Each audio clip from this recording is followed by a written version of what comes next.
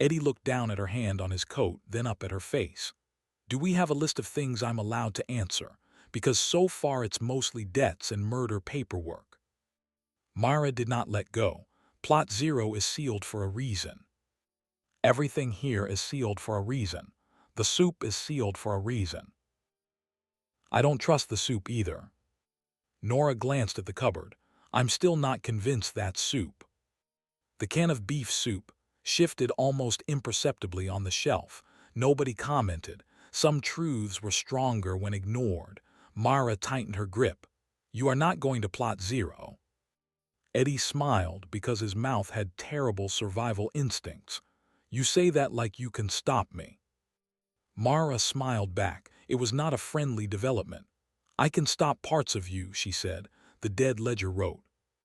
Hunter threat credible. Thank you, book. Nora stepped between them before Eddie could say something that would qualify as suicide with dialogue. He's not going alone. The words hung there. Eddie looked at her. Mara looked at her. The dead ledger paused, then wrote. Proposal contains measurable sense. Nora lifted her chin. I'm going with him. No, Eddie said. Nora's eyebrows rose. You don't get to know me. I absolutely get to know you. I'm the manager. You have 9% authority and a shovel the book hates. 11%, Eddie corrected automatically. Nora pointed the iron poker at him. That made it worse. Mara released Eddie's coat and looked between them with a tired expression that suggested she had never expected to become the mature one in any room, and the role offended her. If anyone goes, Mara said, I go. The window fogged from the inside. A new line appeared, smaller than before. No hunter. Mara's mouth flattened. Eddie leaned sideways to read it. That seems personal. The glass wrote again. No witness. Nora's grip tightened on the lantern. The dead ledger's pages snapped violently. Plot zero communication attempt escalated. Do not respond. Do not negotiate. Do not approach. Do not flirt. The last warning appeared 3 times, underlined by ink that looked angry enough to bite. Eddie raised one hand. Why is everyone assuming that's my first strategy? Mara looked at him. Nora looked at him. The can of beef soup made a soft internal glug. Eddie lowered his hand. Fine, my second strategy. The window went clear, not back to normal. Clear like a threat had decided it did not need to repeat itself. Outside, beyond the office, Black Hollow Cemetery stretched under a low gray sky. The common rows were slick with rain. The witch line hunched beyond the chapel. The north wall sat repaired but uneasy, its new boundary thorns black against the stone. Farther still, beyond the mausoleums, beyond the places the map marked in red and black, Plot Zero waited at the back of the cemetery. Eddie had not seen it yet, not properly. He had seen it on the map. He had seen the warnings. He had heard the system refuse to explain it in a tone that made silence sound expensive. He had watched the cemetery react whenever the name appeared. Plot Zero, the last grave, the one that told him to come alone. The one that knew his blood had been sold before he had a name. That was the problem. Eddie was a liar. He respected a good secret because he understood labor. Secrets took effort. Secrets needed maintenance. Secrets had overhead, but this was not just a secret. This was a secret about him. And Eddie Crowe had survived his life by making sure nobody knew more about him than he could turn into a joke. Nora saw his face change. Her voice softened. Eddie. He looked away from the window. What? Don't do the stupid thing, because it feels like the only thing that belongs to you. That landed too cleanly. Mara noticed. The dead ledger noticed. Even the office seemed to notice, which was unfair. Rooms should not have emotional intelligence. Eddie gave Nora a crooked smile. That is extremely rude for something accurate. I've had practice. With me. With men who think curiosity is armor. Mara made a small sound. It might have been agreement. It might have been a knife deciding it liked Nora. Eddie stepped back from the desk. Good news, he said. Nobody is going to plot zero. The dead ledger wrote. Statement suspicious. Mara said, "Say it again while looking at me." Eddie looked at her. "Nobody," he said, "is going to plot zero." Nora crossed her arms. Mara stared. The phone in Eddie's pocket buzzed. Manager heart rate indicates future poor decision. Eddie pulled it out and glared at the screen. "I liked you better when you were dead." "Incorrect, I was never dead. I was underfunded." Mara stepped closer. "I'm staying at the gate." Nora said, "I'm staying in the office." Eddie blinked. "Together." "No," Mara and Nora said at the same time. The dead ledger wrote, "Interpersonal friction detected. Recommend manager avoid adding additional women." Eddie closed the book. The book opened itself again. "You know," Eddie said, "one day I'm going to win an argument with furniture." Probability negligible. Outside, a crow landed on the windowsill. It tapped the glass once with its beak, 3 times. Then it flew toward the back of the cemetery. Nobody spoke. Eddie watched it disappear into the gray. Then he said, "I need sleep." Mara did not believe him. Nora did not believe him. The dead ledger wrote, "Sleep recommended. Manager performance degraded. Manager judgment already degraded before current fatigue." "For once," Eddie said, "the book and I agree." He turned from the window. He did not look at plot zero again. That was the first lie of the day. The second lie came 23 minutes later when Eddie told Nora he was going to check the cupboard for actual food. He did check the cupboard. It contained 2 tins of something that claimed to be peaches, 1 packet of crackers that had become a philosophical argument, a jar of grave salt, 3 emergency candles, an old matchbox, and the beef soup can. Eddie did not touch the soup. He took the crackers. They snapped in half before he could bite them. Dust fell into his palm. The dead ledger wrote from the desk, "Nutritional value, minimal, still better than the soup." Unverified, exactly. Nora sat on the floor near the door, back against the wall, lantern beside her, poker across her knees.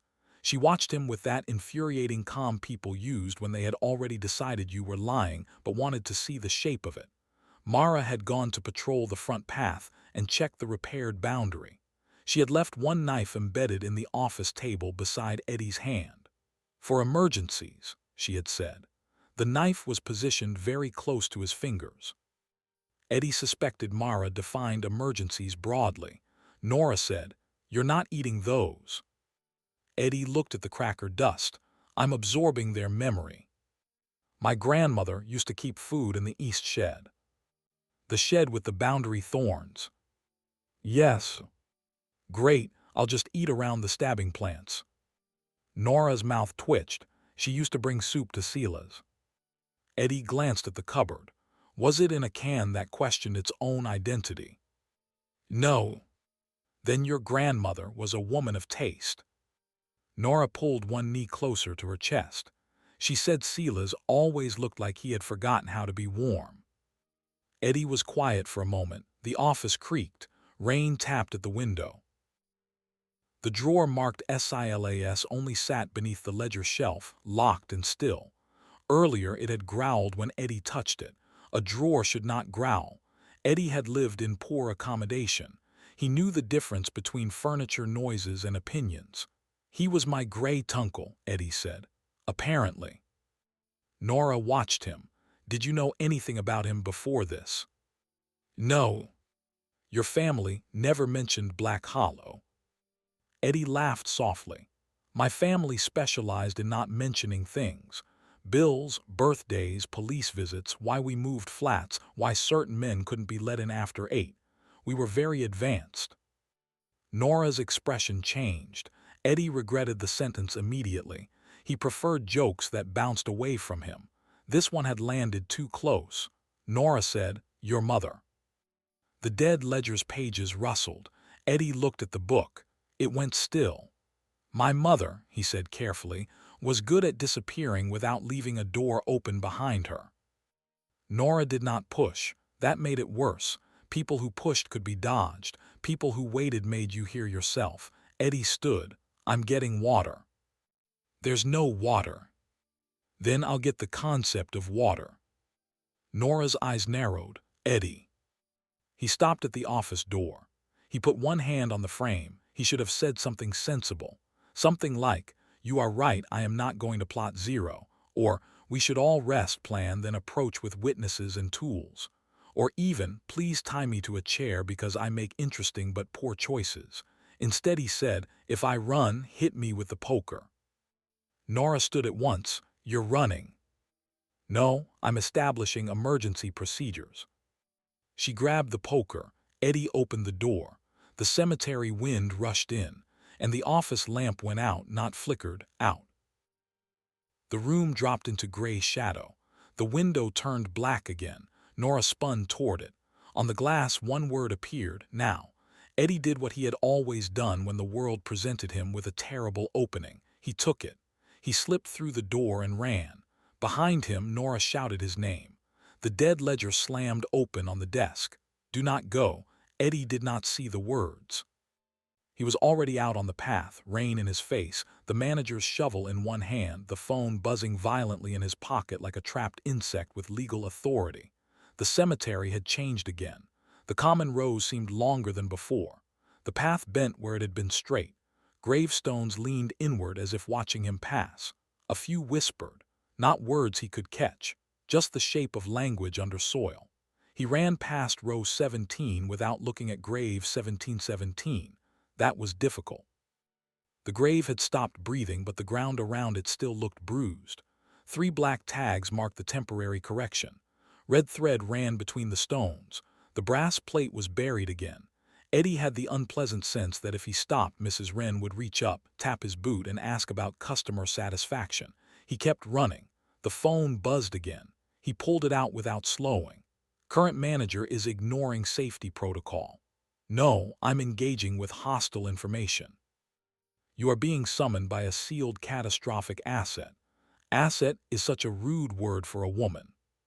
"You have not confirmed woman status. She writes like a woman."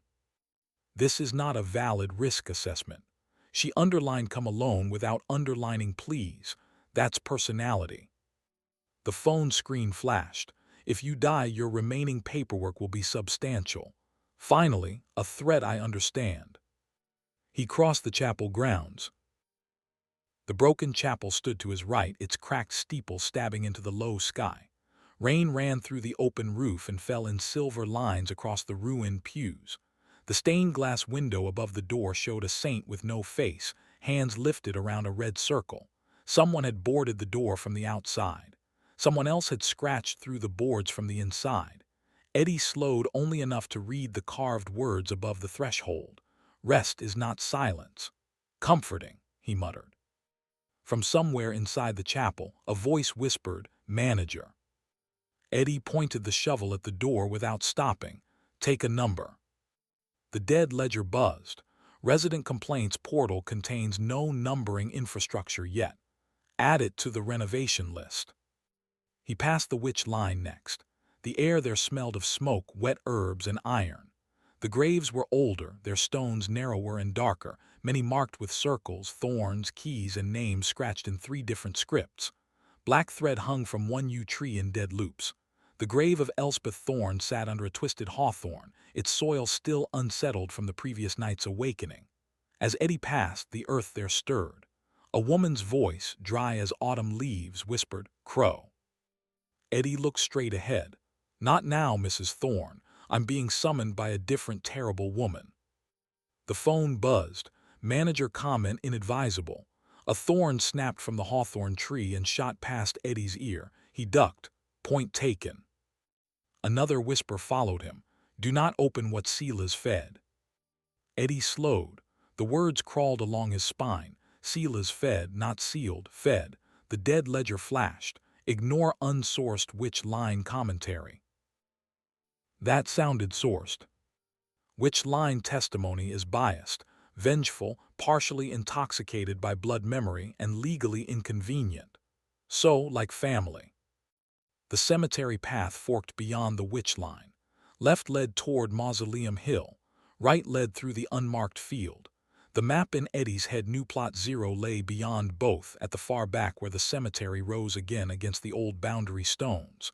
The glowing path did not appear. The dead ledger refused to guide him. Fine. Eddie chose the right path, because the unmarked field looked worse, and in Black Hollow that usually meant more relevant. The unmarked field was a wide depression filled with low grass, crooked wooden stakes, broken stones, and places where the earth had sunk without apology. Mist lay there thick and low, white as breath. There were no names, no dates, no epitaphs, only numbers carved into iron tabs driven into the ground. Some tabs had rusted blank. Some had been torn out. Some were bent as if something beneath them had tried to stand. The field made no sound. That was the worst part. Black Hollow was noisy when it hated you. Whispers, creaks, knocks, soil shifting, crows, bells, drawers growling, soup being suspicious. The unmarked field was silent. It did not hate, it waited. Eddie slowed to a walk. The phone in his hand showed no map, no quest, no warning, just a black screen with one line. You are leaving supervised routes. Then supervise harder. Access denied because you are making a choice. That was not sarcastic. Eddie did not like it. He stepped into the field. Mist closed around his boots. The air grew colder with each step. His breath came out white. The grass brushed his ankles like wet fingers. Somewhere under the soil, something tapped once. Then another tap answered from farther away. Then another, not knocking, counting. Eddie gripped the shovel tighter. Morning, he said to the field. No reply. Good. He kept walking. Halfway across, he saw the first impossible thing of the day. A woman stood in the mist, not Serafina, not Vivienne, not Nora, not Mara. For one sharp second, Eddie thought it was his mother. Then the shape turned, and it was no one. Just mist caught around a broken marker. His chest hurt anyway. The phone buzzed. Emotional disturbance detected. Don't. No further comment appeared. That was worse too. He had not thought about his mother properly in months, maybe years. Thinking properly was dangerous. It made images behave like facts. Lena Crowe had always smelled of cheap soap, cigarette smoke she claimed was from other people, and orange peels. She had cut Eddie's hair with kitchen scissors. She had taught him to smile before asking for anything. She had once told him, after a landlord threatened to throw them out, "If a door closes, Eddie, find out who owns the hinges." Then one day she had closed a door herself, and Eddie had never found the hinges. In Lilith's infernal file, the name had appeared sealed. Lena Crowe, line contact sealed. Unsuitable, refused. Refused what? Black Hollow, Sela's, him. The mist shifted. Ahead the ground rose. Mausoleum Hill appeared on his left, its white stone tombs lined like rich men pretending death had accepted reservations. Statues stood between them. Angels, mourners, saints, ravens, one man with no head holding a book in both hands. Ivy covered the oldest mausoleums in black ropes. Beyond the hill, the path narrowed between two yew trees. At the end of it stood a low iron gate. No arch, no name. Just a gate within the cemetery set between two black stone pillars. Each pillar was carved with 3 circles, one inside another. Around the circles ran small marks like teeth, keys, thorns, and closed eyes. The phone screen lit again. Plot 0 perimeter. Unauthorized approach detected. Current manager authorization insufficient. Turn back. Eddie stopped before the gate. Beyond it, Plot 0 waited. It was not impressive in the way he expected. No tower of bones. No glowing pit. No screaming statues. No enormous tomb shaped like a demon's mouth. Just a small walled grave plot at the far back of Black Hollow, enclosed by black iron railings and dead roses. The soil inside was smooth and dark. At the center lay a flat stone slab, long and pale, bound by 3 iron bands. Red thread had been wrapped around the bands so many times it looked like dried blood from a distance. Around the slab, 7 candles stood unlit in iron holders, though rain should have drowned them years ago. At the head of the slab was no name, only one word, 0. Eddie stared. The air felt heavy here, not cold, heavy, as if the sky had leaned down to listen. He touched the inner gate. The iron was warm. The dead ledger exploded across the phone. Do not touch Plot 0 perimeter. You could have opened with that. Perimeter contact logged. You are extremely dramatic for a system with no legs. A voice behind the gate said, "He always was." Eddie went still. The voice was soft, female, calm, too close to be coming from under the stone. He looked through the bars. Nobody stood inside the plot. The slab was still. The candles were dark. Rain fell soundlessly inside the railings, vanishing before it touched the stone. "Serafina?" Eddie asked. The phone buzzed. "Do not name unconfirmed entity." The voice said, "That is the name they left me. I have had worse." Eddie swallowed. "Serafina Black." A pause, then a laugh, not loud, not cruel. A small, intimate sound, as if she had heard something clever in a room where no one else was allowed. "Black," she said. "How neat of them." The words seemed to move along the iron, not through the air. Eddie's hand remained on the gate. He should have removed it. He did not. "I'm Eddie." "I know. Everyone keeps saying that like it's polite." "It is not politeness." "Good. I'd hate for this cemetery to develop manners now." Something shifted beneath the slab. The red threads trembled. The candles stayed dark. Serafina said, "You came alone." "Technically, I brought a shovel and a hostile phone." The dead ledger wrote. "I am not hostile. I am correct." Eddie glanced at the screen. "That's what hostile things say after buying a dictionary." Another soft laugh moved through the plot. It made the hair at the back of his neck rise.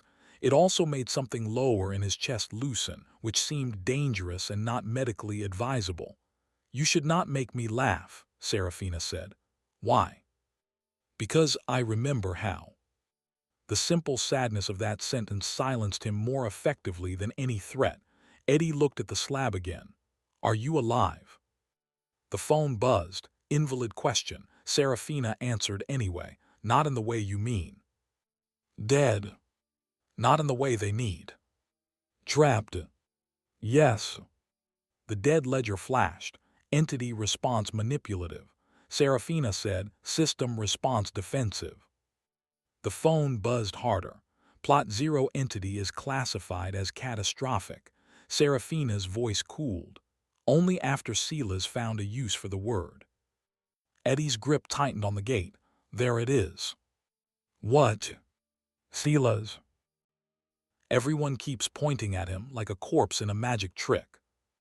"He was never the corpse," Serafina said. The rain beyond the railing slowed. Eddie could see each drop hanging briefly before it vanished. "He sold your blood before you had a name," she said. "You wrote that." "Yes." "Explain it."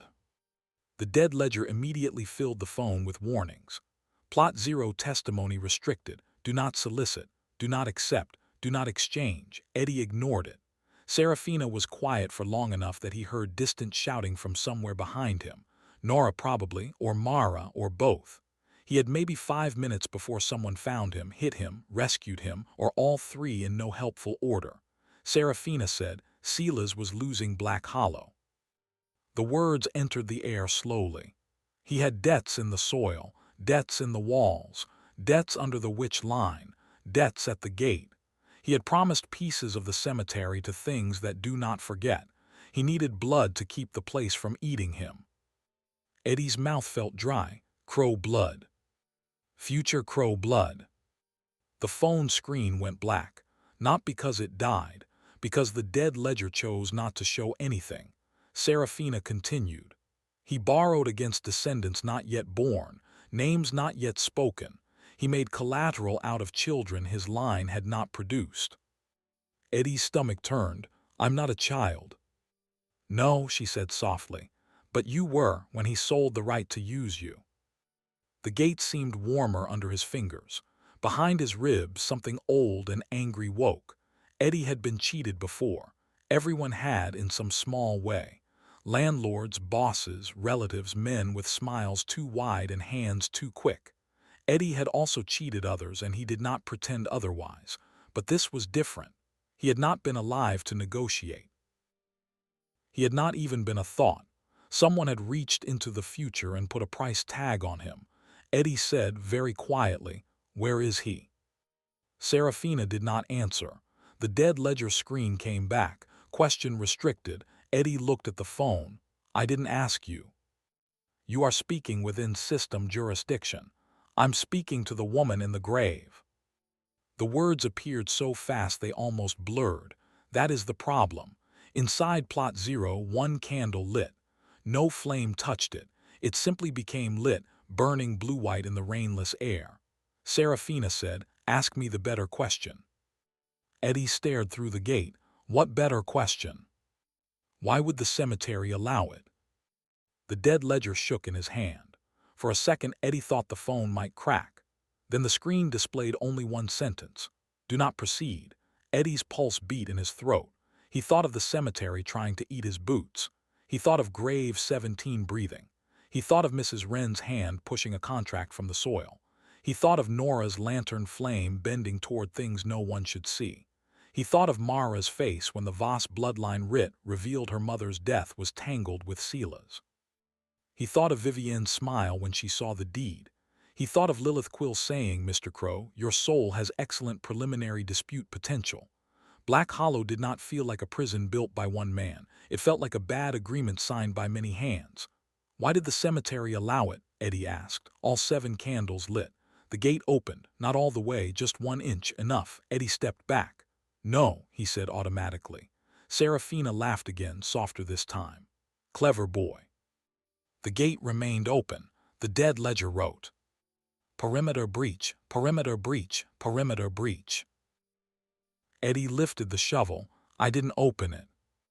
"You asked the permitted question. That opens gates now." In Black Hollow, questions have teeth. The gate widened another inch. From inside the plot came a scent. Rain on roses, old paper, candle smoke, and something warm enough to make the cold around him feel staged. Eddie should have run. He knew this. But Eddie had spent his life running away from people who wanted to use him. For the first time, the danger was not behind him. It was ahead, and it knew why he had been sold. So he did what stupid people called bravery and smart people called a billing error. He stepped through the gate. The world changed. The cemetery vanished. The rain stopped. He stood in a room that should not have fit inside a grave. It was long and dark, lit by 7 blue-white candles set in iron holders along the walls. The floor was black stone. The ceiling disappeared into shadow. At the center stood a narrow table covered in red thread, contracts, keys, dried roses, and small white bones that looked too delicate to be human and too carefully arranged to be accidental. At the far end of the room stood a woman. Eddie knew at once that she was not truly standing there. Not fully. The edges of her were wrong. Her shape was clear, but the shadows around her behaved as if they had been taught to imitate cloth. Her skin was pale in the candlelight. Her hair was black and loose over her shoulders. She wore a long, dark dress that might have been a burial gown, or might have been something older, fitted close at the waist and throat, elegant enough to be expensive and simple enough to be dangerous. Her face was younger than he expected and older than he could measure. Beautiful, yes, but not in the cheerful way of paintings or polished advertisements. Beautiful like a locked door at the end of a hallway. Beautiful like the last word in a threat. Beautiful like something that had survived being erased and had learned patience from the wound. Eddie forgot the first 3 jokes that came to mind. This was unusual. Serafina tilted her head. "You look very young," she said. Eddie recovered enough to say, "You called me clever a minute ago. Let's not ruin the relationship." Her mouth curved. "Relationship." "Conversation," Eddie corrected. "Too late." The phone in his hand was blank. The dead ledger had no signal here. That should have comforted him. It did not. Serafina moved closer. She did not walk so much as arrive through the candlelight. One moment she was at the far end of the room. The next she stood on the other side of the table, close enough that Eddie could see a thin black line encircling her throat beneath the collar of her dress. Not a necklace. A seal. Tiny marks ran through it. Keys, teeth, thorns, eyes closed and stitched shut. Plot 0's mark. Eddie looked at it too long. Serafina noticed. "They put one around the grave," she said. "One around the deed, one around my name, one around my throat." His voice came out lower than intended. "Who did?" "Everyone who needed me quiet." The room seemed to lean closer. Eddie reminded himself that this was exactly how people ended up cursed, married, or both. Are you going to ask me to open the grave? He said. Yes. At least you're direct. I have had a long time to edit. No. Her smile did not fade. Good. Eddie frowned. No is good. No is yours. They did not sell all of you. That hit harder than it should have. Serafina placed one pale hand on the table. The contracts there stirred. Do not open plot 0 because I ask. Do not trust me because the ledger says not to. Do not believe the witch because she is beautiful. Do not trust the hunter because she bleeds honestly. Do not trust the demon lawyer because she tells the truth legally. Do not trust the neighbor because she cares, and caring makes people foolish. Do not trust the dead because the dead have had time to become very good at needing. Eddie stared at her. That was a lot of advice for someone I'm not supposed to trust. Yes. Is there anyone I should trust? Serafina stepped around the table. Eddie's body decided to remain where it was.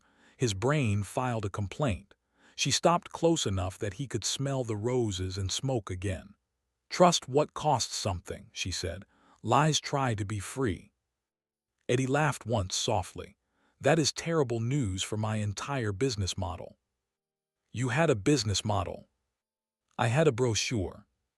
Her eyes warmed with amusement. You are frightened, she said. I am standing inside a grave talking to a woman the cemetery told me not to flirt with. Fear is the only sign I'm still making partial sense. Only partial. I'm ambitious. She lifted her hand.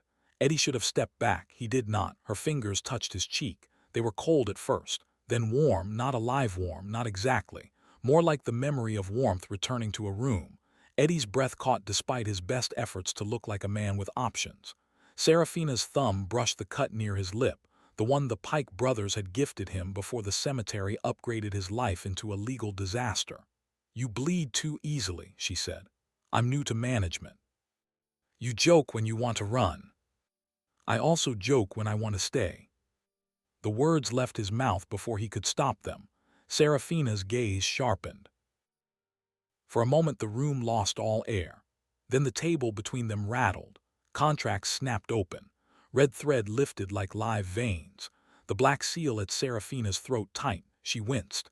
Eddie reached for her without thinking. The moment his fingers brushed her wrist, the room split open. He saw Black Hollow not as a cemetery but as a map of wounds. He saw the first gate being raised under a red moon.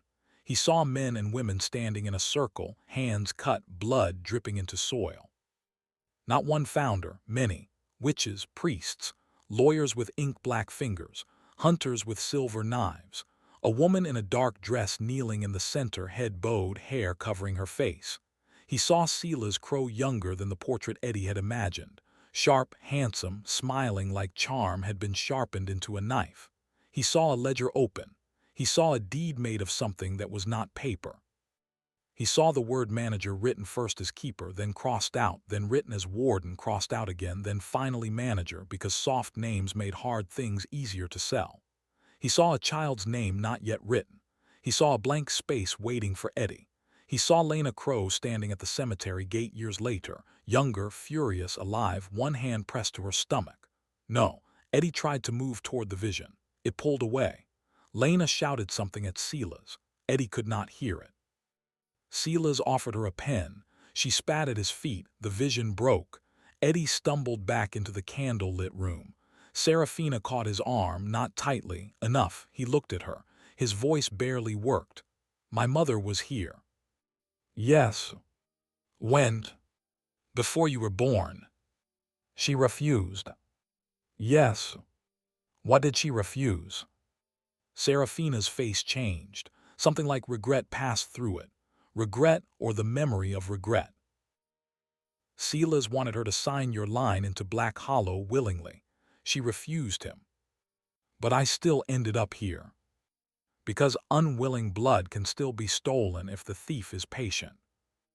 Eddie's hands curled into fists. The room flickered. A candle went out. Serafina stepped back as if the darkness tugged at her. You have to leave, she said. Eddie looked around. Now. Yes. You dragged me here to tell me half of everything and then throw me out. I did not drag you. You opened the gate. You asked the question. I'm starting to hate that rule. Another candle went out. The seal at her throat darkened. On the table, red threads pulled tight across the contracts. Seraphina's voice sharpened. Listen carefully. The ledger will tell you I am catastrophic. Vivienne will tell you I am valuable. Lilith will tell you I am disputed property. Mara will tell you I am a threat. Nora will tell you she feels sorry for me and she will hate herself for feeling it. All of them will be partly right. Eddie said, and you? I will tell you I am awake. Another candle died. Only 4 remained. A sound rolled through the room, stones shifting above them. Seraphina seized his coat and pulled him close. The movement was sudden enough to steal his balance. For one breath they stood chest to chest, her fingers locked in the torn fabric near his collar, her face inches from his. This close, she did not look like a ghost. She looked like a terrible decision that had learned to breathe. Do not come back alone next time, she whispered. Eddie's mouth went dry. You told me to come alone. I needed to know if you would. And her eyes lowered briefly to his mouth, then returned to his eyes. That answer is becoming inconvenient. A laugh escaped him. It was not very steady. Is this where you kiss me and steal my soul? No. Good. I'm not allowed to steal what was already used as collateral. Less good. Her hand moved to the back of his neck. The room contracted around them. For a second, Eddie thought she might kiss him. For a second, Eddie was very aware that he would let her. Then Seraphina turned his head and pressed her lips near his ear instead. Not a kiss. A whisper. Find the first name Sela's buried. The last 4 candles went out. The room disappeared. Eddie hit wet grass hard enough to knock the air from him. Rain slapped his face. He lay on his back outside Plot Zero, staring up at the gray sky while the inner gate slammed shut beside him. The phone in his pocket screamed. Not buzzed, screamed. He yanked it out. The screen flashed red. Plot Zero contact survived. Unauthorized testimony received. Manager heart rate disgraceful. Eddie coughed, rolled onto his side, and spat rainwater. Good morning to you too. The text changed. Did you enter the perimeter? Eddie looked at the closed gate. No. The pause lasted exactly long enough to be insulting. Lie detected. I entered an educational environment. Did physical contact occur? Eddie sat up slowly. His cheek still felt warm where Seraphina had touched it. The back of his neck burned faintly. No. Lie detected. I tripped into context. The phone vibrated so hard he nearly dropped it. Manager is forbidden from romantic engagement with Plot Zero entity. I did not romantically engage. Manager pulse suggests attempted engagement pending interruption. That is not a legal category. It is now. Eddie looked down at himself. His coat was wet, muddy, and torn where Seraphina had grabbed it. A thin red thread was wrapped around one button. He touched it. It tightened around his finger, then loosened. The dead ledger wrote. Foreign seal residue detected. Eddie pulled the thread free. It dissolved into a small red mark on his fingertip, not blood, ink. Then words appeared across his palm, first name. They vanished before the rain could wash them away.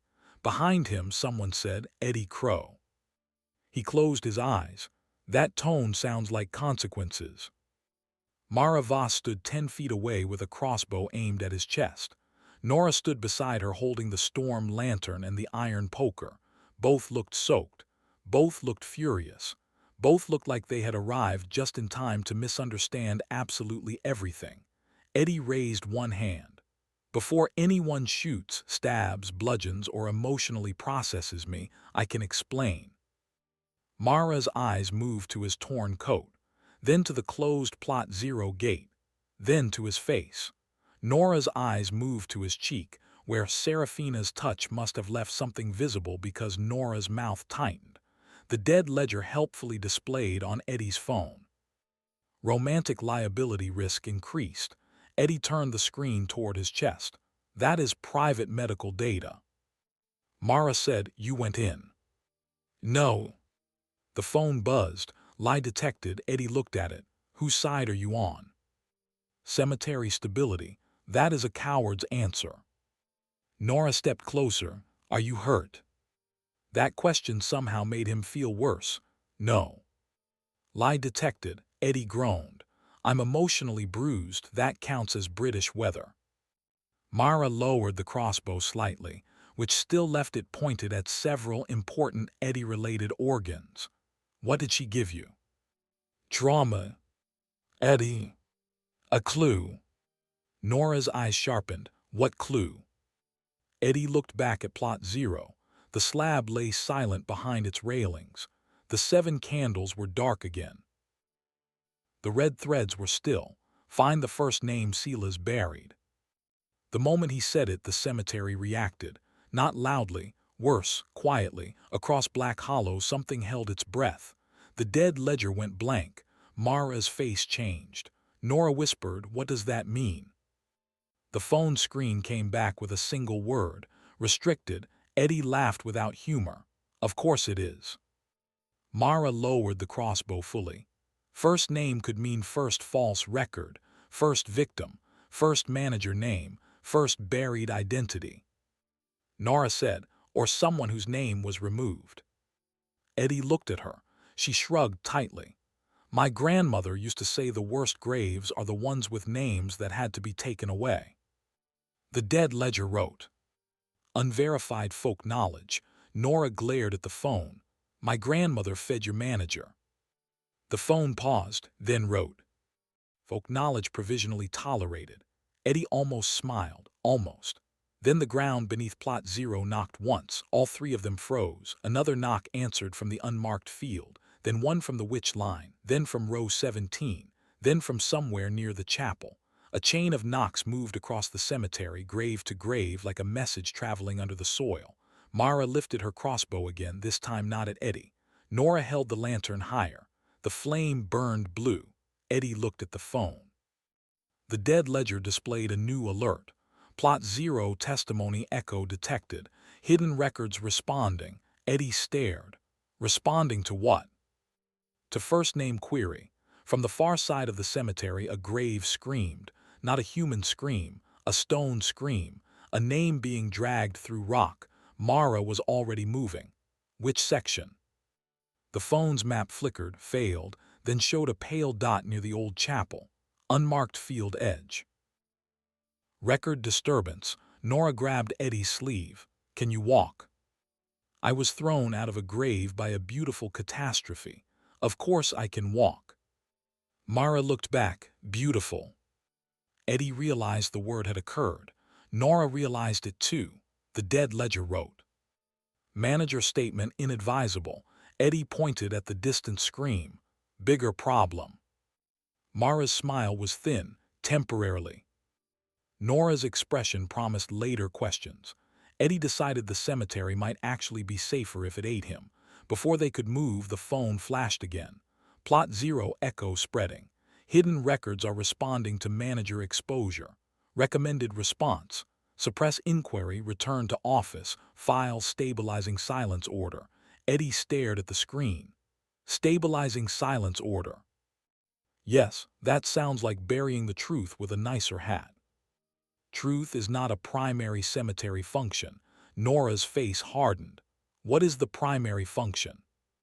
The phone did not answer. Mara said, "Containment." The dead ledger wrote at once. "Containment is a primary function." "Rest allocation," Nora said. "Death record correction, boundary maintenance." That's what it told him. "Correct, but not truth," Eddie said. The phone took a little too long to respond. "Truth is a volatile byproduct." Eddie laughed once without amusement. "That is the most Black Hollow sentence I've ever heard." The ground knocked again, closer this time. Mara looked toward the chapel. "We can argue philosophy after we stop whatever is screaming." "Can we schedule philosophy? I like knowing when I'll disappoint everyone." Nora moved in front of him before he could start running. She held the lantern between them, and in its warm light Eddie saw how angry she still was. Not dramatic angry, not shouting angry, the worst kind, quiet and precise. "You don't get to vanish again," she said. Eddie opened his mouth. She lifted the poker slightly. "No jokes yet." His mouth closed. Mara watched with interest that was entirely too sharp. Nora continued, "If you want to walk into sealed graves and make terrible deals with beautiful disasters, fine. Apparently that's your personal growth plan. But you tell us before you do it. You don't get to make everyone else clean up the consequences while you pretend it's charming." Eddie looked away first. That irritated him. Looking away felt like losing a game he had not agreed to play. "I wasn't pretending it was charming." The dead ledger buzzed. Lie detected. Eddie pointed at it without looking. "You are no longer invited to emotional conversations." Nora stepped closer. "Promise me." Something under the chapel screamed again. Mara said, "Fast promise." Eddie looked at Nora. Promises had always been cheap for him. That was the problem. Eddie could promise anything if it got him through a door, out of a room, past a fist, into a wallet. A promise was a tool, a pretty sound you handed someone while your other hand found the exit. But Black Hollow had made promises physical. Mrs. Wren had used one as a door. The claim leech had fed on them. The Claw's hound had tried to turn them into debt. Sila's had sold future blood with one. Here, a promise was not air. It was a thing with teeth. Eddie said carefully, "I promise I won't go back to Plot Zero alone without telling you." The phone buzzed. Promise detected. Binding strength moderate. Loopholes 3. Nora glared. "What loopholes?" Eddie said, "I didn't write them." The dead ledger displayed them helpfully. One manager may claim situation was not technically back. 2. Manager may claim not technically alone if carrying hostile phone or shovel. 3. Manager may claim no opportunity to tell due to running, falling, kidnapping, burial, or flirtation-related emergency. Mara looked at Eddie. Eddie looked wounded. "Why is flirtation specifically listed?" Nora's expression went very flat. Eddie sighed. "Fine." He raised his free hand. The rain ran down his wrist, over the red mark Seraphina's thread had left on his fingertip. "I promise I will not go to Plot Zero, enter Plot Zero, accept invitations from Plot Zero, conduct suspiciously emotional conversations with Plot Zero, or be dragged into romantic-adjacent catastrophic grave rooms without telling Nora or Mara first, unless I am unconscious or physically dead." The dead ledger paused. Promise revised. Binding strength strong. Loopholes 1. Nora's eyes narrowed. "Dead does not count as an escape clause," she said. The screen updated. Loopholes 0. Eddie looked at the phone. "You enjoyed that." Cemetery stability improved marginally. Mara finally smiled, small and dangerous. "Good, now run." Eddie exhaled. "I miss contracts I could ignore."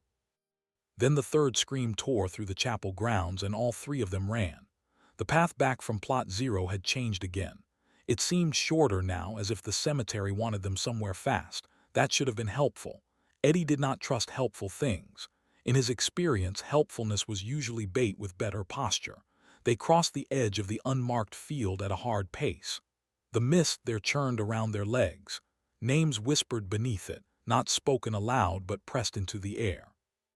Eddie caught fragments. "Mary, no. Thomas, not mine. Agnes, taken. Sila's, liar." The last one came from several directions. Mara heard it too. "Keep moving." "Wasn't planning a picnic." Nora's lantern flame bent forward, guiding them toward the chapel. It was no longer yellow-white, blue now, with a green edge that made every gravestone look underwater. "Your lantern does that?" Eddie asked. Nora glanced at it. "Apparently." "Comforting that we're all discovering our equipment together." The dead ledger buzzed. Storm lantern responding to hidden name disturbance. Living witness tool evolving. Nora almost tripped. "My lantern is evolving."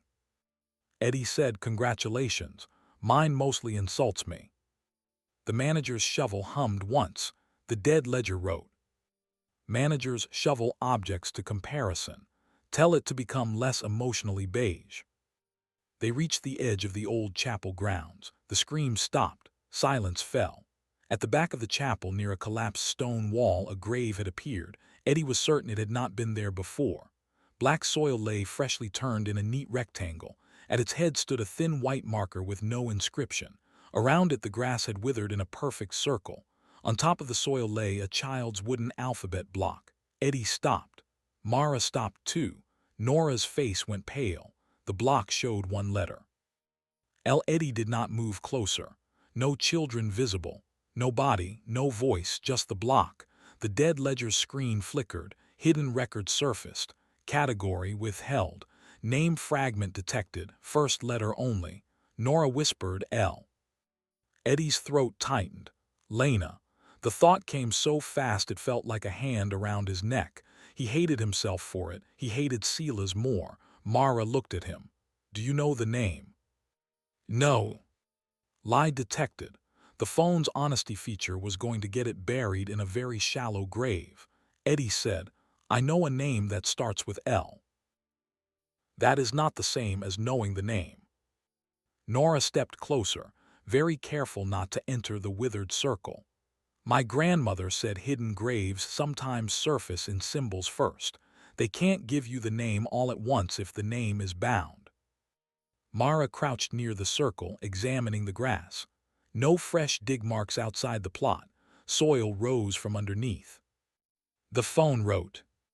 Correct. Eddie stared at the block. It was old, water-darkened, one corner chewed.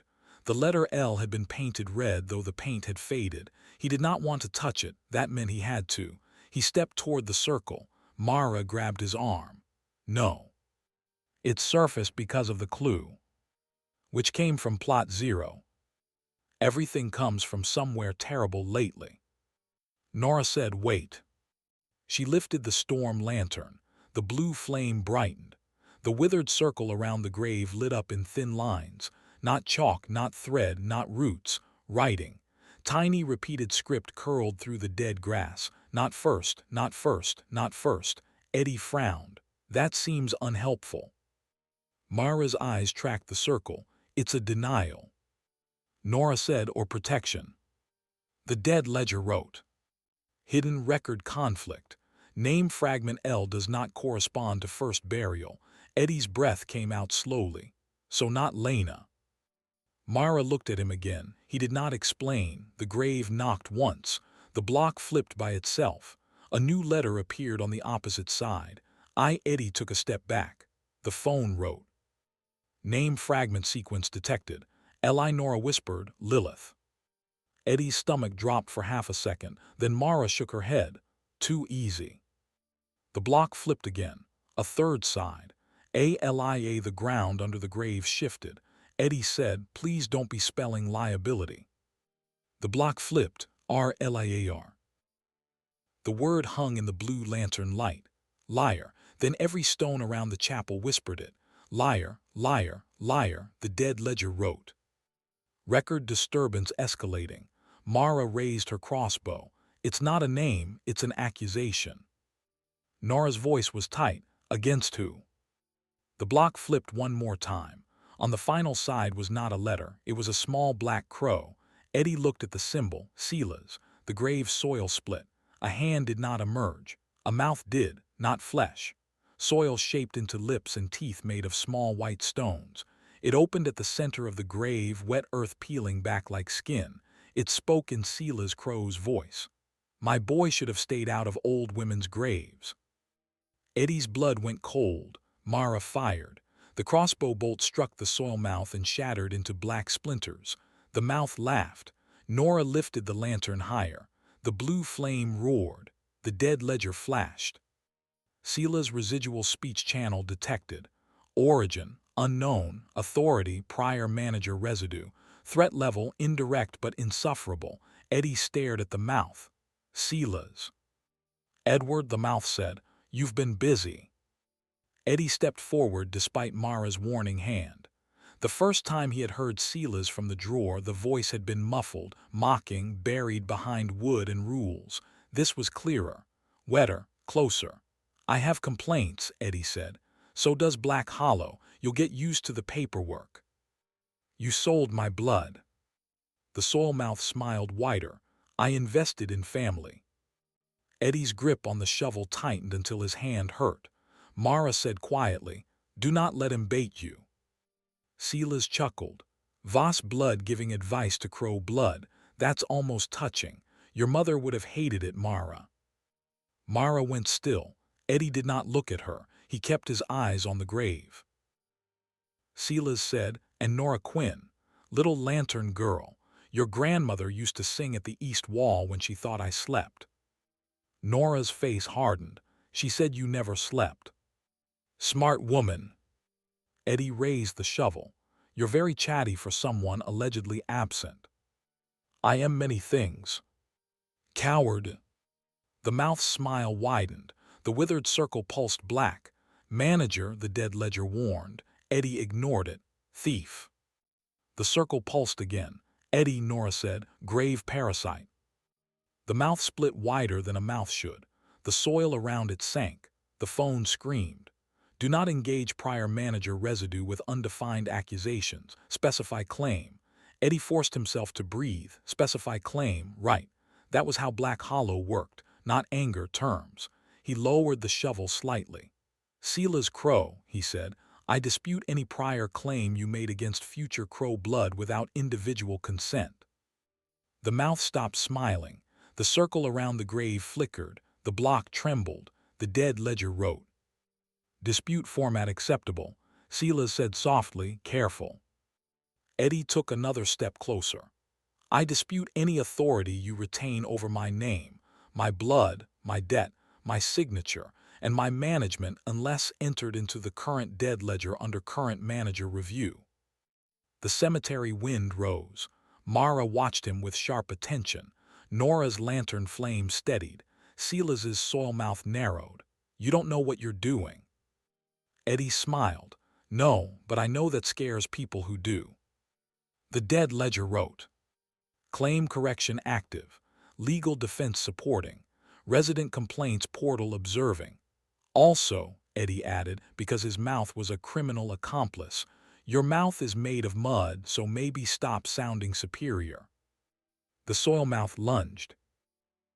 Mara dragged Eddie back as the grave burst upward. Not a corpse, not a body. A black ribbon of soil and red thread whipped from the grave, snapping toward Eddie's face. It carried letters inside it, tiny written clauses spiraling through the mud. Nora swung the iron poker. The poker struck the ribbon. Blue fire leapt from the lantern through the iron and down the mud thread. The ribbon screamed in Silas's voice and recoiled. Mara fired another bolt, this one wrapped in wire. It pinned the ribbon to the ground. Now would be good, she shouted. Eddie raised the shovel. The dead ledger flashed instructions, close residual speech channel. Required, current manager claim, living witness, hunter witness, hidden record fragment, boundary phrase. Eddie looked at the alphabet block. Liar, a hidden record fragment. He had no idea if that counted. He used it anyway. He drove the shovel blade into the edge of the withered circle. By name withheld, he said. The soil twisted. By accusation surfaced. The block shook. By witness living. Nora stepped closer, lantern raised. Witnessed. By witness armed. Mara's jaw tightened. Witnessed. By current manager dispute. Silas's voice hissed from the mud thread. You are current nothing. Eddie leaned on the shovel. The blade sank deeper. By gate, by soil, by ledger, by the fact that I'm standing here and you're talking through dirt, shut up until properly filed. The dead ledger paused, then wrote. Phrase inelegant but accepted. The withered circle snapped shut. The soil mouth collapsed inward. The mud thread broke into dead clumps. Silas's voice vanished. For a moment the only sound was rain. Then the alphabet block rolled across the ground and stopped at Eddie's boot. It turned one final time. The Crowe mark was gone. In its place was a new letter. Nora looked at it. A. The dead ledger wrote. Hidden record fragment captured. Fragment sequence unresolved. Eddie frowned. It showed LIAR, then a Crowe, now that's not a name. That's a haunted spelling lesson. Mara wiped mud from her cheek. Could be giving the first real letter after stripping Silas's accusation. Nora said, a first name starting with A. Eddie did not like that. A was too broad. Agatha, Agnes, Arthur, Angel, Ash, anyone, anything. The phone buzzed. New mechanic unlocked. Sealed testimony. Manager may receive restricted fragments from hidden records if surfaced through conflict, witness, and correction. Warning, fragments may be incomplete, misleading, hostile, emotionally damaging, or all of the above. Sealed testimony fragment captured. A Sila's residual speech channel, closed. Manager authority increased, 11% to 12%. Progress to level 2 increased, 16% to 20%. Warning, plot 0 attention has intensified. Eddie bent and picked up the block. It was warm. When he turned it in his hand, every side had gone blank except the A. Nora said, "Are you keeping that?" "No." He put it in his coat pocket. Mara stared. Eddie said, "I'm keeping it temporarily as evidence." The dead ledger wrote, "Manager hoarding cursed object, evidence." Cursed evidence. Mara stepped close enough that Eddie had to look up slightly, which felt unfair because he was already having a difficult relationship with dignity. "You went to plot 0 alone," she said. "Yes." "You came back marked. Temporarily." "You got a clue that woke hidden records and gave Silas a speech channel." "When you say it like that, it sounds productive." Mara's eyes were very dark. "If you do that again without telling me, I will break your leg and carry you to safety." Nora said, "I'll help." Eddie looked between them. "That is not how teamwork is supposed to sound." Nora stepped in closer too. "You scared us." That one cut through the jokes. Eddie looked at her. The rain caught in her hair and on the yellow hood of her coat. Her lantern flame had gone back to its normal warm glow. She looked angry, yes, but under it was fear for him. He did not know what to do with that, so naturally he mishandled it. "I'm very difficult to kill." Nora's expression tightened. "That is not an apology." "No," he said, "it's a brand promise." Mara made a sound that might have been a laugh if it had not been strangled by irritation. Nora did not laugh. Eddie sighed. "I'm sorry." The words felt strange, not because he had never said them. Eddie apologized all the time, professionally, smoothly, with excellent timing and no unnecessary emotional content. This one cost something. Nora heard it. Mara did too. The cemetery heard it because of course it did. The phone buzzed. Sincere apology detected. Rare event logged. Eddie pointed at the screen. "Delete that."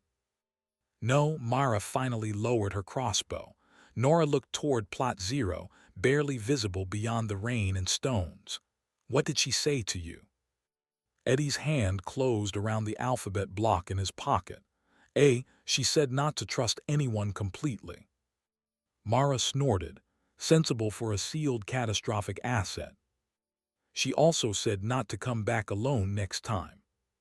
Both women looked at him. Eddie raised his hands. "That is what she said." Nora's eyes narrowed. "Next time."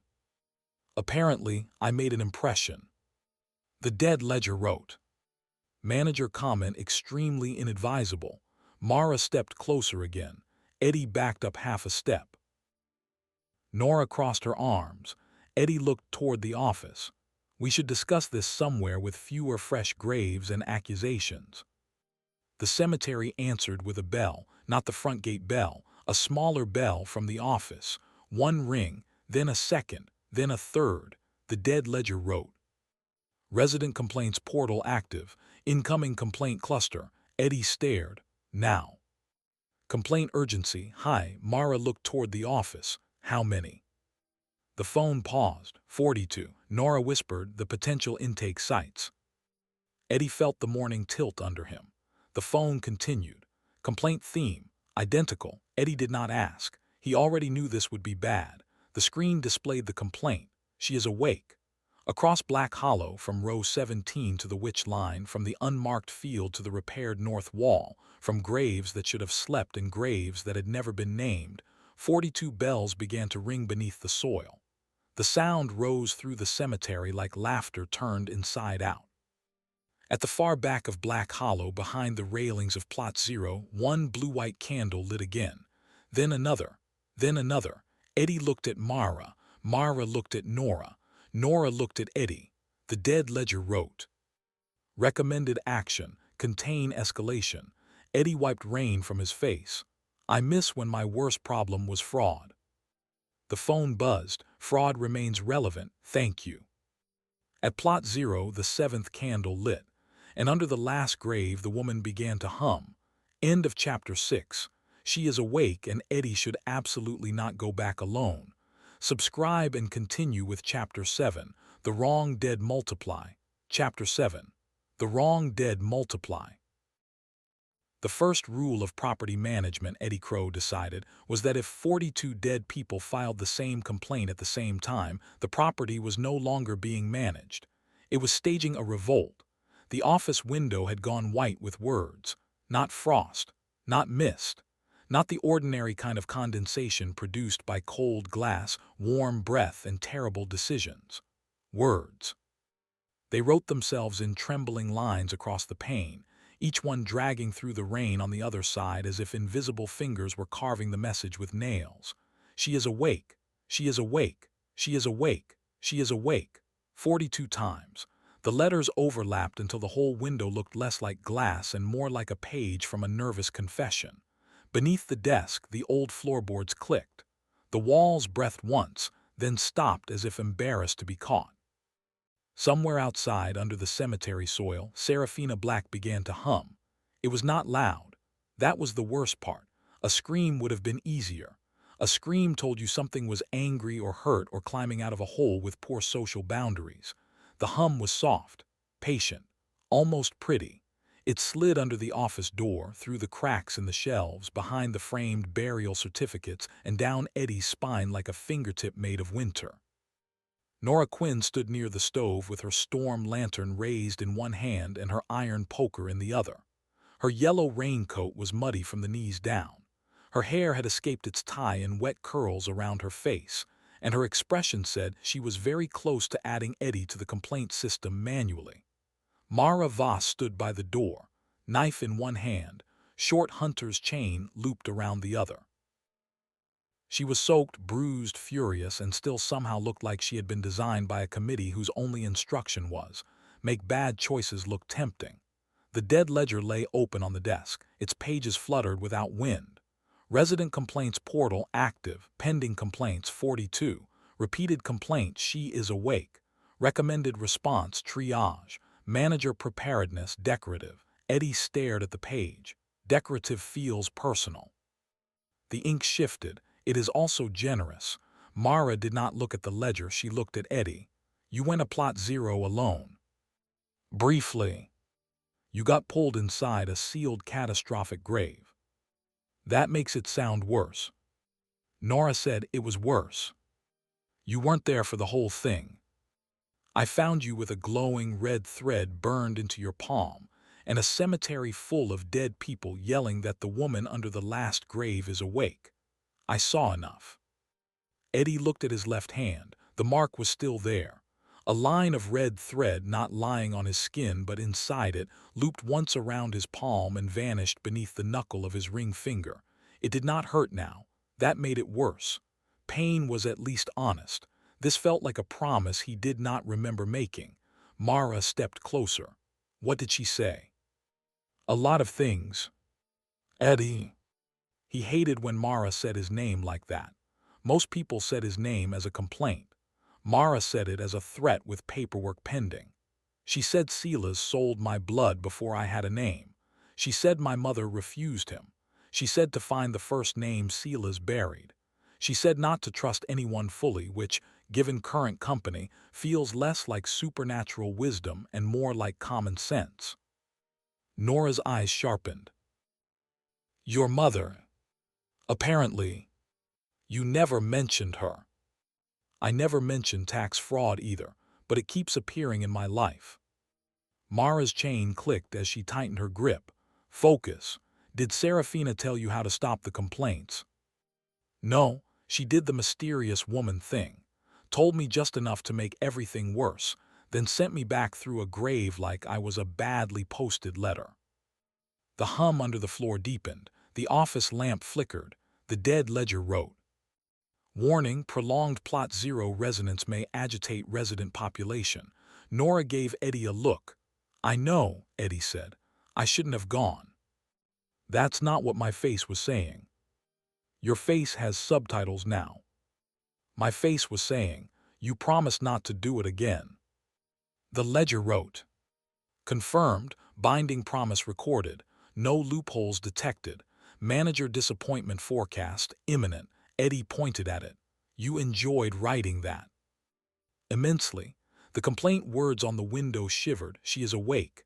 Outside a bell rang, not the front gate bell. This one came from deeper in the grounds, small, cracked, repeating once, twice, 3 times, then 42 times all at once. The sound did not echo through the air, it echoed through the graves. Nora lowered her lantern. "What is that?" The dead ledger answered before Eddie could make a terrible guess. "Resident complaint bells." "Those are real?" Eddie asked. "Yes." "Why do dead people need bells?" "To complain about what?" The page paused. "Death, names, soil quality, family attendance, incorrect hymns, excessive ivy, improper vase placement, theft of jawbones, unauthorized awakening of sealed women." Mara's mouth tightened. "The complaints are spreading." Resident complaints portal requires processing. Current staff, 1 provisional manager. Current staff competence, disputed. Processing capacity, insufficient. Suggested action, appoint assistant clerk. Eddie blinked.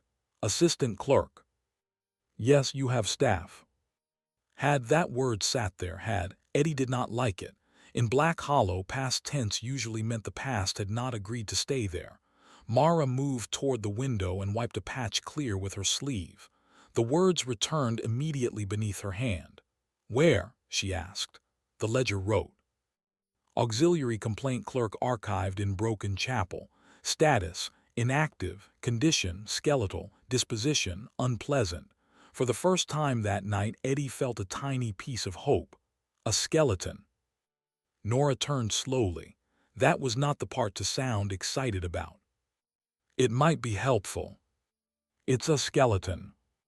"So are most of our residents, technically." Mara opened the door and looked out into the rain. "If it's a threat, I kill it." The ledger wrote, "Correction, if it is archive staff, destruction may create administrative backlog." "Everything here creates administrative backlog," Mara said. The ledger wrote, "Correct." Eddie picked up the manager's shovel from where it leaned against the desk. The shovel had acquired a faint groove along its blade after the plot zero contact, a hairline trace of red that did not belong to rust. He ignored that because he had only enough emotional space for 3 catastrophes at a time, and the shovel becoming dramatic was currently 4th. "Fine," he said. "We wake the skeleton clerk, process 42 complaints, stop the dead from rioting, and nobody mentions that I went a plot zero alone." Nora raised an eyebrow. "We are absolutely mentioning it," she said. "Later." "Often." "Privately." Mara stepped through the door first. "No promises." The ledger wrote, "Quest updated, staff shortage. Objective, retrieve archived complaint clerk from Broken Chapel. Secondary objective, prevent resident complaint cascade. Optional objective, develop shame." Eddie grabbed the lantern from the desk, then thought better of it and let Nora keep hers. Her grandmother's lantern made the dark behave. Eddie's cheap office lantern made the dark feel insulted. He tucked the ledger's notification slate into his coat, adjusted his grip on the shovel, and followed Nora and Mara into the rain. The cemetery had changed again. Black Hollow at night had always looked hungry. Now it looked busy. Small lights flickered above certain graves, not flames exactly, but pale complaint bells pulsing like 6 stars. In the common rows, strings of mist ran low across the ground. The unmarked field breathed in sheets.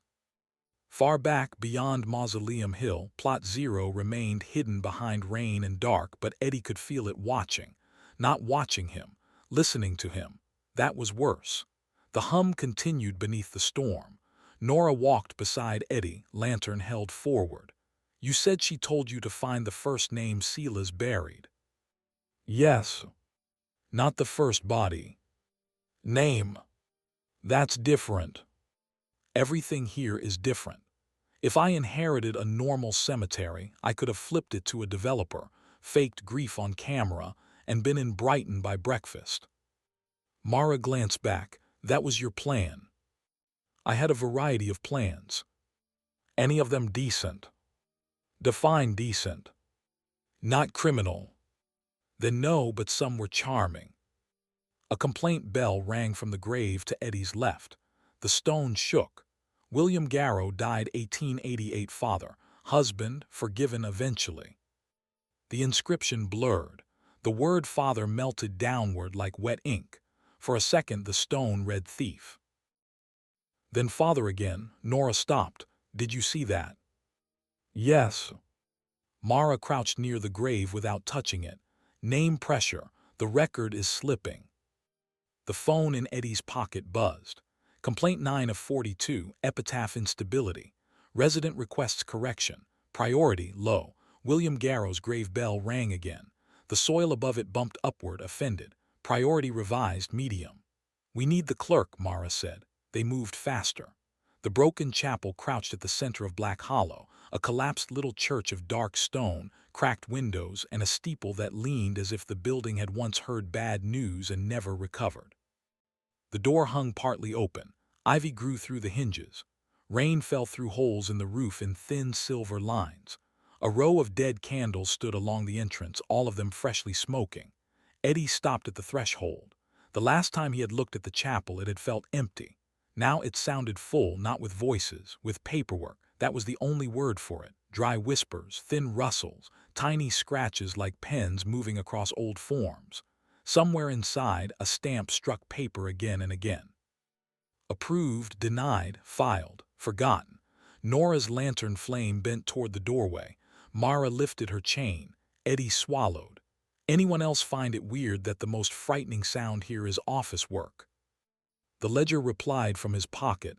You signed a contract without reading it. Office work should frighten you. Fair. They entered. The inside of the chapel smelled of wet wood, old incense, mouse droppings, and something sweet rotting under stone. Pews lay broken in rows. The altar had cracked in half. The stained glass window above it was shattered, leaving a jagged outline where a saint's face had been. Rain tapped in the baptismal basin, which was full of black water. Complaint bells hung from the ceiling by threads of tarnished silver. 42 bells, all ringing without moving. In the far wall behind the altar stood a narrow wooden door. On it, someone had painted. Auxiliary complaint storage, do not open during Mass, do not open after midnight, do not open without tea. Eddie looked at Nora. Do you have tea? Nora stared at him. What? It says without tea. I respect warning labels now. Growth is happening. Mara went to the door and sniffed the air like a wolf, deciding whether something deserved to live. Bones, she said. The ledger wrote. Archived assistant clerk confirmed.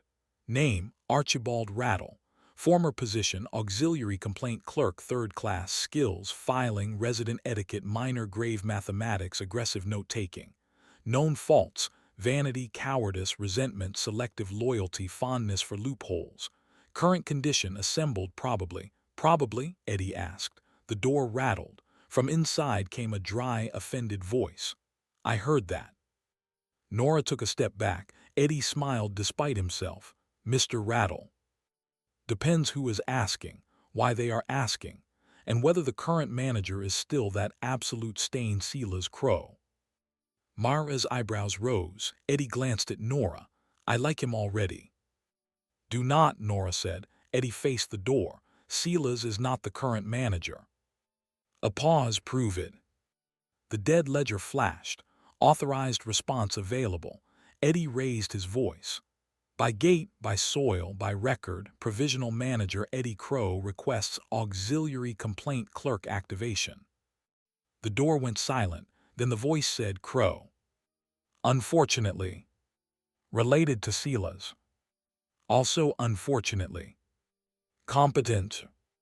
Eddie hesitated. The ledger wrote. Do not lie. He can smell forms, Eddie sighed, developing. The lock clicked. The door opened inward. A skeleton stood inside. Not a loose pile of bones, not a monster, not even a particularly dramatic skeleton. He was narrow, upright, and wearing the remains of a black waistcoat, a clerk's visor, and half a bow tie. A pair of round spectacles sat on the bridge of his skull despite the total absence of anything that might hold them there. In one bony hand he held a ledger stamp. In the other a porcelain teacup with no tea in it. His skull tilted. Empty eye sockets inspected Eddie from head to toe. Good heavens, Archibald Rattle said. They are appointing children now. Adult, Eddie said, barely upholstered. Nora covered her mouth too late. Mara looked away, which Eddie found offensive because she was clearly almost smiling. Rattle stepped out of the storage room. His bones clicked softly with every movement. One knee popped. He paused, adjusted it, and gave the joint a stern look. You, he said to Eddie, smell of forged promises, wet terror, and recent exposure to Plot Zero. Eddie lifted a finger. In my defense, there is none. You don't know what I was going to say. Young man, I processed resident complaints for Black Hollow for 63 years. I know the tone of a fool building a ladder while falling down a well. The dead ledger wrote. Assessment accurate. I brought you out, Eddie said. You could try gratitude. Rattle drew himself up. I was archived, not imprisoned. From the storage closet behind him, something small and dusty whispered, liar. Rattle shut the door quickly. Archived, he repeated. Mara pointed her knife at him. Are you loyal to Sila's? Rattle's skull turned toward her. Madam, I am a complaint clerk. Loyalty is a management fantasy, invented by people who underpay staff. Answer. I despise Sila's Crowe. That's not loyalty. It is more reliable. Nora lowered her poker a little. Why did he put you in the closet? Rattle sniffed without a nose. I filed objections. Eddie brightened. Against him. Against everyone. That is what objections are for. The bells above them rang again. All 42. Rattle froze. For the first time the skeleton looked genuinely alarmed. Oh, he said, that is not good. Yes, Eddie said, we noticed. Rattle crossed the chapel in a sudden clatter, looking up at the bells. 42 simultaneous complaints, identical phrasing, repetition imprint, Plot Zero resonance, resident fear cascade. He turned so sharply his neck clicked backward, then corrected itself. How long has she been humming? Eddie glanced toward the rear of the chapel.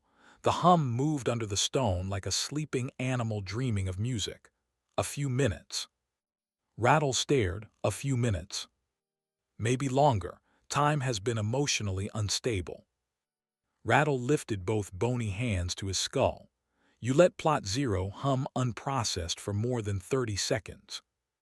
I didn't let anything. She is under a sealed grave. I assumed humming was safer than climbing. Rattle turned to the broken altar. We need forms. Mara said, we need weapons. Forms are weapons, young lady. Civilization is merely violence with filing cabinets. Eddie looked at Nora. I really like him. Nora pointed the poker at him. No. The ledger wrote.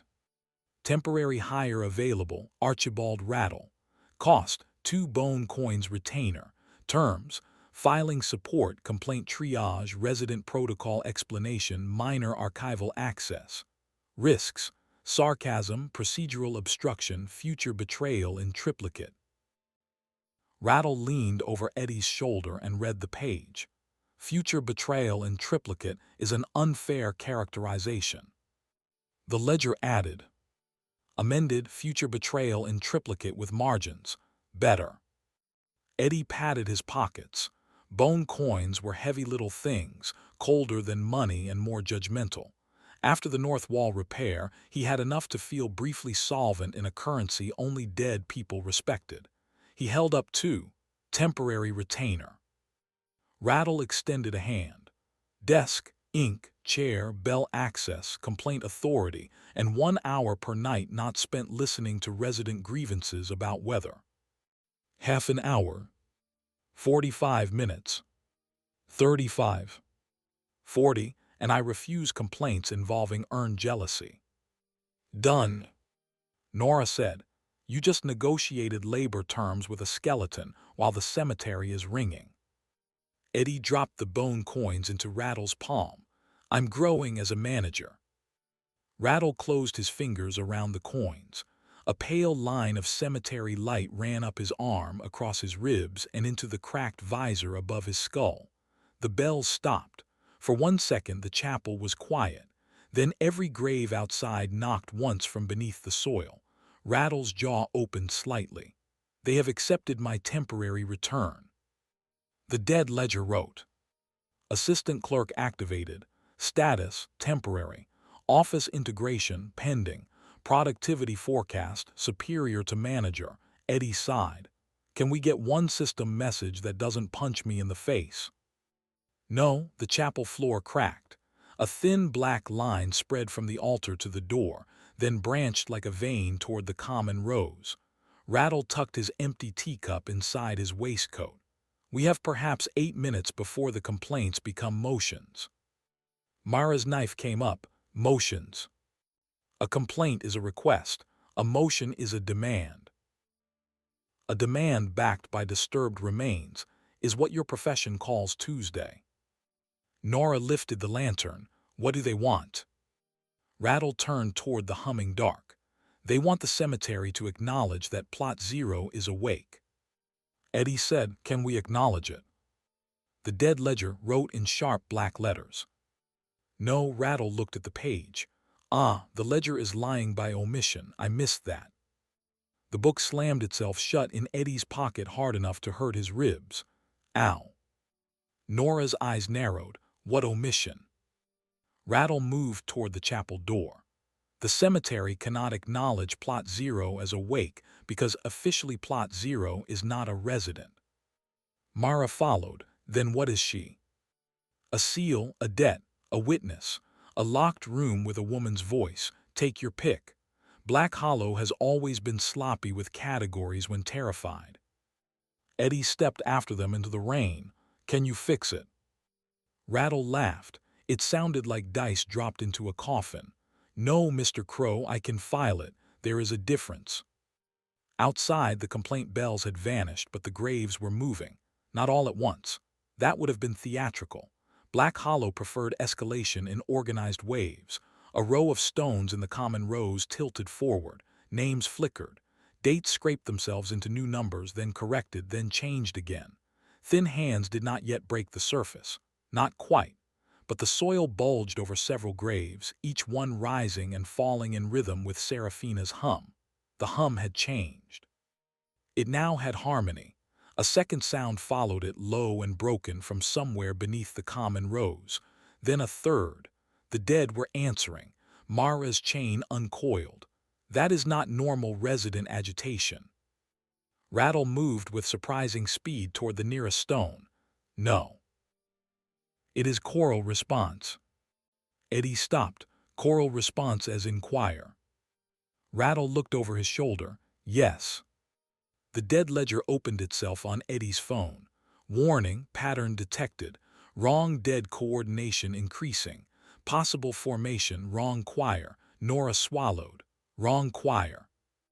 Rattle clicked his teeth. A vulgar term, accurate sadly. What is it? Eddie asked. Wrong dead usually wake alone. A misfiled body, a stolen name, a debt dragged into the soil, a burial contract with a hole in it. Horrible but local, manageable. A wrong choir forms when multiple incorrect records begin answering the same false truth. False truth. A lie strong enough to organize the dead. The common rose groaned. One of the stones split down the center. Rattle pointed. There, the first motion. The cracked stone belonged to a woman named Alice Morrow. As Eddie watched, the name blurred. The letters shifted into Agnes Mill, then Anne Murray, then A.M. The soil below the stone rose. A mouth opened in the mud, not a human mouth, a suggestion of one. A dark slit in the earth, breathing out the smell of wet cloth and old ink. It whispered, "She is awake." Another grave answered, "She is awake." A third, "She is awake." The sound spread. 42 graves did not speak at once. That would have been easier to resist. They spoke one after another, each voice different. Old men, young women, dry throats, broken tongues, voices with dirt packed between the words, voices without lungs. "She is awake, she is awake, she is awake." Eddie looked at Rattle. "File faster." "I require a desk." "You require a what?" "A desk, ink, witness line, managerial declaration, complaint category, resident list, priority markers, preferably T." Mara shoved a gravestone upright with her boot. "We don't have time for furniture." Rattle drew himself up. "Madam, improper furniture has killed more clerks than war." The soil burst at the base of the cracked stone. A hand came out. Mara moved. Her chain snapped around the wrist before the rest of the thing could pull free. She twisted, pinned the arm to the ground, and drove a short iron spike through the sleeve into the soil. The grave screamed, not the corpse, the grave. The scream rushed through the row, and 6 more stones began to shake. The ledger buzzed. Excessive force may escalate complaint cascade. Mara snarled. It was climbing out. The complaint classification remains unresolved. Eddie lifted the manager's shovel. "What does that mean?" Rattle said, "It means if we hit every complaint with violence, the residents will classify us as hostile management." "What happens then?" Rattle's skull tilted. "Unionization." Eddie stared. "That's not scary." The ground under his feet knocked. Once, twice, 42 times. Rattle said, "It is here." Eddie gripped the shovel. "Right desk forms, witness line, Nora." Nora had already set the lantern on a flat grave and was dragging a fallen stone slab into place like a makeshift table. "I'm doing it." Eddie blinked. "You are terrifyingly useful. And you are alive because of it." "I appreciate our balance." Mara pinned another grave with her chain, not striking, just holding the moving soil down. "Hurry." Rattle climbed onto the stone slab with the dignity of a man taking possession of a throne. He tapped the ledger stamp against his palm. "Manager, repeat after me. If this involves accepting more debt, I object in advance." "Noted and ignored. Repeat." The dead ledger projected text across Eddie's phone. "Complaint triage declaration, field version." Eddie read quickly. "By gate, by record, by soil, the manager acknowledges resident complaint without admitting plot 0 status, sealed catastrophic liability, or personal romantic involvement." Nora looked up sharply. "Personal what?" "Legal language," Eddie said. Mara's eyes narrowed. The ledger wrote. "Legally prudent language." Rattle stamped the stone slab. The sound cracked through the row. "Continue." Eddie swallowed and read. "Complaints shall be sorted by name damage, debt displacement, body absence, boundary breach, seal resonance, and unknown hostile chorus. No resident may leave assigned soil while complaint is under review. No complaint may attach to the current manager's blood without individual hearing. No old manager mark outranks current triage." The row hissed. The first hand in the mud clenched. Rattle snapped. "Witnesses." Nora set her palm beside the lantern flame. "Living witness. Nora Quinn. I see the complaints. I hear the residents. I don't accept them climbing out." Mara dragged her chain tighter. "Hunter witness. Mara Voss. I hold force unless breach occurs. I do not grant resident exit." Rattle raised one bony finger. "Clerk witness. Archibald Rattle. I object to current working conditions. I file anyway." The dead ledger wrote. "Objection recorded." Eddie brought the shovel down, not hard enough to strike the hand, but flat against the wet ground before the open grave. "Manager witness," he said. "Eddie Crowe, I hear the complaints. I don't know what the hell I'm doing, but nobody leaves their grave because a sealed woman started humming." The cemetery went quiet. Then Rattle whispered, "Acceptable." The bells rang once. The first mouth in the mud closed. The hand sank back into the grave. Eddie exhaled. The dead ledger buzzed. Complaint triage field declaration accepted. Resident exit delayed. Time gained 21 minutes. 21 minutes, Eddie said. Rattle looked at him. A miracle. Stopped sounding disappointed. The stones stopped shaking for a breath. Then 3 graves at the end of the row opened at once. Not fully. They cracked in long seams, spilling black water and scraps of old paper. The papers dragged themselves across the grass like pale worms, each one bearing names written in different hands. Alice Morrow, Agnes Mill, Anne Murray, Albert Morgan. A.M. A.M. A.M. A.M. Eddie felt the red thread in his palm burn. Seraphina's voice touched the back of his mind. Find the first name Sela's buried. The letters on the paper scraps rearranged. Only Nora saw it too. That letter again. Mara stepped between Eddie and the papers. "It's bait." Rattle's jaw clicked. "It is also evidence. Bait and evidence often share stationery." A voice rose from the 3 cracked graves, not one voice but several braided together. The woman wakes. The first name turns. The manager bleeds. The old crow returns. Eddie lifted the shovel. Poetry should be illegal in emergencies. The papers snapped toward him. Mara cut 2 from the air. Nora's lantern flared and burned another to ash. The rest wrapped around the shovel handle, crawling toward Eddie's hands. Names written on them tried to slide into his skin. The dead ledger wrote, "Warning, name fragments attempting attachment. Use sealed testimony protocol." "Which one is that?" Eddie shouted. Rattle leapt from the slab, landed in a clatter, and slapped his stamp down on the nearest paper. "You unlocked it last chapter, you undertrained disaster. Use the fragment." Eddie remembered the alphabet block near the chapel. The letter A captured testimony. A name or the start of one. He did not know how to use it. That had not stopped him before. He pressed his burned palm to the shovel handle.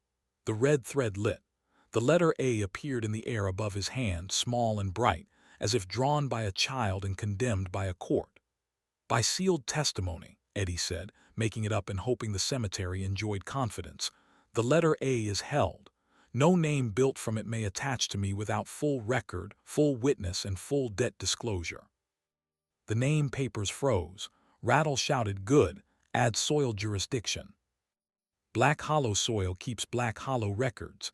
No stolen fragment leaves the row. Mara drove her chain hook into the ground. Nora lifted the lantern high. The papers screamed. Ink ran from them in black streams. The letters fell apart. A few tried to crawl toward the graves, but Rattle was already stamping them. Denied, filed, held, denied. The last scrap rose in front of Eddie's face. On it in fine handwriting appeared a word, Alice. Then it twisted, a lie, then Sela's.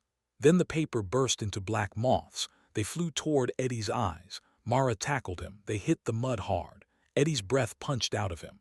Mara landed half on top of him, one knee in the ground beside his hip, knife flashing up as the moths swarmed over them.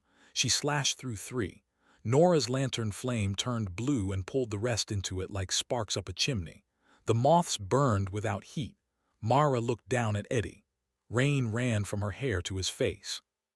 For one extremely inconvenient second, the cemetery, the dead, the bells, and every sensible survival instinct stepped aside. Mara's eyes were inches from his. "Stop attracting cursed paper," she said. "I would," Eddie said, "but apparently it's my type." Nora cleared her throat loudly from somewhere above them. The dead ledger buzzed. Romantic liability proximity detected. Timing catastrophic. Mara got off him at once. "Shut up," she said to the phone. The ledger wrote. Unclear target, everyone should. Eddie sat up, spitting mud. Skeleton, status. Rattle stood among the smoking papers, holding several fragments between his finger bones. 3 complaints triaged, 1 name cluster held, 1 sealed testimony fragment reinforced. The residents remained furious but procedurally delayed. That's good. It is less bad. The ground answered with a low groan. The dead ledger wrote. Progress to Necropolis Level 2, 46%. Eddie blinked. That jumped. Rattle gave him a look despite having no eyes. Staffing, field triage, resident exit delay, and sealed testimony use under pressure. The cemetery rewards competence because it encounters it so rarely. Nora helped Eddie up. Can we stop all 42? Rattle looked across the common rows. The complaint lights still flickered, but some had dimmed. Not tonight. We do not need to silence them all. We need to prevent cascade, identify common cause, and establish that management is listening. Eddie wiped mud from his coat. I hate that this sounds like real management. Death is mostly administration with better lighting, Rattle said. Mara walked to the next moving grave. Then administer faster. They worked. There was no better word for it. Not fought, not survived, not stumbled through another disaster and pretended it was strategy. Worked. Eddie hated how much of the night became actual work. Rattle set up a complaint station on the fallen slab, while Nora kept the lantern burning, and Mara held the perimeter with chain and iron. The dead ledger projected categories onto wet stone. Eddie read declarations until his throat hurt, corrected names until his head spun, and slammed the manager's shovel into the soil whenever a grave tried to use the conversation as an exit interview. Complaint 29 rang from the edge of the chapel grounds. The bell did not sound like the others. It rang once, low and patient, and then the rain around a narrow grave began falling upward. Mara turned at once. That one is different. Rattle looked over, froze, and made the smallest possible noise a skeleton could make while still sounding annoyed. Oh, him. Eddie followed his gaze. The grave sat near the broken chapel wall, half hidden by long grass and a leaning cross. The stone was cleaner than the others, not because anyone cared for it, but because the rain seemed afraid to touch the inscription for too long. Father Gideon Marsh, chaplain of Black Hollow, heard much, said little, lied where necessary. Eddie read it twice. That is the most suspicious priest inscription I have ever seen. From under the grave came a dry chuckle. Then you have not met many priests, Mr. Crowe. Nora's lantern flame dipped. The soil did not open. Instead, the shadow of a man rose from the grave, seated as if in an invisible chair. He wore the outline of an old black cassock, torn at the sleeves, and a white collar that glowed faintly at the throat. His face was not fully there. It was made of rain, candle smoke, and the idea of a tired smile. His eyes, however, were sharp. Mara's chain moved. Father Gideon raised one translucent hand. Peace, Hunter.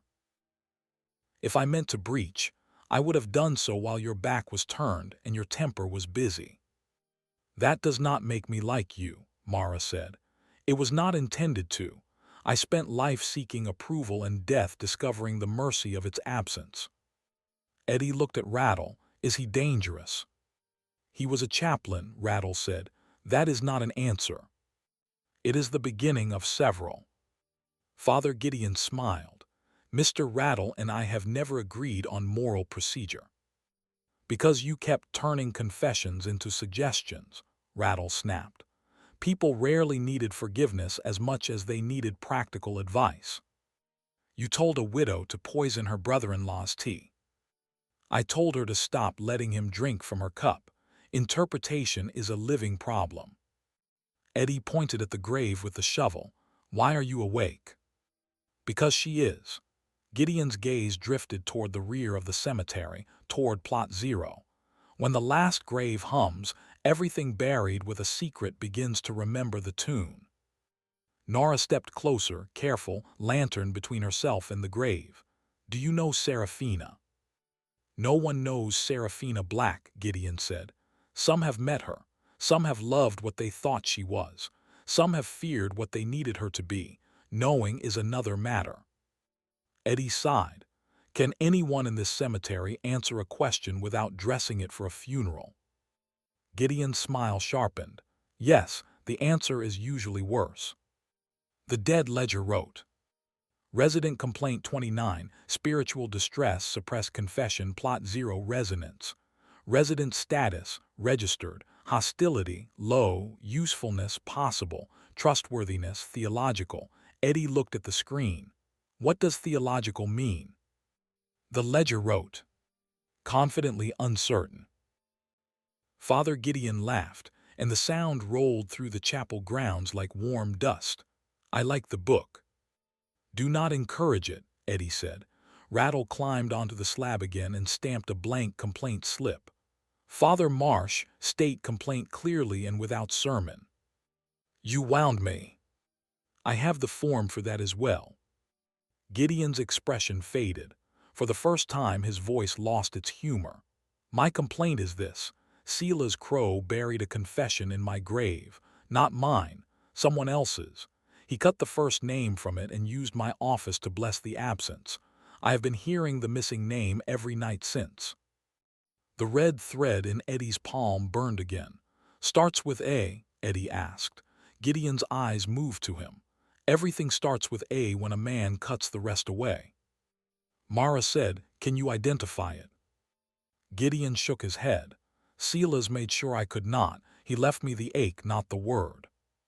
Nora's fingers tightened around the lantern. Why would he put it with you? Because people trust priests with buried things. Gideon looked at Eddie. Especially things they should have screamed into the street. A row of complaint bells trembled. Rattle stamped quickly. Complaint acknowledged. Suppressed confession category. Pending full testimony. Resident may not leave assigned grave. Resident may advise under supervision. Eddie looked from Rattle to Gideon. Advise. You need a chaplain, Gideon said, or something sufficiently sinful to resemble one. Mara said, We are not hiring a dead priest. Gideon bowed his head to her. Wise, start by not hiring me. It will make asking for help later feel like your idea. Eddie hated how much he liked that. What do you want? He asked. My confessional restored. Naturally. A candle that burns without lies. Expensive. Usually. Anything else? Gideon looked toward plot 0. When you find the first name, do not say it aloud in front of everyone. Names are doors. Crows have a habit of opening the wrong ones. The soil beneath him settled. His shadow thinned. One more thing, Mr. Crowe. Of course. Your friend is coming. Eddie went still. What friend? Gideon smiled.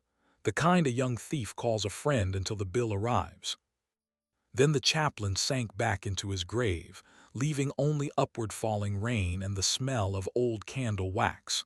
For a moment, nobody spoke. Then Nora turned to Eddie. How many old friends do you have? Define friend. Mara said, define old.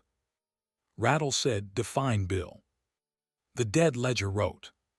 Potential external complication flagged. Recommendation. Regret in advance. Eddie looked at the grave of Father Gideon Marsh.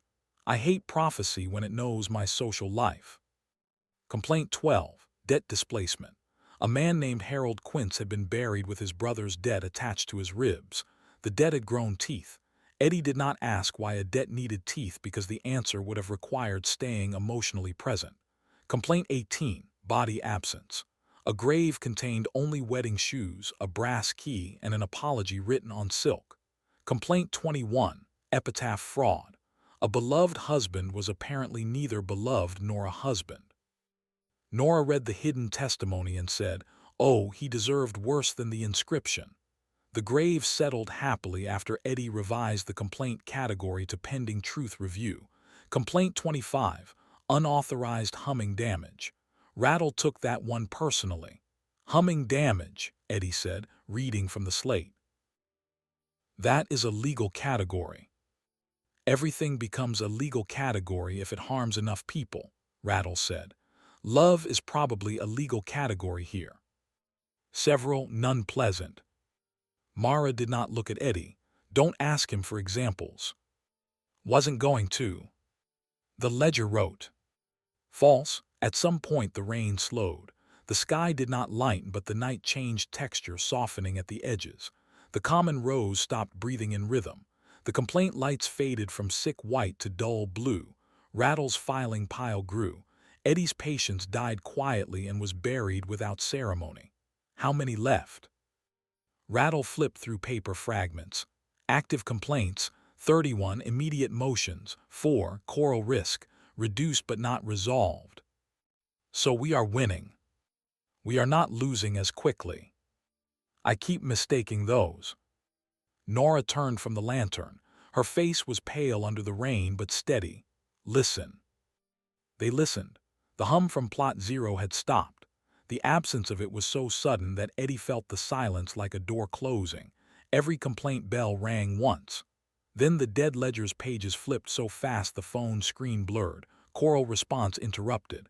Complaint cascade delayed. Assistant clerk integration successful. Resident complaints field protocol established. Sealed testimony use successful. Temporary stabilization common rose. Progress to Necropolis Level 2, 83%. Eddie smiled. He should not have. The cemetery disliked premature confidence. From the broken chapel came a new sound, a single knock, then another, not from below, from the chapel bell tower, but the chapel had no bell. Rattle went still.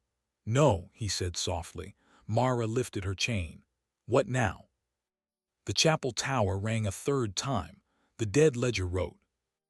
Auxiliary Office Console awakening. Requirement for Level 2 completion. Restore Chapel Complaint Station. Warning, chapel contains unresolved staff death. Eddie looked at Rattle. The skeleton turned away. For once he had no joke. Your death? Nora asked gently. Rattle's jaw moved. My dismissal. That's not what the ledger says. The ledger is rude. Eddie walked closer to him. Archie. Rattle's skull snapped toward him. Do not call me that. Mr. Rattle, what is in the chapel?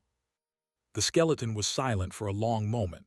Then he said, my last complaint. The chapel tower rang again. They went back inside. The broken chapel looked worse than before, not because it had changed, but because now Eddie understood the ruin had once been an office.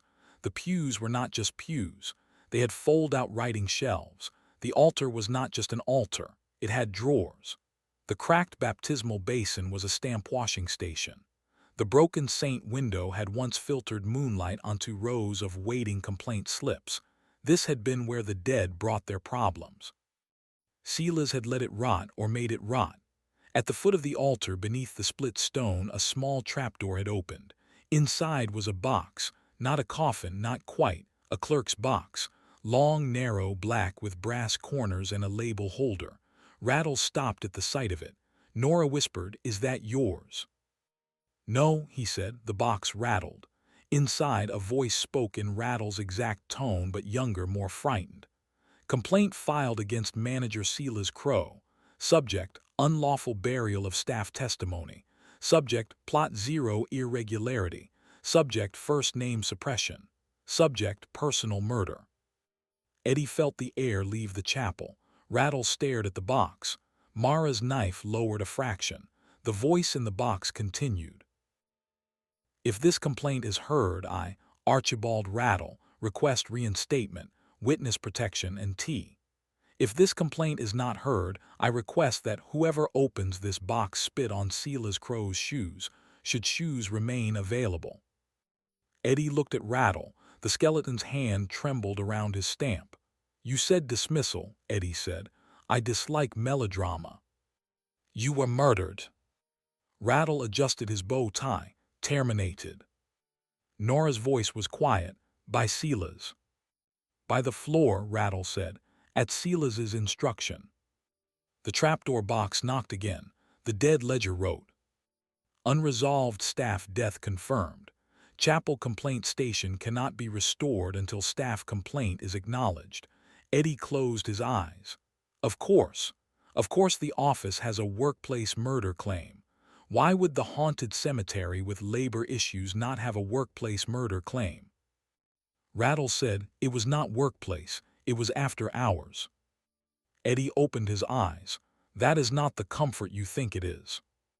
Mara moved to the door, keeping watch. "We have residents outside and a dead clerk inside. Make it fast."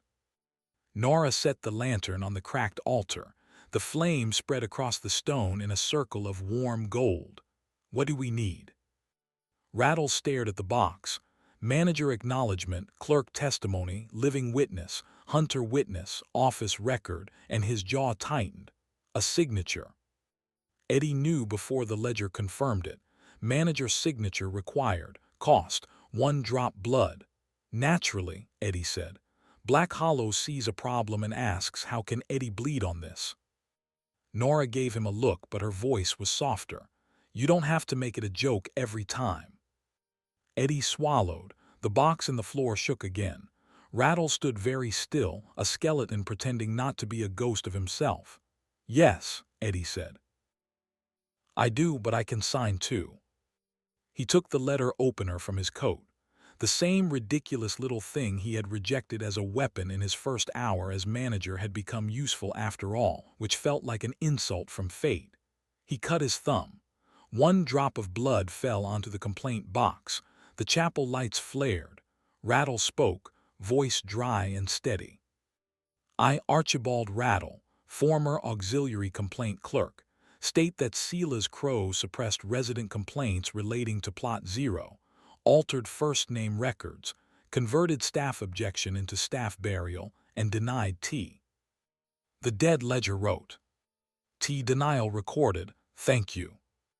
Nora placed her hand near the box. "Living witness, Nora Quinn, I hear the complaint, I believe the clerk." Myra said from the door, "Hunter witness, Myra Voss, I see no hostile deception in the testimony." Eddie placed his bloody thumb on the brass label. "Manager witness, Eddie Crowe, complaint acknowledged, staff murder claim accepted for review. Sela's Crowe's suppression does not outrank current office record. Archibald Rattle is reinstated as temporary assistant clerk under witness protection until the claim is resolved." The chapel held its breath. Then the box opened. Inside was a single paper. No bones, no corpse, just one complaint slip folded twice. Rattle picked it up. His bony fingers were careful. He unfolded it. A letter fell out, a black letter cut from some old record. Eddie knew it before it hit the altar. The same letter, the first fragment. The testimony slip burned at the edges. Words rose from it into the chapel air. First name record suppressed. Initial preserved. Full name held under Plot Zero perimeter. SILAS authorization, Crowe mark. The Crowe mark appeared above the altar, a black bird shape made of wet ink. Then Mara's hunter chain snapped toward it. She caught the mark in midair. The chain burned against her palm. She did not let go. "Eddie," she said through clenched teeth. Eddie drove the shovel blade into the crack in the altar. "By office, by witness, by staff complaint, Sela's Crowe's mark is not the current manager's seal. Black Hollow records do not bury staff testimony twice." Rattle raised his stamp with both hands. For once he looked magnificent, ridiculous, bony, damp, and magnificent. "Filed," he said. He slammed the stamp onto the altar. The chapel exploded with bells, not complaint bells, office bells. The sound was bright, clean, and furious. The cracked altar pulled itself together by half an inch. The broken pew shelves unfolded. The baptismal basin emptied black water onto the floor, then refilled with clear rain. The shattered window did not repair, but the jagged outline of the missing saint face glowed with pale blue light. Outside, the common rose stopped groaning. The dead ledger wrote. Auxiliary complaint station restored. Assistant clerk reinstated under temporary witness protection. Staff murder claim opened. Sela's suppression damaged. Sealed testimony fragment reinforced. Progress to Necropolis Level 2 100%. Eddie stared. The page turned. Necropolis level increased. Black Hollow Cemetery Level 2. The chapel floor trembled. A wave moved through the cemetery, not violent but deep. The office window flashed green in the distance. The front gate raven statues turned their heads toward the chapel. The ground exhaled. Dozens of complaint lights dimmed to waiting embers. Features unlocked. Resident complaints portal stabilized. Assistant clerk post active. Chapel complaint station active. Gate whitelist limited. Minor staff protection active. Resident hearing slots 3 per night. Complaint bell active. Manager authority 12% to 15%. Boundary integrity stable. Plot zero attention intensified. Wrong choir formation delayed not prevented. Eddie read the last line. Delayed not prevented. Rattle folded his complaint slip and tucked it inside his waistcoat. Did you expect one successful meeting to end organized death? I was open to it. Nora smiled faintly. Myra released the burned chain. Her palm smoked. Nora moved to her at once with the lantern, but Myra shook her head. I'm fine.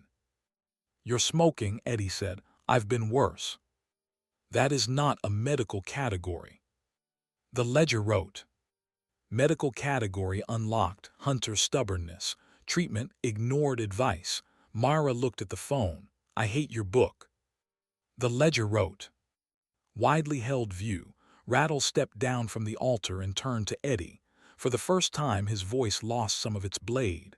Manager Crowe. Eddie blinked. That sounded dangerously respectful. Do not grow attached.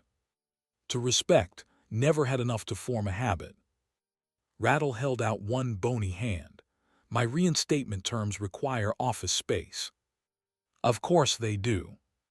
A desk, ink, a chair, a bell, 2 shelves, no earned jealousy, tea when available. You don't have a stomach. You do not have experience. We all make do. Eddie shook his hand. The bones were cold and dry. The cemetery clicked around them. Temporary assistant clerk contract updated. Archibald Rattle bound to Black Hollow staff protocol. Betrayal restrictions. Any intended betrayal must be filed 24 hours in advance in triplicate with stated motive. Rattle's skull whipped toward the ledger. Excuse me. Eddie grinned, with margins. The ledger wrote. With margins, Nora laughed. It was small, exhausted, and exactly the kind of sound the chapel had not heard in years. The cemetery seemed to dislike it. From the far front of the grounds came a bell, not the complaint bell, not the chapel bell, not Lilith's smooth legal bell. This bell was frantic, clumsy, human. It rang once, stopped, rang 3 more times, stopped, then rang as if someone had fallen against it with their whole body. Eddie frowned. Front gate. The dead ledger wrote. Front gate disturbance. Gate whitelist, limited, unregistered living visitor detected, threat classification, idiot. Mara immediately moved toward the chapel door. Could be bait. Nora lifted her lantern. At Black Hollow, idiot can still be bait.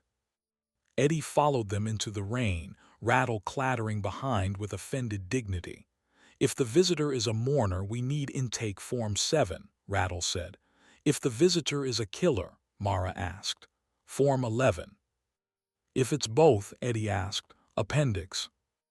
They hurried along the main path. The cemetery felt different at level 2, not safe. Safe was a word for homes, locked doors, and people who did not inherit cannibal property, but the paths were clearer. The grave lights no longer flickered randomly. Complaint bells hummed faintly under the soil like machinery waiting for work.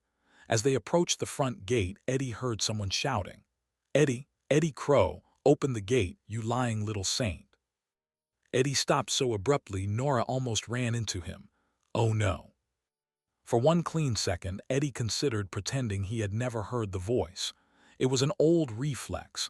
Deny first. Assess later. If a problem used your name, make it prove the relationship. If a creditor waved a paper, question the ink. If an old friend appeared at a locked gate with trouble breathing down his neck, become a stranger with excellent posture. Then he looked at Nora. She did not say anything. She did not need to. Her expression had become the same one she wore when a grave lied badly. Mara's was worse. Mara did not care whether Eddie lied. She cared whether the lie would get them killed, which somehow felt more judgmental. Rattle leaned toward him. Before you attempt whatever moral acrobatics are forming behind your eyes, Mr. Crowe, I should mention that Level 2 gates record recognition responses. If you knowingly deny an associated living visitor during active collector pursuit, the cemetery may interpret that as abandonment of a potential witness. Eddie slowly turned to him. You could have led with that. I wanted to watch your face. Are all my employees this cruel? If you hire correctly. The gate bell rang again, harder. The voice outside shouted, Eddie, I swear on everything I have ever stolen that I can explain at least 30% of this. Nora's eyebrows rose. Only 30. That is high for Kit, Eddie said. The dead ledger wrote. Associated living visitor recognized, Kit Mallory. Prior connection, fraud adjacent. Risk profile, contagious. Potential utility, distraction, lock work, outside world knowledge, bad example. Mara read the message over Eddie's shoulder. Bad example. Eddie sighed. That part is fair. Mara looked at him. You know that voice? No. The gate bell rang again. Eddie, I know you can hear me. I followed a raven, got chased by a funeral car, and I think I robbed the wrong dead man. Eddie closed his eyes. Nora said, that sounded very specific for someone you don't know. I know a lot of voices. Not all of them are mine socially. Mara's expression sharpened. Name. Eddie sighed. Kit Mallory. Rattle made a dry choking sound.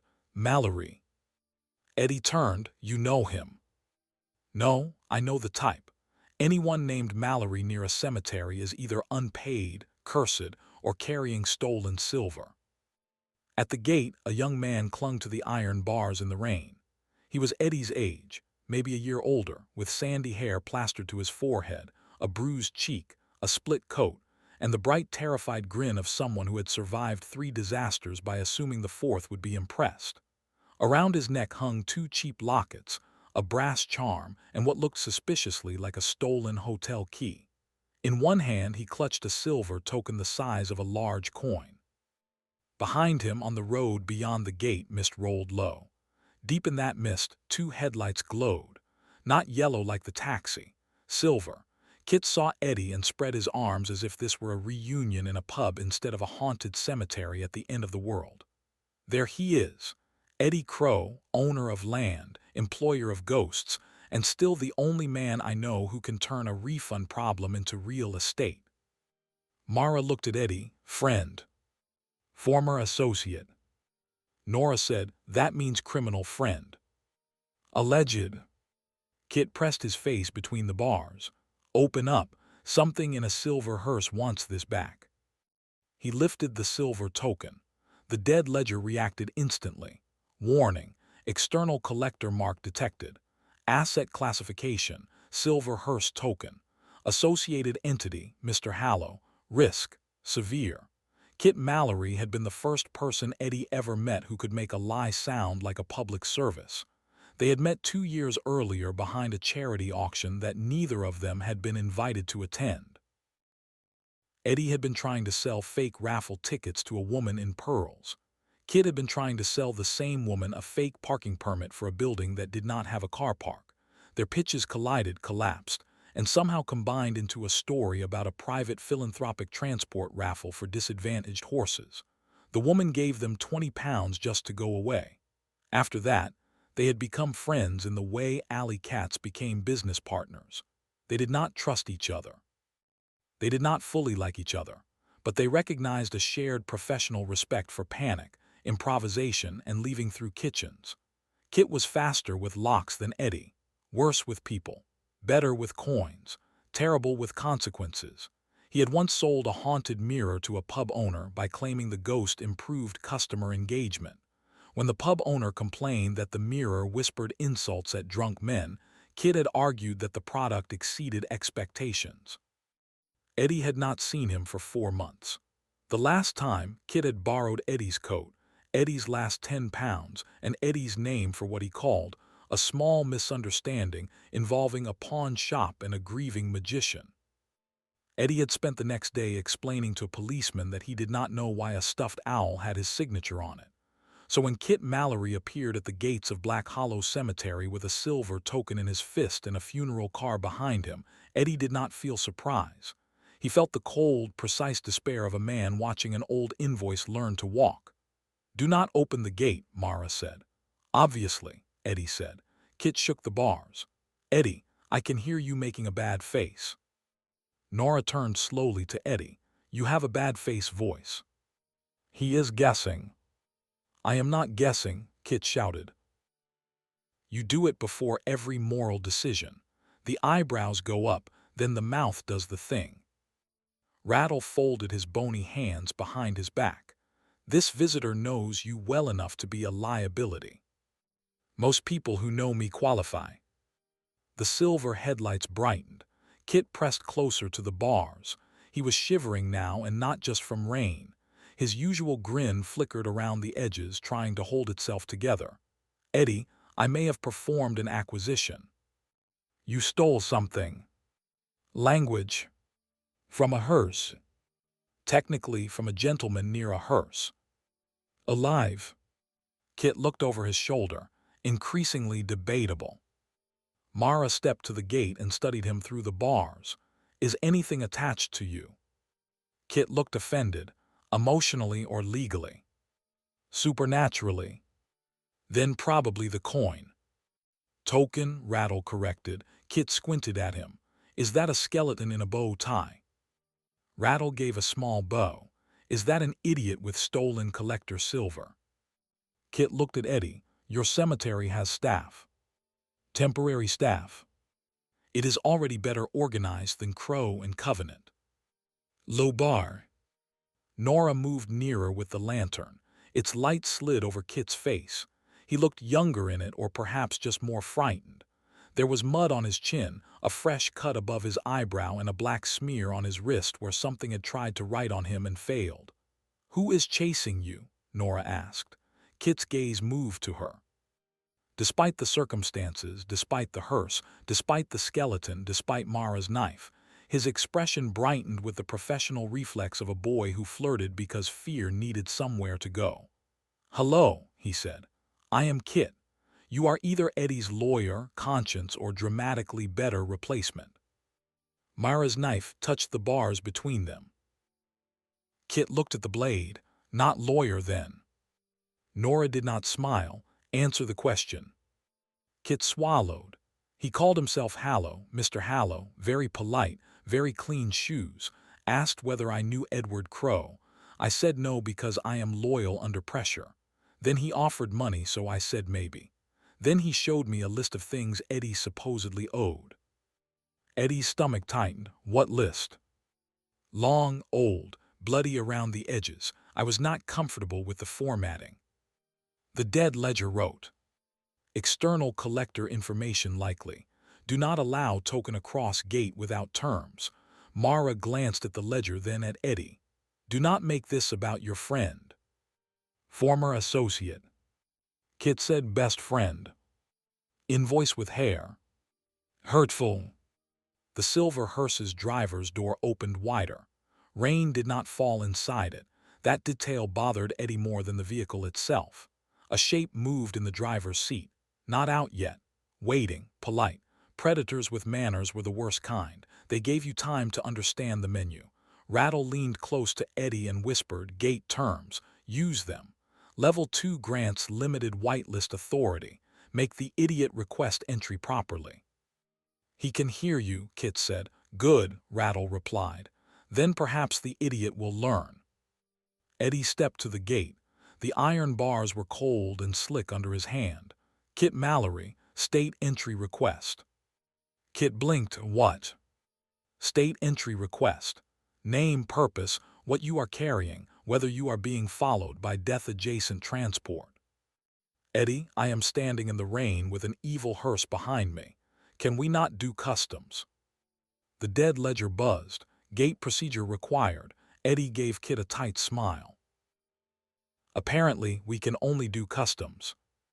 Kit groaned, then straightened with theatrical dignity that failed because one of his knees was shaking. "Name: Christopher Mallory, known as Kit to friends, creditors, and women with excellent judgment. Purpose: not dying. carrying 1 silver token, 2 lockets, 3 charms, a hotel key, no conscious curses to my knowledge.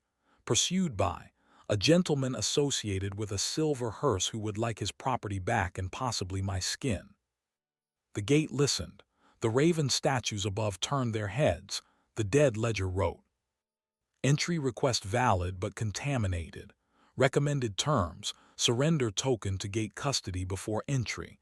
No collector claim crosses threshold. Visitor accepts temporary guest liability. Visitor accepts anti-theft binding while on property." Kit recoiled. Anti-theft binding. Nora said, "That seems reasonable." "It seems targeted." "Is it inaccurate?" Kit considered lying. Even from the other side of the bars, Eddie saw him decide not to. "No." Mara pointed at the silver token. "Put that through first, slowly." Kit looked behind him. The hearse lights brightened again. Something inside the passenger compartment tapped once on glass. Kit's face drained. He pushed the token through the bars. The moment it crossed the boundary, the gate screamed. Not loud, legal. Every iron bar flashed with silver writing. The token hovered in the air between Eddie and Kit, spinning. On one side was a hearse wheel. On the other, a closed eye over a coin slot. Rattle hissed. Collector mark confirmed. The dead ledger wrote, "Silver hearse token detected. Claim trail active. Mr. Hallow authorized to request return of marked asset. Unauthorized possession by living thief. Confirmed." Kit raised a finger. Alleged. The ledger wrote, "Confirmed." Rude book. The silver hearse door opened another inch.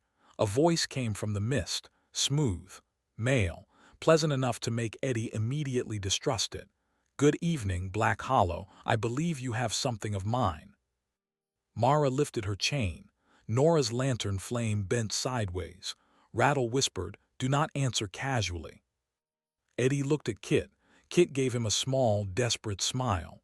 "On the bright side," Kit said, "I brought you a new customer." Eddie stared at him. Then he looked at the silver hearse. "I miss when your mistakes involved owls."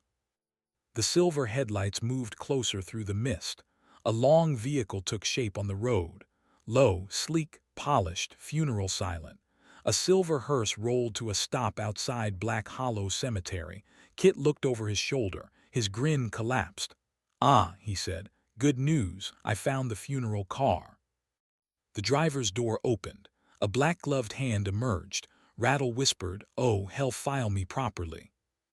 Eddie tightened his grip on the manager's shovel. The dead ledger wrote, "Incoming, Mr. Hallow. Recommendation, do not negotiate. Secondary recommendation, you will negotiate anyway." Eddie looked at the silver hearse, then at Kit, then at Nora, Mara, and the newly reinstated skeleton clerk standing in the rain behind him. "I miss fraud," he said. The silver hearse's passenger door opened by itself. Something inside laughed softly.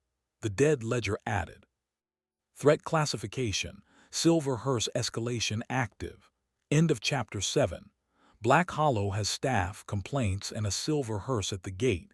Subscribe and continue with Chapter 8. Chapter 8. The Silver Hearse. The silver hearse waited outside Black Hollow Cemetery with the patience of a predator that had already read the menu. Rain slid over its polished body and did not stay there. Water touched the silver panels, shivered, and ran away as if the vehicle had offended the weather. Its headlights burned low and pale, not yellow like a normal car, not white like a modern one, but the color of coins left on eyelids. Eddie Crowe stood inside the gate with the manager's shovel in both hands and a stolen silver token hovering between the bars. Behind him, Nora Quinn held her grandmother's storm lantern high enough that the flame painted the wet iron orange. Mara Voss stood slightly to Eddie's right, chain loose in one hand and a short blade in the other. Archibald Rattle, newly reinstated skeleton clerk, stood under the gate arch with a cracked clipboard held against his ribs. Outside the gate, Kit Mallory shivered in the rain with the expression of a man who had brought disaster to a friend and hoped charm would count as an apology. It had never counted before. Kit kept trying anyway. "Eddie," he said, carefully not looking at the hearse, Before you make any big managerial decisions, I would like to stress that this is not as bad as it looks. The silver token spun once in the air. Every bar of the gate flashed with narrow writing. The dead ledger wrote across Eddie's phone. Silver hearse token detected. Claim trail active.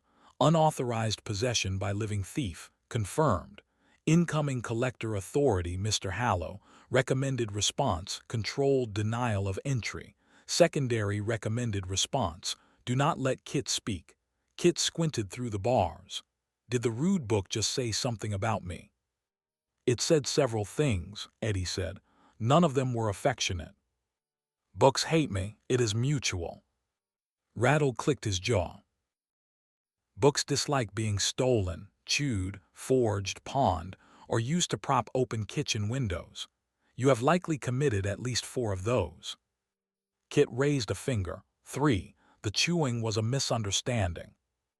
Mara's eyes stayed on the hearse. Eddie, focus. Was fair.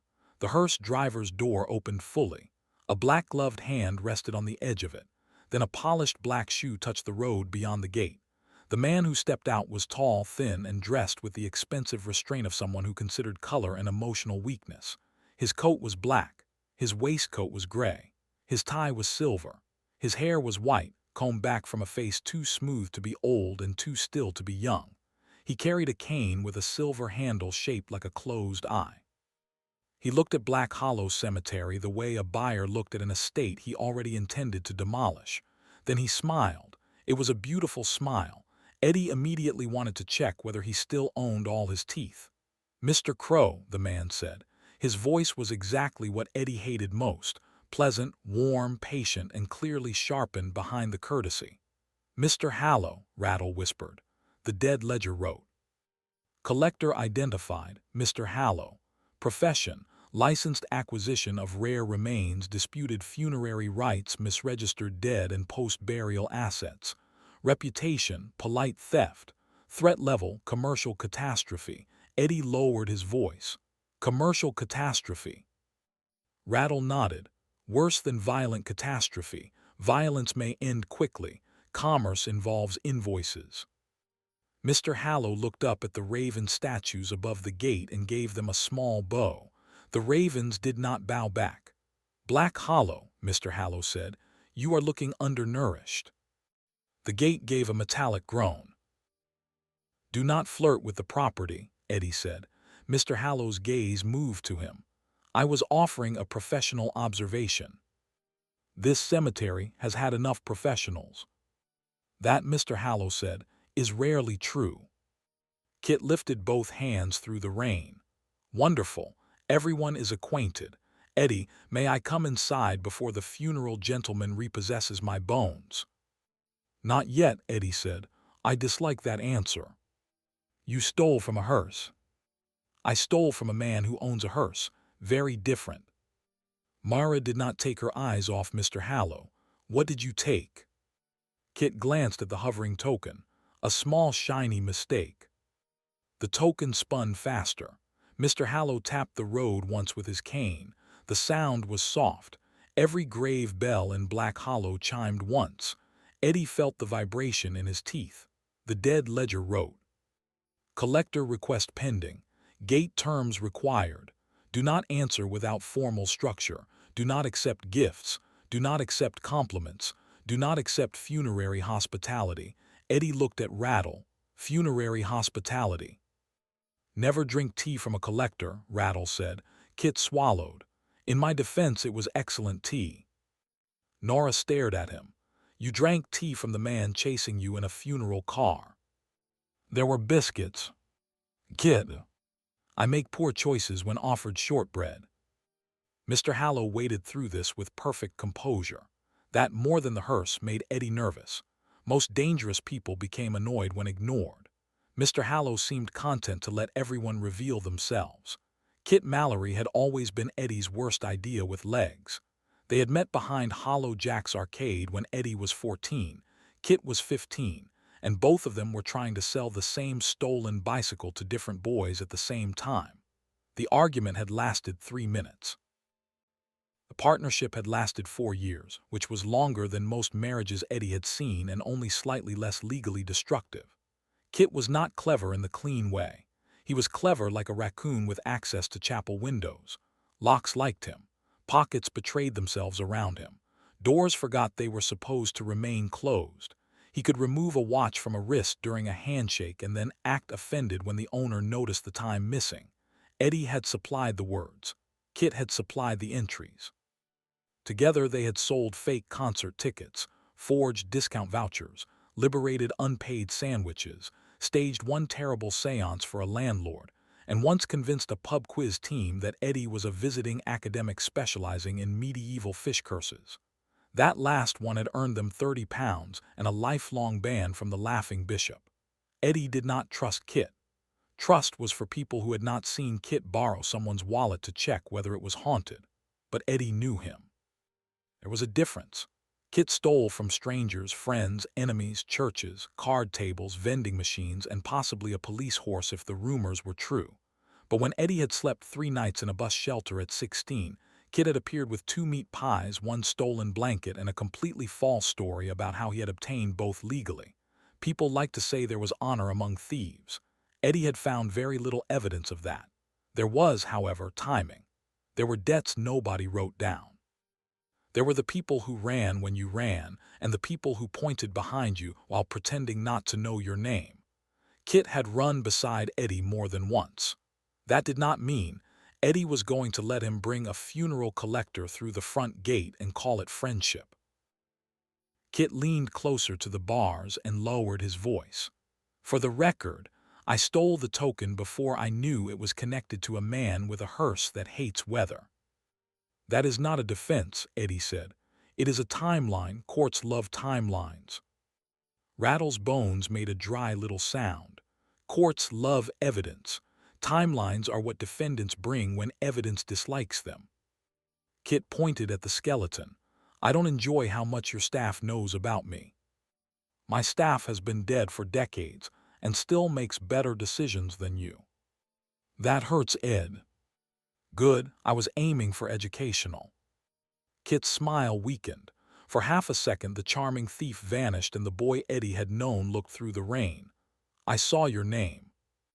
Eddie stopped. Kit swallowed. In Hallow's file, Crowe, Black Hollow, a live asset. I thought it was a coincidence. Then I thought maybe it was the kind of coincidence that gets you sold by the pound. So I grabbed the token. Figured if I had something of his, he would chase me instead of you. Silence settled between the bars. The dead ledger wrote. Statement detected. Truth probability, irritatingly high. Motive classification, stupid loyalty. Kit blinked at the words. That rude book understands friendship. No, Eddie said. It understands liability. But he looked at the token differently after that, not softer. Eddie had learned early that soft things got taken, but differently. Mr. Hallow watched all of it with the calm interest of a man listening to livestock explain affection. That was collector behavior, Eddie decided. Not hunting. Inventory. Eddie stepped closer to the gate. The token hovered between him and Kit, caught in the boundary field. It gave off a low silver hum. State your business, Eddie said. The dead ledger buzzed approvingly.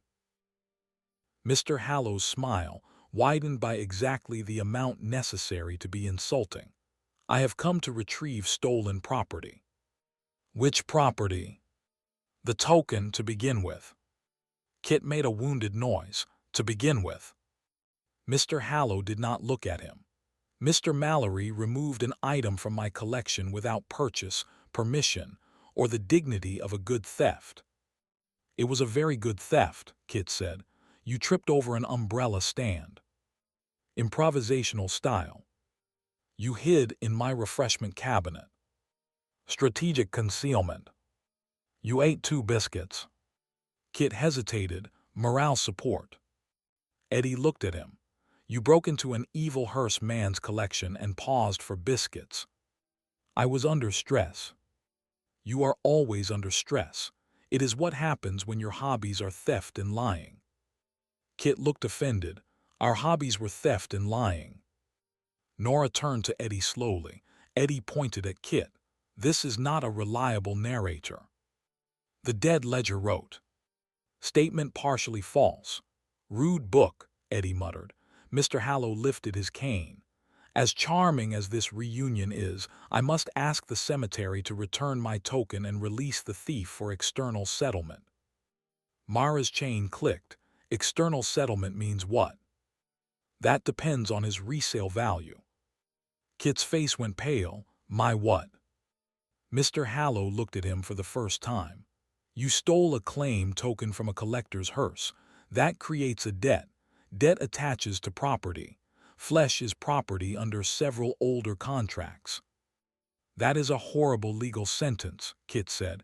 It is a profitable one. Eddie felt Nora move beside him. He is not taking Kit, she said. Kit looked touched. Thank you, Lantern Woman. I did not say I liked him. Still counts. The dead ledger wrote. Visitor entry request unresolved. Silver token in boundary custody. Collector claim active. Manager decision required. Eddie hated manager decisions. They were like normal decisions, except mistakes became law. He took a breath.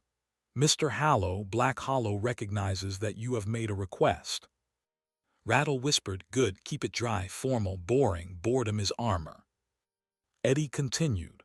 Your token crossed this gate under contamination. It is in boundary custody pending review. Kit Mallory has requested entry under guest liability and anti-theft binding.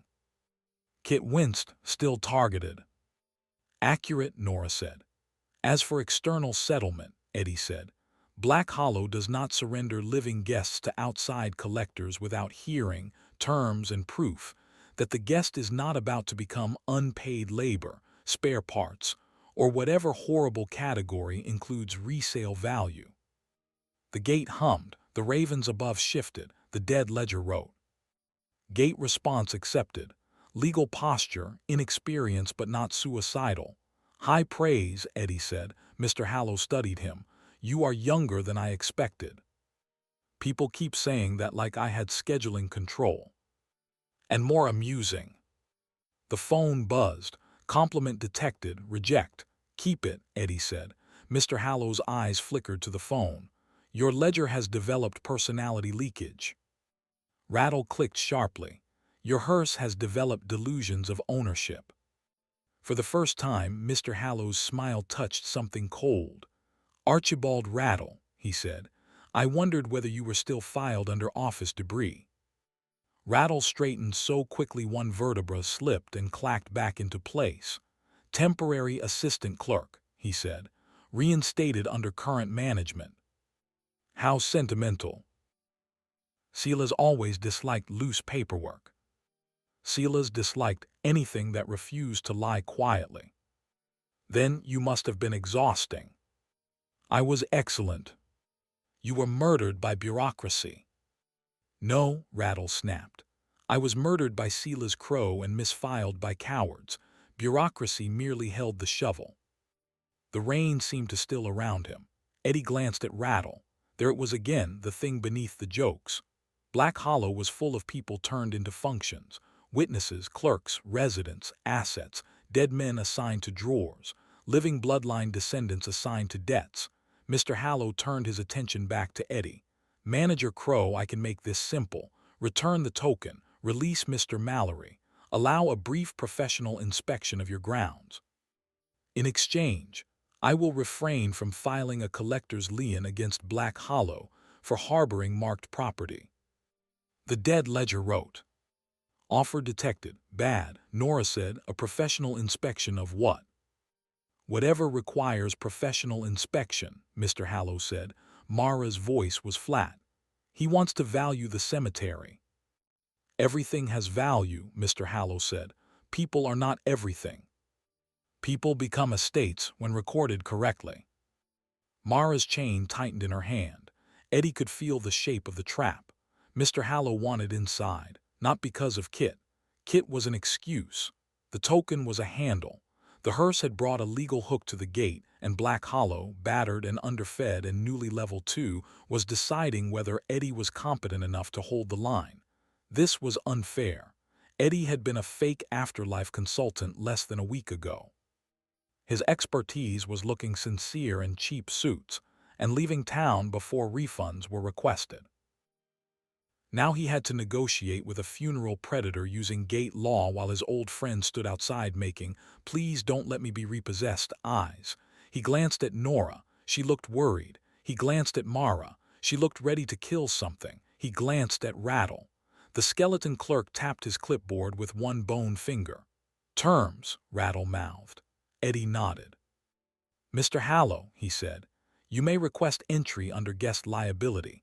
Collector restraint, no removal order, no valuation mark on any resident, no approach to plot 0, no contact with sealers-only materials, no claim transfer, and anything you release, drop, summon, misplace, or professionally observe too aggressively becomes your liability."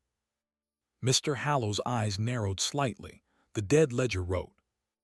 Gate terms drafted, quality surprisingly coherent. Suggested addition, no tea. "And no tea," Eddie added. Kit looked devastated. Mr. Hallow inclined his head. "I accept most terms." Rattle hissed, "No, no most." Eddie held up a hand. "Black Hollow accepts only exact terms."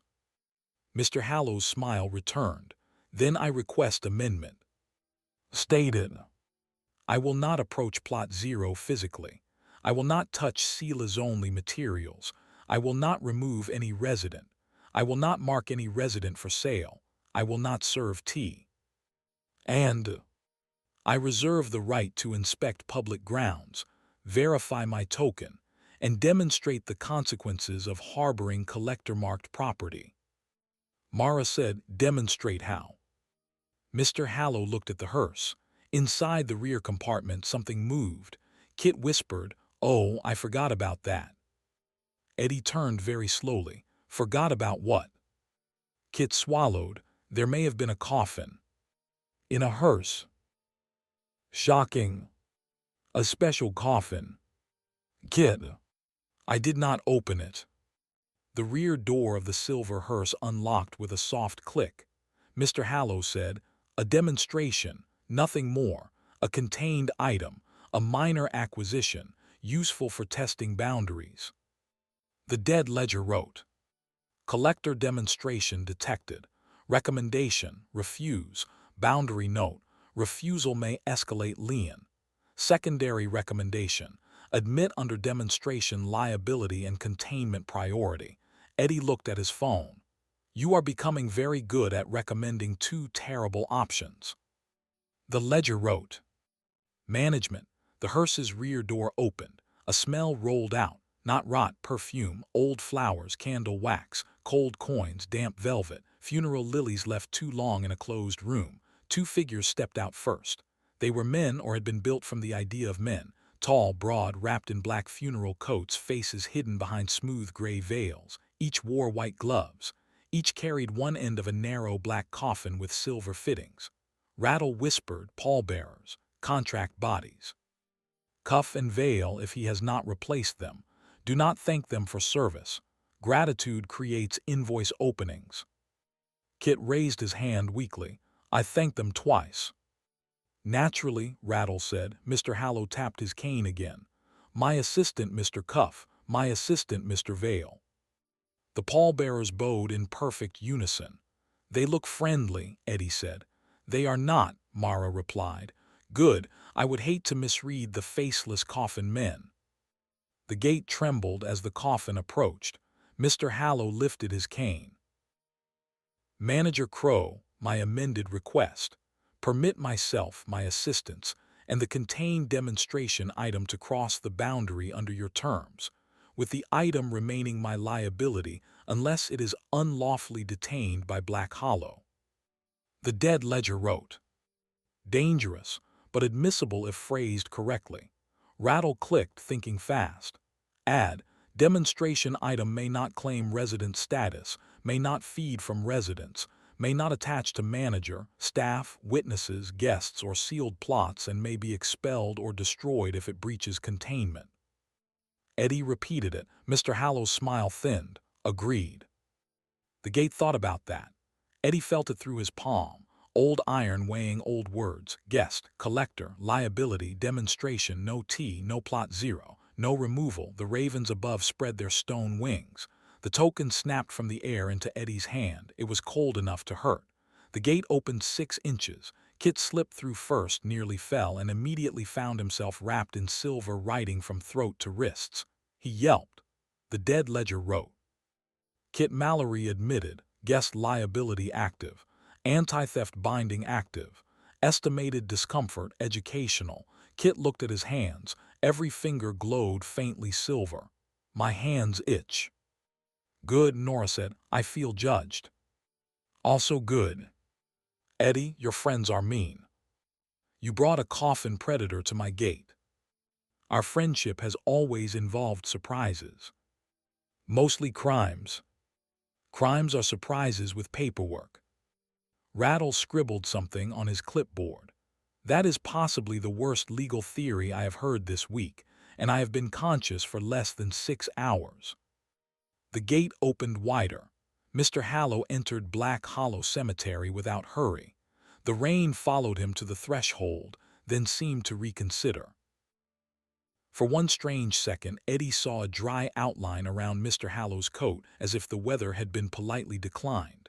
Behind him, Cuff and Vale carried the coffin through the gate. The moment the coffin crossed, every grave in the common rose sighed. Not all together, one after another. A ripple of unease under the soil. The dead ledger wrote. Collector party admitted under temporary terms. Demonstration liability active. Gate custody established for silver token. Recommendation, keep all idiots in sight. Eddie looked at Kit. Kit looked offended. Why does everyone assume that means me? No one answered, because no one needed to. The gate closed behind Mr. Hallow. Black Hollow had accepted the collector, and Eddie felt with immediate certainty that the cemetery did not like it. The main path seemed narrower with Mr. Hallow on it. The gravestones leaned away from him. The weeds went flat. Even the mist thinned around his shoes, revealing wet earth and old roots like veins. Mr. Hallow walked as if every step was an appraisal. Poor condition, he said softly. Boundary stress.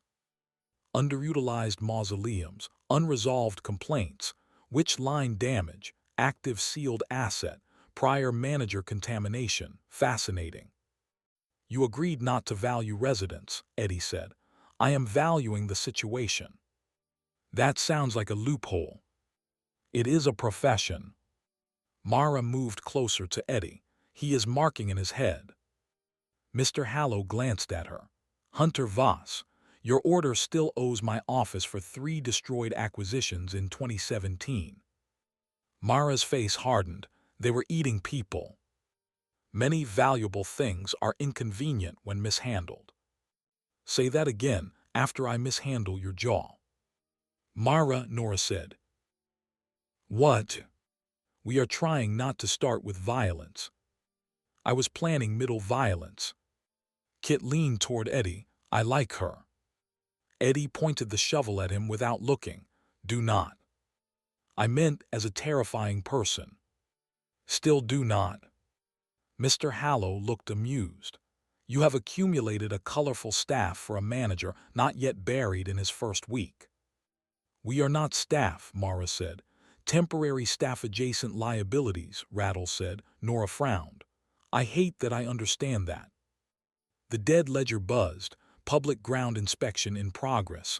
Monitor collector language. Monitor coffin. Monitor Kit Mallory. Kit threw up his glowing hands. This is harassment.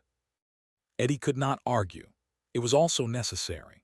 They moved toward the chapel grounds because Mr. Hallow requested neutral ground, and Rattle insisted that the chapel complaint station counted as neutral enough to become legally useful if someone screamed.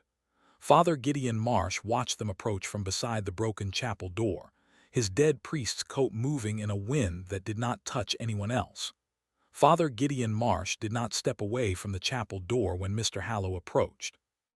That alone made Eddie respect him slightly more and trust him slightly less. People who did not move away from danger usually had either courage, secrets, or no remaining organs to damage. The dead chaplain's face was thin and gray. his eyes bright with the tired patience of a man who had heard too many last confessions and believed half of them. Rain passed through his shoulders in fine silver threads. The collar at his throat was torn, not by time but by fingers. "Collector," Gideon said. "Chaplain," Mr. Hallow replied. They spoke the words like old insults polished for company. Eddie glanced between them. "Do you two know each other?" "Everyone who works around the dead knows Mr. Hallow," Gideon said. "Most of us learn to pray before he learns our inventory." Mr. Hallow smiled. Father Marsh had a charming little habit of hiding valuable confessions inside hymnals, very sentimental, very inefficient. "I hid men from buyers. You hid assets from lawful recovery. They were souls. Souls are famously overdescribed." Mara's grip tightened on her chain. Nora's lantern flame bent toward Gideon as if it wanted to hear better. Kit looked from the dead priest to the collector and mouthed to Eddie, "Rich people are awful, even dead adjacent." Rattle lifted his clipboard. "For the record, Father Marsh filed 14 complaints against external collection activity before his death, 7 after his death, and 1 during his death." Eddie looked at Gideon. "During." Gideon sighed. "I had a pen in my hand." "Heroic," Kit said. "Petty," Rattle corrected, "but useful." The dead ledger added. Historical note: Black Hollow has previously repelled 3 collection attempts, 2 ecclesiastical seizures, 1 witch auction, and a municipal beautification committee. Most damaging incursion: Crowe's cooperation with external interests. Recommendation: remember that betrayal often arrives properly dressed. Mr. Hallow adjusted one glove. "Your ledger is becoming nostalgic. That is rarely healthy in a management system." "Neither is a hearse with business manners," Eddie said. Gideon glanced at him. "Careful, boy. Men like Hallow do not enter a graveyard to steal what is already loose.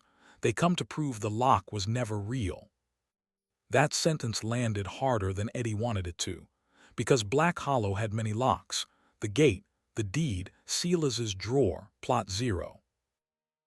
Eddie's own bloodline, apparently, which had been treated like a future invoice before he had learned to read. Mr. Hallow looked past Gideon toward the broken chapel. "Shall we begin? I do dislike keeping the dead waiting when they can be made productive." He had the patient face of a man who had heard every confession and believed half of them were poorly written. "Collector," Gideon said. "Chaplain," Mr. Hallow replied. "Still buying what does not belong to you. Still forgiving what should be itemized." Gideon smiled thinly. "I rarely forgive, I record. Forgiveness is above my former salary."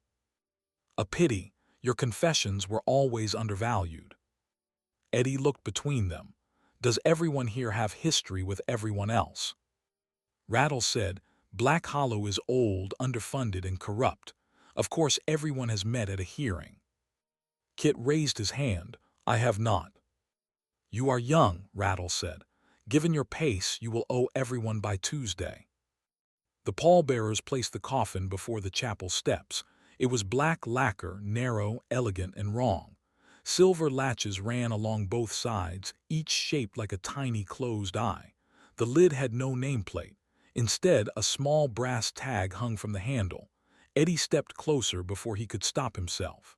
The tag read: "Temporary asset 8B, the unmourned guest status, unclaimed use, demonstration only." Nora lowered her lantern. "Unmourned." Mr. Hallow placed both hands on his cane. "A minor dead thing with no anchor, no family claim, no paid rest, and no legal owner. Very common, very sad, very useful." Gideon's voice became quieter. "There are no minor dead things." "There are only poorly managed ones," Mr. Hallow said. "The chapel bell, which did not exist, rang once." The dead ledger wrote: "Contained item agitation rising. Collector liability intact. Recommend reinforced observation." Eddie tightened his grip on the shovel. "What exactly is in there?" Mr. Hallow tilted his head. "A funeral guest who attended too many services and was invited to none." Kit made a small noise. Oh, that. Eddie turned to him. You knew. I suspected. Based on. The coffin whispering in the refreshment cabinet. Nora closed her eyes. You hid in a cabinet with a whispering coffin. Not with near, there were shelves. Kit, Eddie said, I was under stress and full of shortbread. The coffin knocked once from the inside. Everyone stopped talking. Another knock. Then a voice, thin and polite, spoke through the lid. Is this the service? Mara lifted her chain. Rattle wrote something so hard his pencil snapped. Gideon stepped toward the coffin. No. Mr. Hallow smiled. Now, let the demonstration breathe. The terms, Eddie started. The coffin latches opened by themselves. The lid rose. Cold air spilled out. A man sat up inside the coffin wearing a funeral suit that did not fit him. Not because it was the wrong size, because it seemed to have been tailored for several people and then argued with itself. One sleeve was black. One was gray. One lapel had a flower. The other had a strip of mourning ribbon. His face was pale and blank with features that shifted when Eddie tried to focus. Young, then old, then narrow, then broad, then no one at all. He turned his head toward the chapel. Is this the service? He asked again. His voice carried the fragile hope of someone who had arrived late and feared being noticed. The dead ledger wrote. Entity identified, unmourned guest. Type, parasitic attendance dead. Behavior, enters grief, steals names from sympathy, consumes unclaimed memory. Threat, moderate if contained, severe if emotionally fed. Eddie swallowed. Emotionally fed. Mr. Hallow said, do not pity him too deeply. He becomes what is offered. The unmourned guest looked at Nora. Did you come for me? Nora's lantern flickered. Mara moved in front of her. Do not answer. The guest looked at Mara. Did you come to stand guard? Mara's mouth tightened. Then the guest looked at Eddie. His face shifted. For one awful second, Eddie saw Barnaby Wren's grief. Then Mrs. Wren's cold sitting room. Then the faces of old people who had bought Eddie's fake promises because they were afraid of being alone after death. Did you come, the unmourned guest asked him, to guarantee peaceful rest? The words slid under Eddie's skin. Kit whispered, Eddie. The dead ledger flashed.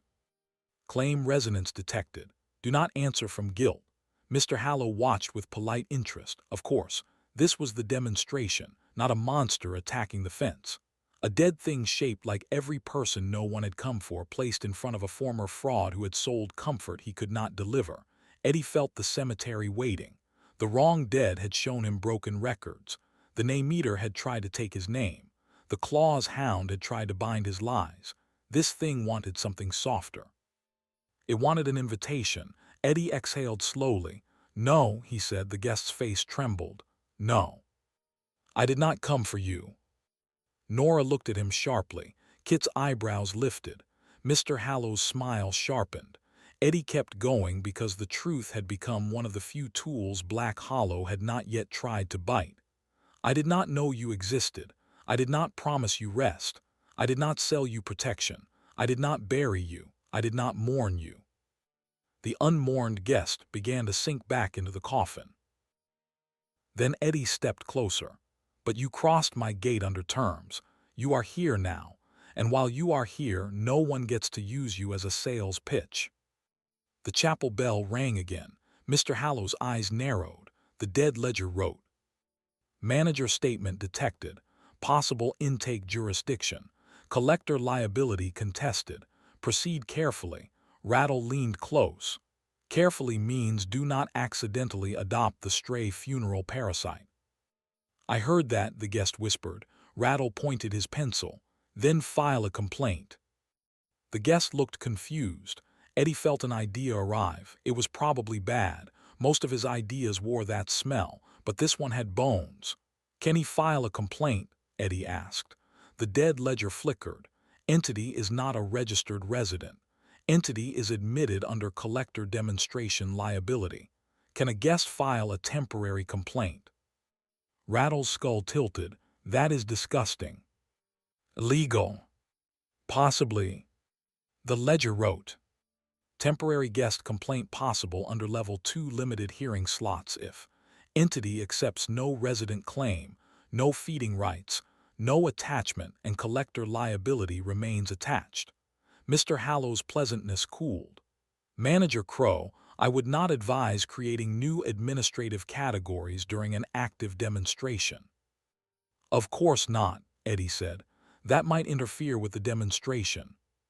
Precisely. Good, I hate demonstrations. Kit grinned despite himself. Mara said, "What are you doing?"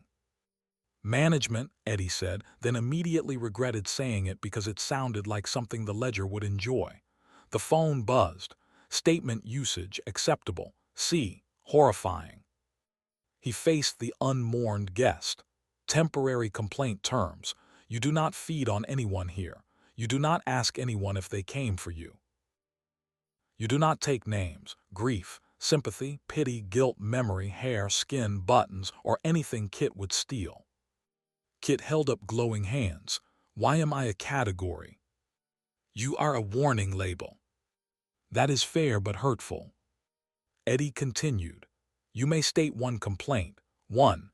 You may receive one hearing. Then you return to the coffin unless Black Hollow says otherwise. The unmourned guest looked at Mr. Hallow. For the first time, fear crossed his shifting face. He will sell me. Mr. Hallow sighed.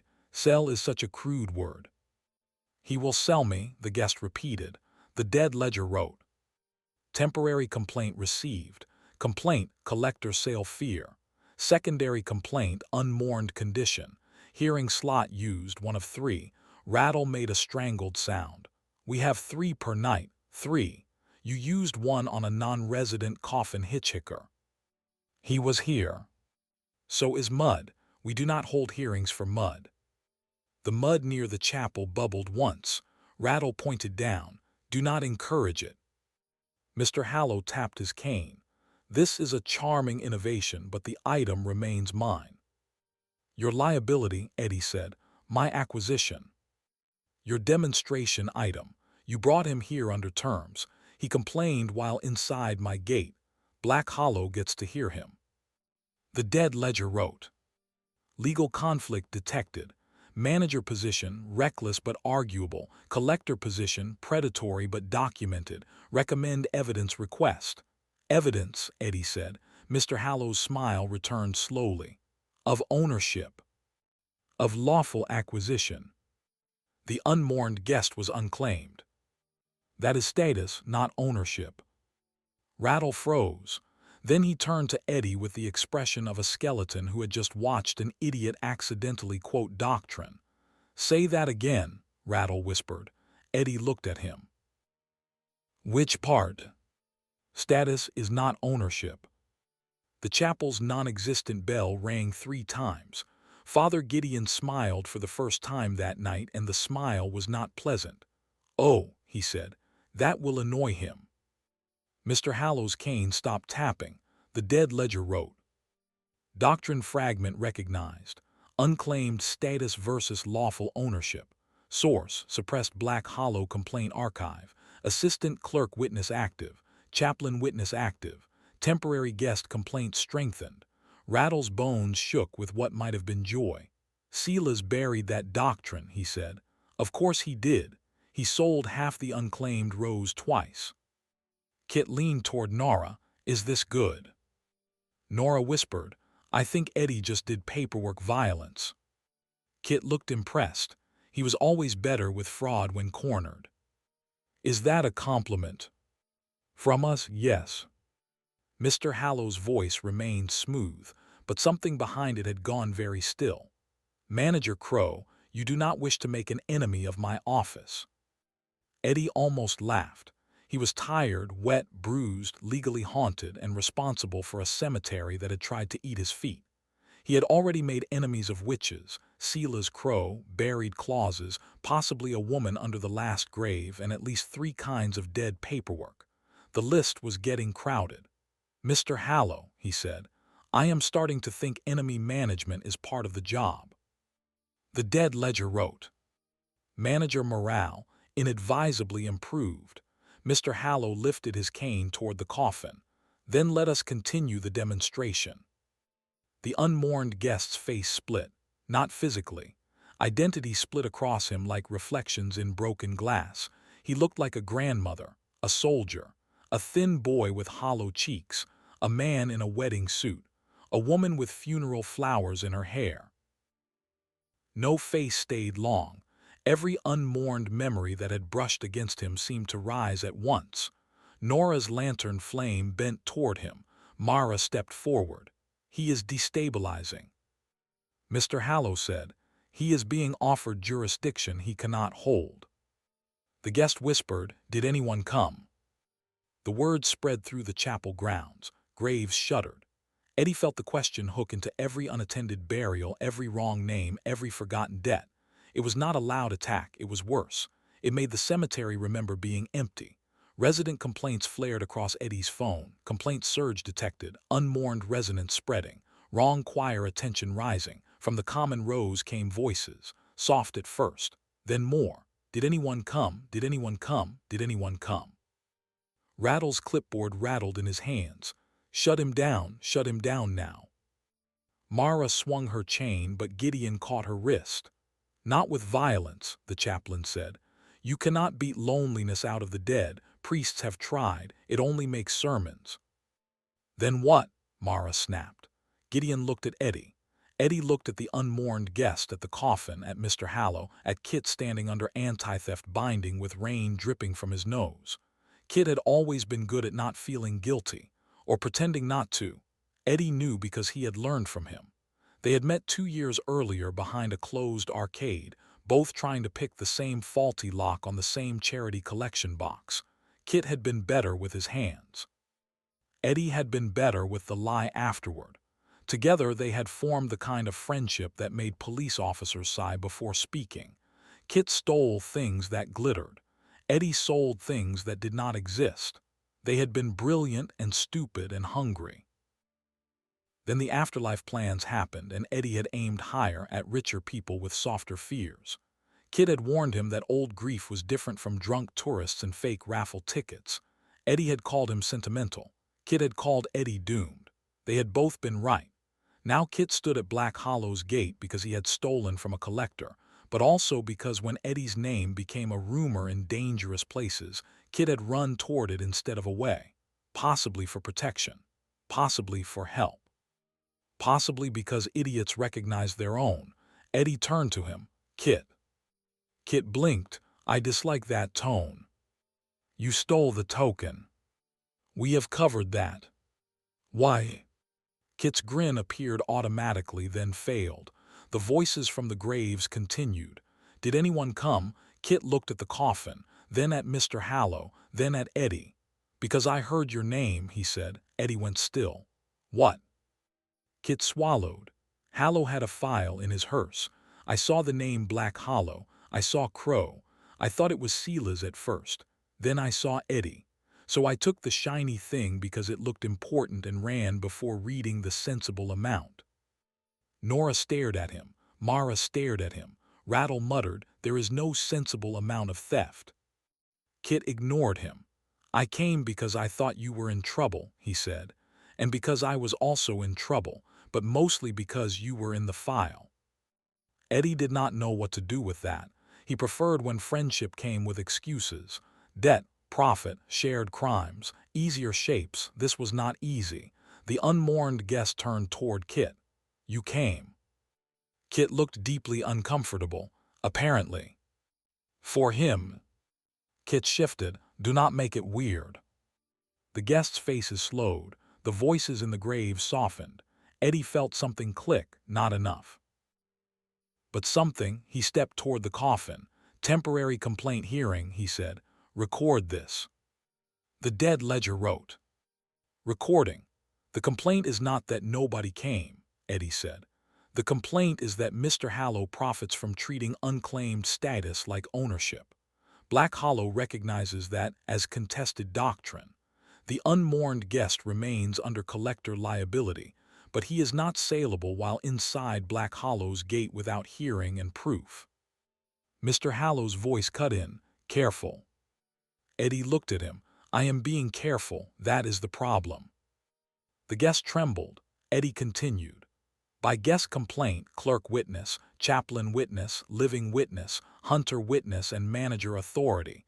No sale, no feeding, no claim transfer, no sympathy theft, no grief harvesting. Return to containment until proper review. Rattle leaned close. Close your phrase. Eddie raised the shovel. By name withheld, by grief denied, by gate allowed but not owned, wait. The chapel bell rang. The unmourned guest folded inward like a sheet being gathered, not screaming, not healed, not free, but contained. For a moment after the unmourned guest collapsed back into itself, nobody spoke. The silence was not peaceful. It was the kind of silence that comes after a door has been shut on something with fingers still inside. All around the chapel grounds, tiny lights blinked awake above the graves. One after another, pale dots, complaint lights. Eddie had seen them before in smaller numbers, but this was different. This was an audience realizing that the stage had a manager who might actually answer back. Rattle made a strangled clicking sound of professional excitement. Oh, that is going to generate paperwork. Beautiful, terrible paperwork. Do not say beautiful about paperwork, Eddie said. It encourages it. Manager, you have just contested external ownership doctrine in front of resident witnesses, staff witnesses, hunter witness, living witness, clerical witness, and one hostile collector. That is not paperwork. That is weather. Nora looked at the pale lights. Are those complaints? The dead ledger wrote. Resident complaint surge detected. Primary category, unclaimed status. Secondary category, sale without mourning. Tertiary category, nobody asked us. Recommended response, triage before screaming. Why is screaming always optional? Eddie asked. Because you keep doing it without administrative benefit. Kit stepped closer to the coffin. The anti-theft binding around his wrists brightened in warning. He stopped immediately and held both hands up. I was only looking. That sentence is on your future gravestone, Eddie said. Kit swallowed, eyes on the coffin. He had a room of them. Everyone looked at him. Kit's usual smile did not return. Hollow, not coffins exactly. Shelves, drawers, little boxes with names on them. Some had hair, some had teeth, some had tags. One was just a child's shoe with a price label tied to it. Nora went pale with anger. Mara's expression closed into something colder than rage. Gideon lowered his head as if hearing a prayer he hated. I thought he was a rich funeral ghoul, Kit said. You know, awful but normal awful. Then I saw Eddie's name in a file and Black Hollow stamped beside it. Then I saw a drawer marked first NAMES suppressed. Eddie felt the words move through him like a hooked wire. First names, the wooden block from the hidden testimony. The letter A, Seraphina's warning. Find the first name, Sela's buried. Mr. Hollow watched Kit without blinking. You rummaged in a private archive, the collector said. I was looking for something valuable, Kit said. Turns out moral horror has terrible resale value. Eddie turned to the dead ledger. Can we add that to the claim queue? Hollow has suppressed first name material. The screen hesitated, which Eddie had learned to hate. Possible relevance to sealed testimony. Evidence source, thief under binding. Reliability compromised. Usefulness, unfortunately real. Rattle scratched a note onto his clipboard with one finger bone. Filed as provisional intelligence. I will enjoy writing unfortunately real in a professional context. Mr. Hollow's smile became very thin. I advise against building a case from a thief's confession. Eddie looked at Kit, then at the coffin, then at the complaint lights spreading over the graves. Mr. Hollow, he said, if I only used clean evidence in this cemetery, I would have a shovel, a bad attitude, and approximately 6 minutes to live. The complaint lights pulsed once, as if several hundred dead residents approved of the legal standard. He sank back into the coffin. The latches closed. Silver light flared over the lid. The dead ledger wrote. Temporary guest complaint resolved. Collector resale rights suspended within Black Hollow boundary. Doctrine fragment restored. Unclaimed status is not lawful ownership. Resident complaint surge reduced by 18%. Wrong choir resonance delayed. Reward bone coins x4. Manager authority 15% to 17%. Progress to level 3. Locked until chapel integrity reaches 40%. Current level 2. Eddie exhaled. Then Kit said, "That was actually very good." The phone buzzed. "Do not encourage him excessively." "I agree with the rude book," Nora said. "You all wound me," Eddie said. "Still alive," Mara replied, "mostly wounded emotionally." "Those are not urgent." Mr. Hallow stood silent. For the first time since stepping through the gate, he looked not angry exactly. Interested. That was worse. Anger burned. Interest collected. "You have been improving," Mr. Hallow said, "against my will." "The best improvements often begin that way." "I prefer voluntary failure." Mr. Hallow looked at the coffin. "You have complicated a minor acquisition. You brought it into my cemetery. Under terms. Terms have teeth." Rattle made a small, approving click. Mr. Hallow's gaze moved to Rattle. "Silas taught him poorly if he left you available." "Silas did not teach me," Eddie said. "No," Mr. Hallow said. "He positioned you."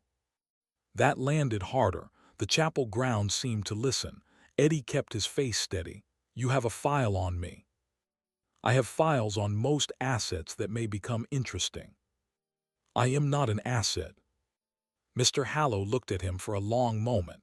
"That remains disputed." Mara's chain snapped taut. "Try marking him." "Hunter Voss, if I wanted to mark him, you would not see the ink until the funeral." Nora stepped forward. "You agreed not to mark residents." Mr. Hallow smiled at her. "Manager Crowe is not a resident." The dead ledger flashed. Threat ambiguity detected. Manager protection terms insufficient. Rattle slapped his clipboard. "Damn it." "Language," Gideon said automatically. Rattle turned on him. "You are dead, father. File a complaint." Eddie lifted the silver token in his palm. It still hurt to hold. "Mr. Hallow, your token remains in gate custody. Kit remains under guest liability. The unmourned guest remains contained under suspended resale rights. You have conducted your demonstration. You may leave." "Mr. Hallow looked amused again. "May I?" The gate behind him groaned. Black Hollow wanted him out. Eddie could feel that too. Mr. Hallow extended one gloved hand. "Return my token and I will." The dead ledger wrote, "Do not return token without resolving claim trail." "No," Eddie said. Kit mouthed, "Thank you." Mr. Hallow's hand remained extended. "That token belongs to my office. It is tied to an active claim trail involving my cemetery, my guest, and my name in your file. It stays in boundary custody until hearing." "On what authority?" Eddie felt the answer before the ledger gave it. Level 2 Manager Authority, Gate Custody, Active Collector Claim, Resident Complaint Spillover, and the fact that you were rude to my skeleton. Rattle placed one hand over his ribcage, professionally moved. The dead ledger wrote, "First 4 reasons valid, 5th reason emotionally satisfying but inadmissible." "Fine," Eddie said. "Strike the 5th." Mr. Hallow lowered his hand. "You are making this more expensive." "Good. I am new to this, but I understand rich people hate that." Nora smiled despite herself. Mara did not smile, but her eyes changed. Kit whispered, "That one was good." Eddie pointed at him. "No talking until your hands stop glowing." "They may never." "That would solve several problems." Mr. Hallow turned toward the coffin. Cuff and Vale lifted it without command. "Manager Crowe," he said, "do you know why collectors exist?" "Because some people looked at grief and thought, how do we invoice this?" Gideon made a sound that might have been a laugh. Mr. Hallow's smile did not move. "Collectors exist because the dead are rarely left alone. Families fight over bodies. Churches fight over souls. Witches fight over bones. Hunters destroy what they do not understand." Cemeteries fail, managers vanish, systems rot. Someone must preserve what can be preserved. By selling it. By pricing it, a price prevents waste. Nora's voice was quiet. A price also invites buyers. Mr. Hallow gave her a courteous nod. Correct. That was the most unsettling thing about him. He did not hide the ugliness. He polished it. He turned his gaze back to Eddie. Black Hollow has wasted itself for years. Silas understood that better than most. He sold badly, but he understood value. Silas sold my bloodline. Yes, a crude instrument, effective for a time. He buried records. Many managers do. He murdered staff. Mr. Hallow looked at Rattle. Some staff inspire administrative violence. Rattle snapped his teeth. Eddie stepped forward. Careful. Mr. Hallow looked pleased. There it is, territorial response. You are bonding with the property. The phone buzzed. Do not be observed emotionally. Too late, Kit whispered. Eddie ignored him. Mr. Hallow moved toward the path. The pallbearers followed with the coffin. The cemetery relaxed slightly with every step he took away from the chapel, but he did not go straight to the gate. He paused near the office path and looked toward the back of Black Hollow, where the fog thickened around Mausoleum Hill and beyond it, where Plot Zero waited. He did not approach. He had agreed not to, but he looked. The air around the cemetery went cold. From very far away beneath the last grave, Seraphina Black began to hum. One note, soft, warning or invitation. Eddie could not tell. Mr. Hallow closed his eyes as if tasting expensive wine. Ah, he said, there she is. Mara moved between him and the path. You agreed not to approach. I am standing still. Nora's lantern flame turned blue at the edge. Rattle whispered, he can appraise by resonance, not resident marking, asset recognition. We did not forbid recognition. Eddie's stomach sank. Mr. Hallow opened his eyes. For the first time, his face showed something close to hunger. You have no idea what is under that stone. Eddie thought of Seraphina's voice in the grave space. Trust what costs something. Lies try to be free. Neither do you, Eddie said. Mr. Hallow smiled. Not fully, but enough. The dead ledger wrote. Plot Zero attention spike. Collector resonance logged. Gate terms intact but insufficient for future encounter. Then future encounters can get better terms, Eddie said. Mr. Hallow turned back toward him. You assume there will be terms.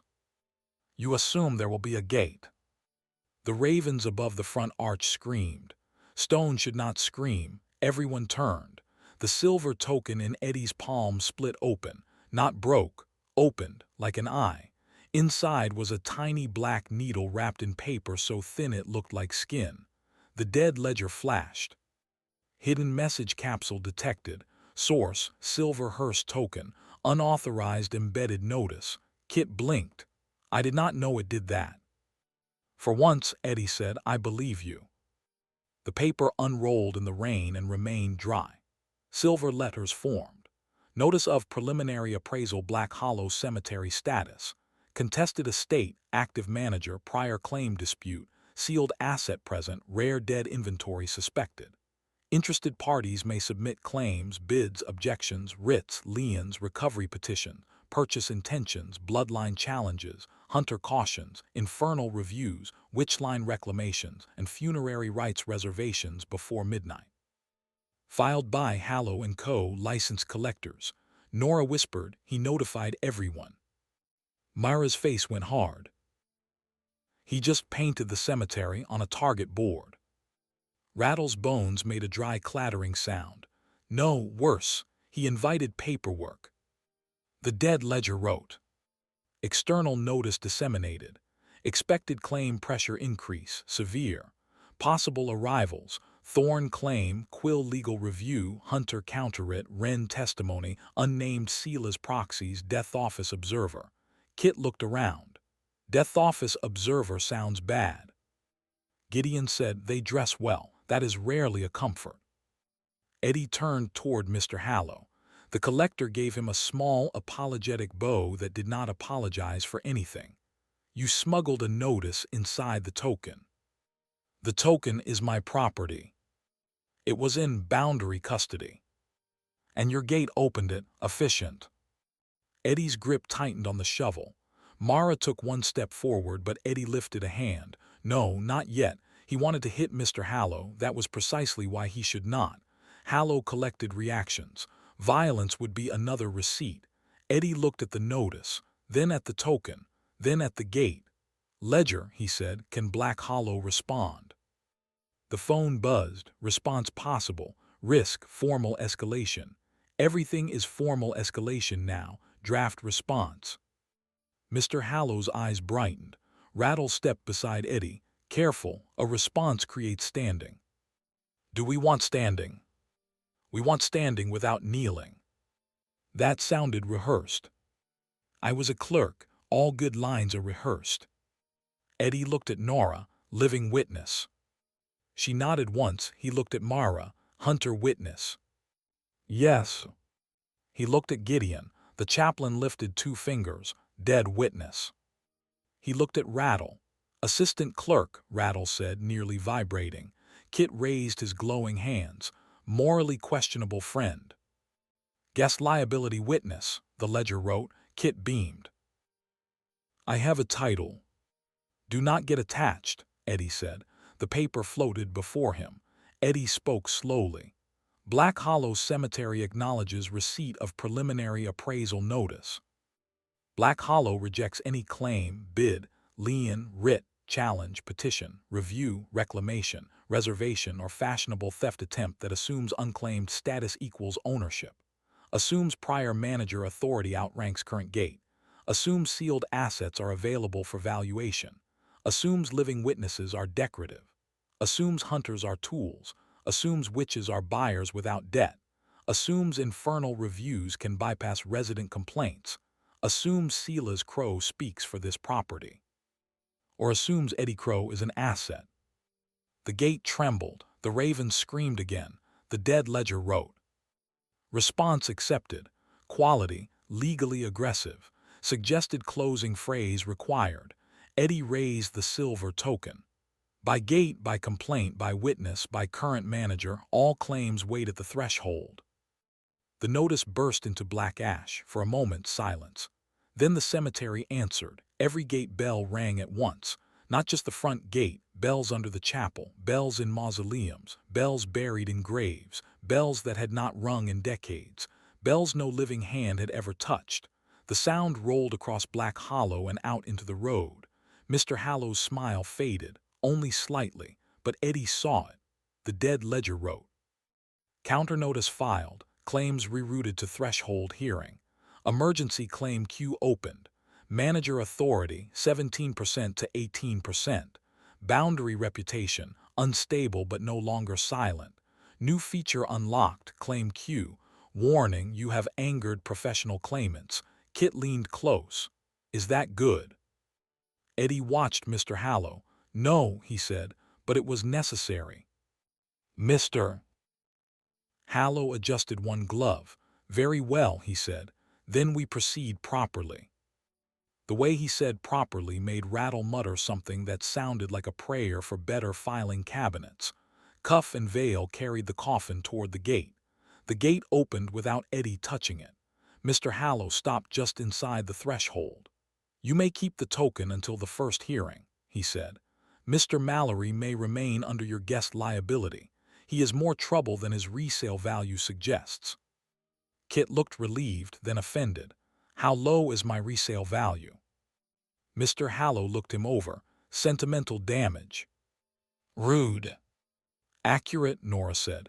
Mr. Hallow looked at Eddie one last time. You have delayed the inevitable. That is most of my life. No, Mr. Hallow said. Most of your life was avoiding consequence. This is different. Eddie said nothing, because that one hit. Mr. Hallow stepped outside the gate.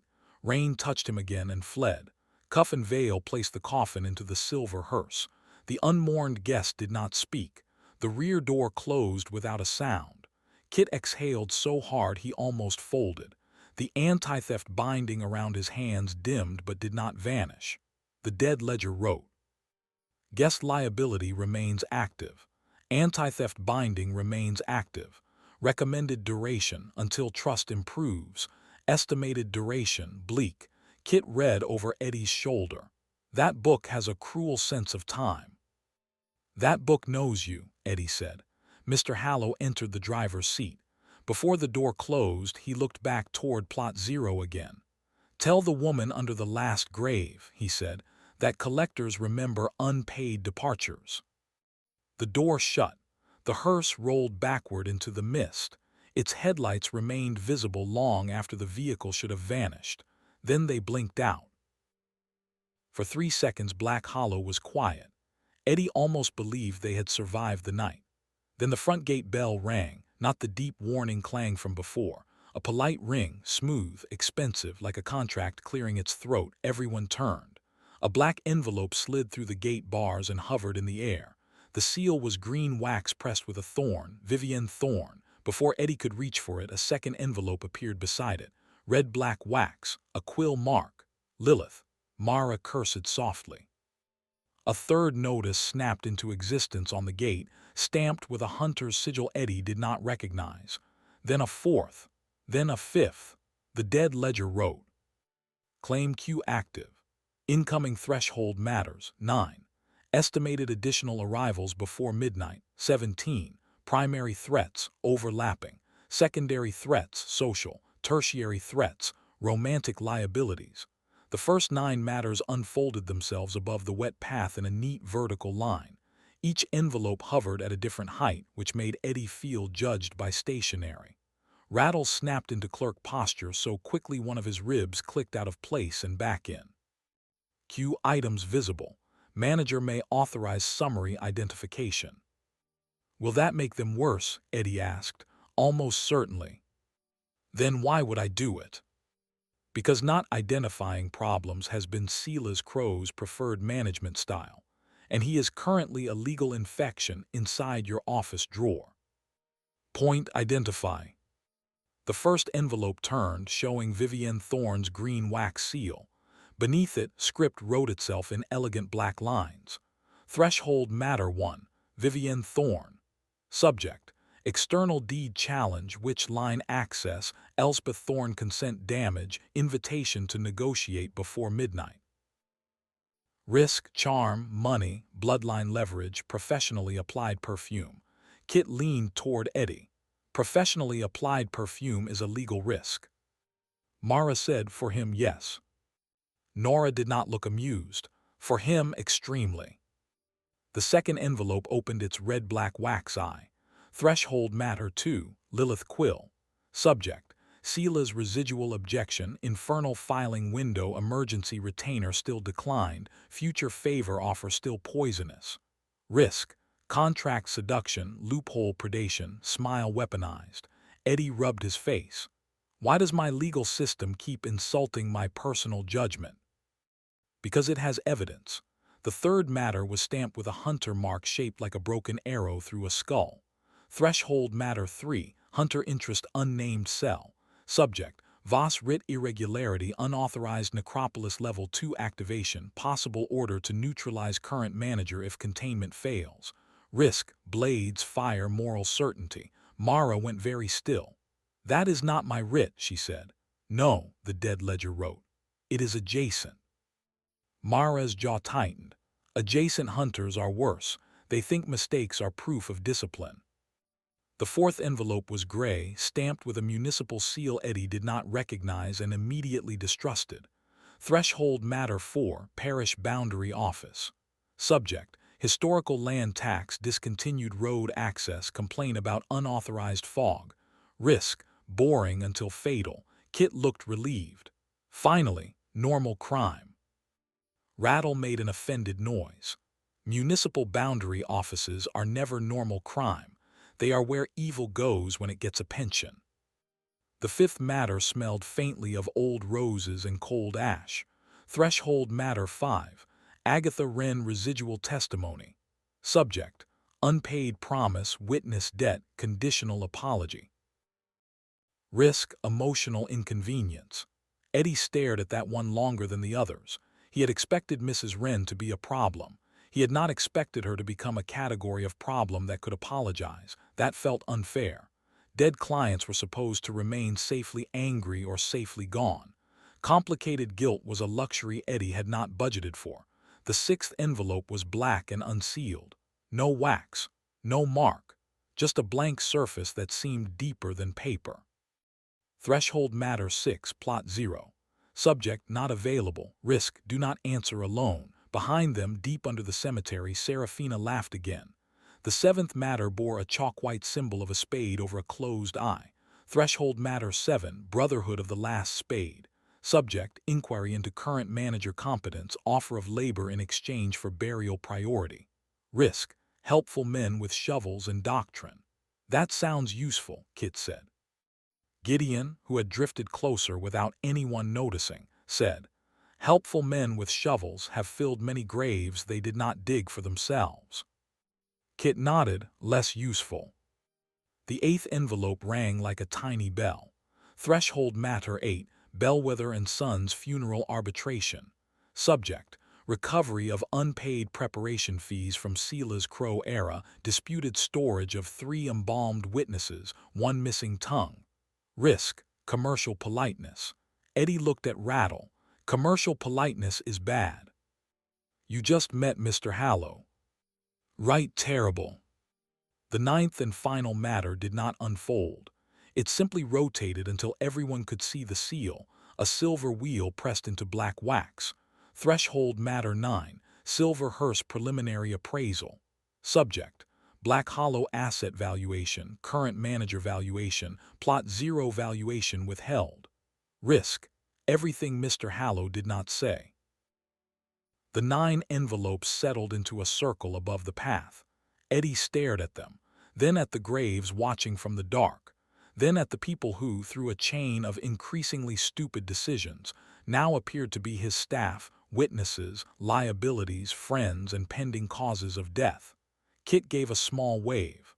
For what it's worth, I am willing to help. Rattle lifted his clipboard. Binding statement detected. Kit froze. No, wait, I meant emotionally.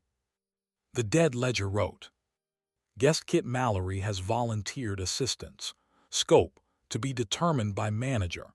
Anti-theft binding amended. Theft permitted only when filed as cemetery action, approved in advance and not stupid. Kit looked wounded. That last condition is oppressive. That last condition is your entire supervision policy, Eddie said. For the first time since the silver hearse arrived, Eddie felt the shape of something other than panic. Not control. He was not stupid enough to call it control, but structure. A queue, witnesses, staff, rules the enemy had to push against instead of walking through. Black Hollow was still starving, broken, and legally surrounded, but it was no longer silent. And Eddie was no longer standing alone at the gate with only a shovel and a talent for making things worse. That should have been comforting. It mostly made him wonder how badly he was about to disappoint everyone. Nora looked at Eddie. Mara looked at Eddie. Kit looked at Eddie. Rattle looked delighted in the way only a murdered clerk could be delighted by administrative disaster. Eddie stared at the hovering envelopes. Nobody say it, he said. Kit smiled. Say what? Do not. That this is what happens when you become respectable. Eddie closed his eyes. The gate bell rang again. From far behind them, under the last grave, Serafina Black began to laugh. Not loudly, not cruelly, softly, like a woman who had heard the first knock at a door she had been waiting centuries to open. The dead ledger wrote, Next recommended action, prepare for everyone. Eddie opened his eyes. The rain came down harder. Black Hollow Cemetery, newly level 2 and already publicly insulted, rang with claim bells, resident complaints, buried laughter, and the distant hum of a sealed woman who was awake enough to enjoy his problems. Kit leaned close. On the bright side, he said, I think your social life is improving. Eddie looked at him, then at the envelopes. Then at the cemetery that expected him to survive all of this with a shovel, a skeleton clerk, 2 witnesses, 1 hunter, a thief under anti-theft binding, and the worst legal education in history. I miss fraud, Eddie said. The dead ledger buzzed. Fraud misses you less. End of chapter 8.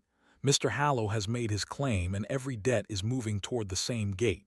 Subscribe and continue with chapter 9. Everyone arrives at once. Chapter 9. Everyone arrives at once. Eddie Crowe had discovered, over the past several nights, that Black Hollow Cemetery had many ways of being unreasonable. It could lock its gates. It could breathe through graves. It could turn his phone into a judgmental funeral appliance.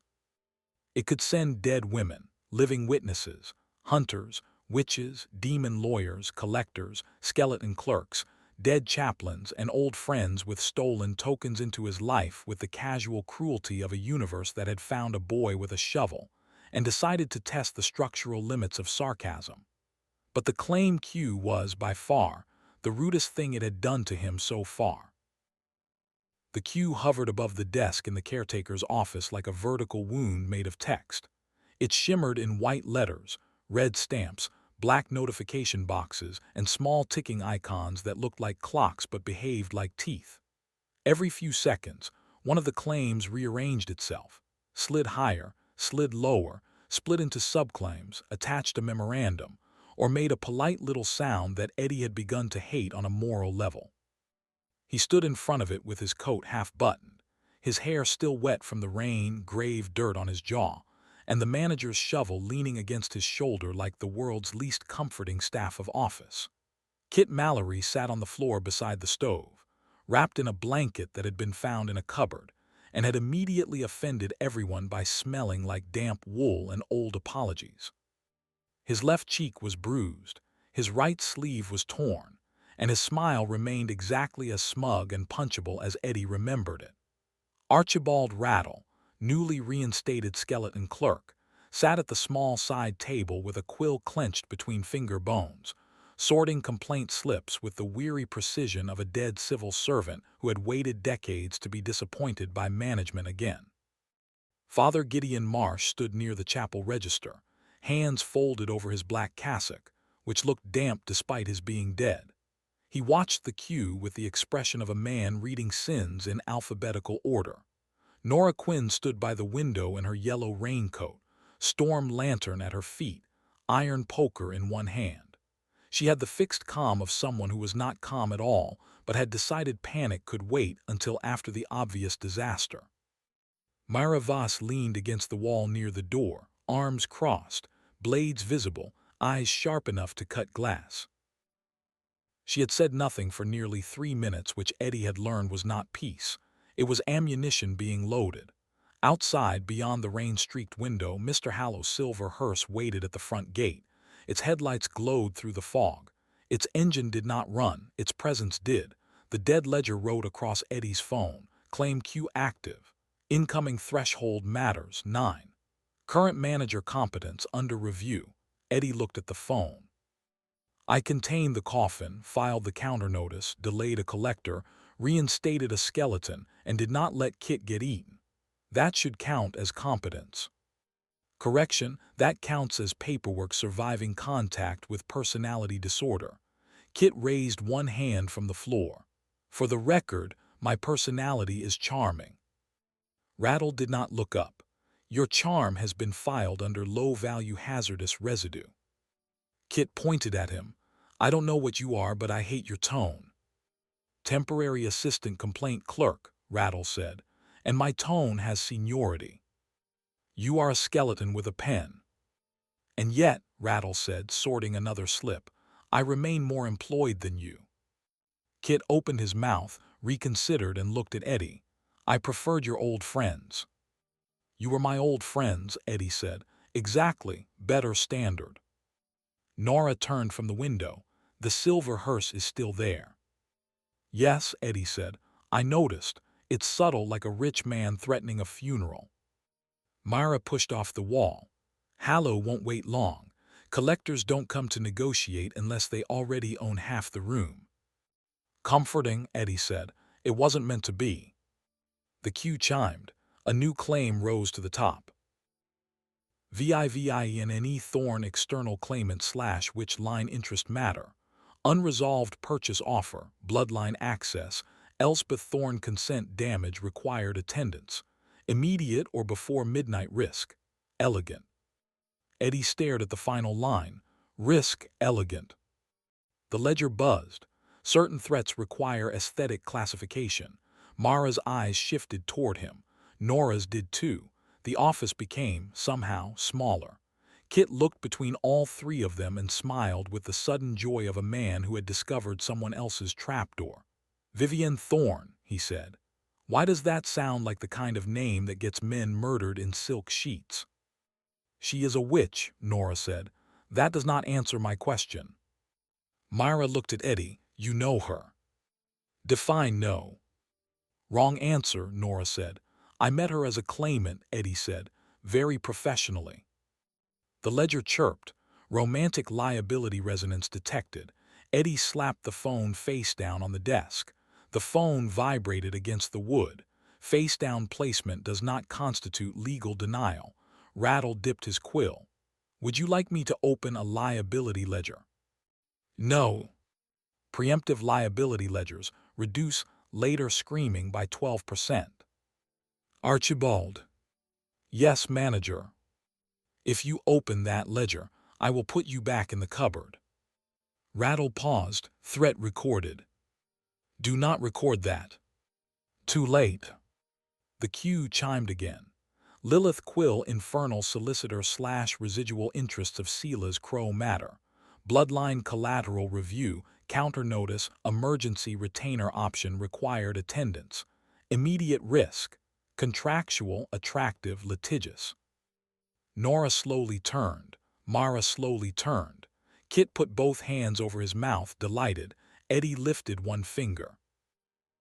Before anyone says anything, I would like to state for the room that the word attractive is the ledger's word, not mine. Manager pulse increased at claimant name. That is medically private. Not on cemetery property. Mara's voice was very flat. Demon lawyer. Infernal solicitor, Eddie said. That makes it worse. I didn't invite her. Nora folded her arms. Did you invite the witch? Technically, Black Hollow did. Did you flirt with the witch? Define flirt. Rattle raised one bony hand. As temporary clerk, I can provide a definition. No one asked you. The dead often don't. It has never stopped administration. The cue chimed a third time. Brotherhood of the Last Spade Grave Order / Emergency Boundary Labor Claim Matter. Unauthorized staff reinstatement, broken chapel access, bone debt representative. Brother Malcolm Spade risk, shovel-based. Father Gideon's brows lifted. Brotherhood, he said softly. Eddie turned to him. That's bad. It is complicated. People say that when bad has paperwork. The Brotherhood of the Last Spade used to maintain burial boundaries for places like Black Hollow. They are not priests, not hunters, not undertakers. Grave laborers with vows. They believe every border between the living and the dead must be dug honestly. Kit looked up. That sounds boring enough to be dangerous. They were useful, Gideon said, until Sela stopped paying them. Rattle's quill scratched.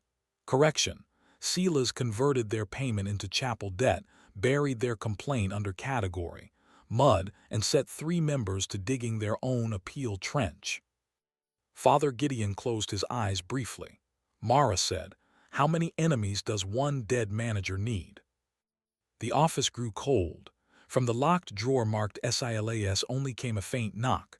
1, 2, 3, then Sela's Crowe's voice breathed through the wood. Quality over quantity. Everyone turned. Eddie lifted the shovel. I hate that drawer. Prior manager residual activity detected. We know. Prior manager attitude smug. We also know. The drawer went silent. The cue chimed again. BLLWATHER and SONS funeral arbitration mortal funerary trade claims / contractual processing rights representative. Theodore Bellwether III matter. Unauthorized handling of unmourned guest. Disputed hearse rights risk. Tedious. Kit groaned. Oh no. Eddie looked at him. You know them. I once borrowed a hearse from Bellwether and Sons. Borrowed. Temporarily liberated. Kid. It had a full tank. That felt like consent. Rattle wrote something down. Kit pointed at him. Do not put that in a file. Too late, Rattle said. The cue chimed. AGATHA Ren testimony continuation former boundary witness / conditional return case matter. Ren activation clause, fraudulent promise doorway, first payment risk. Personal. Eddie stopped breathing for a second. The office quieted. Mrs. Wren had been the beginning of all this. Her hand through the grave, her contract, her dry little voice under the soil, first payment received. He had sold her a lie. She had used it as a key. Nora's expression softened, but only at the edges. Mara watched him with less accusation now and more assessment. The queue kept moving. Parish Boundary Office Dead Ecclesiastical Jurisdiction / Chapel Integrity Claim Representative. None listed matter. Broken chapel, suppressed confessions, unauthorized sealed testimony risk. Sanctimonious. Father Gideon muttered, naturally. The cue chimed again. Hunter Interest Review Representative. Mara Voss / External Registry Pending Matter. Voss Writ, Naymeter Breach, Manager Risk Assessment Risk. Armed. Mara looked at the cue. I am standing here. Proximity does not resolve paperwork. It should. Common misconception among people with knives. Kit whispered, I like the book.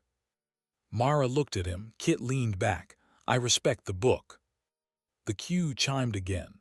Plot 0 sealed catastrophic asset restricted testimony matter. Waking pattern first name suppression, manager contact representative.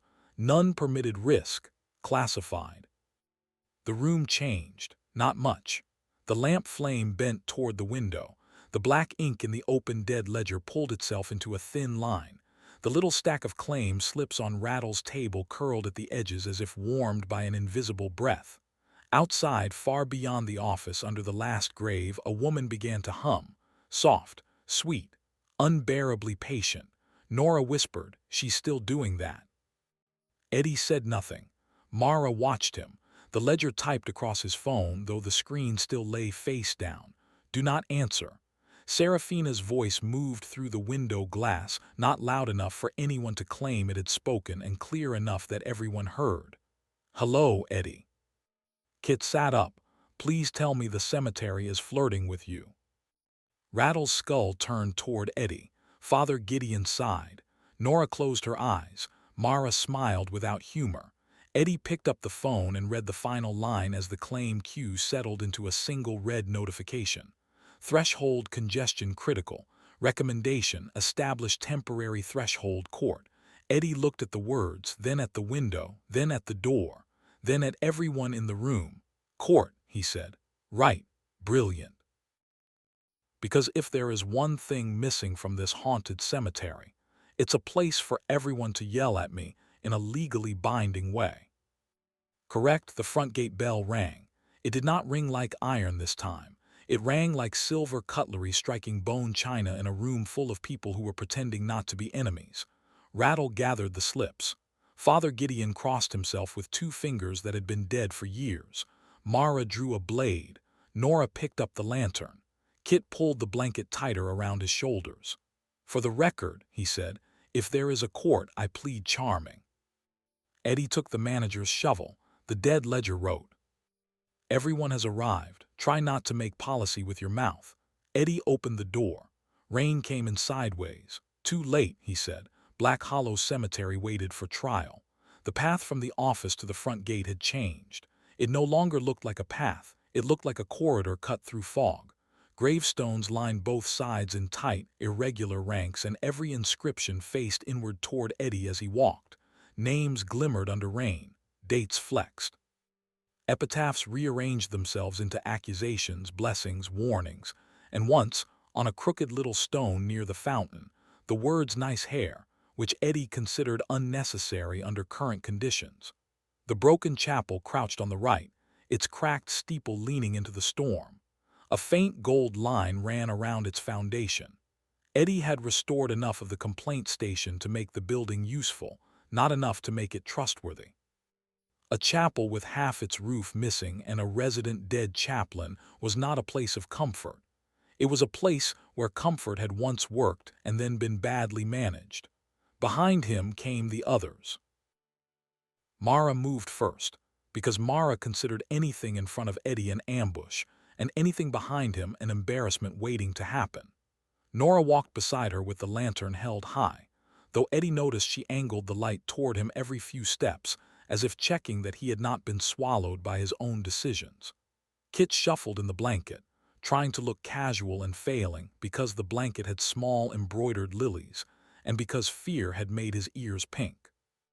Rattle walked with an armful of files and the offended dignity of a clerk forced outdoors.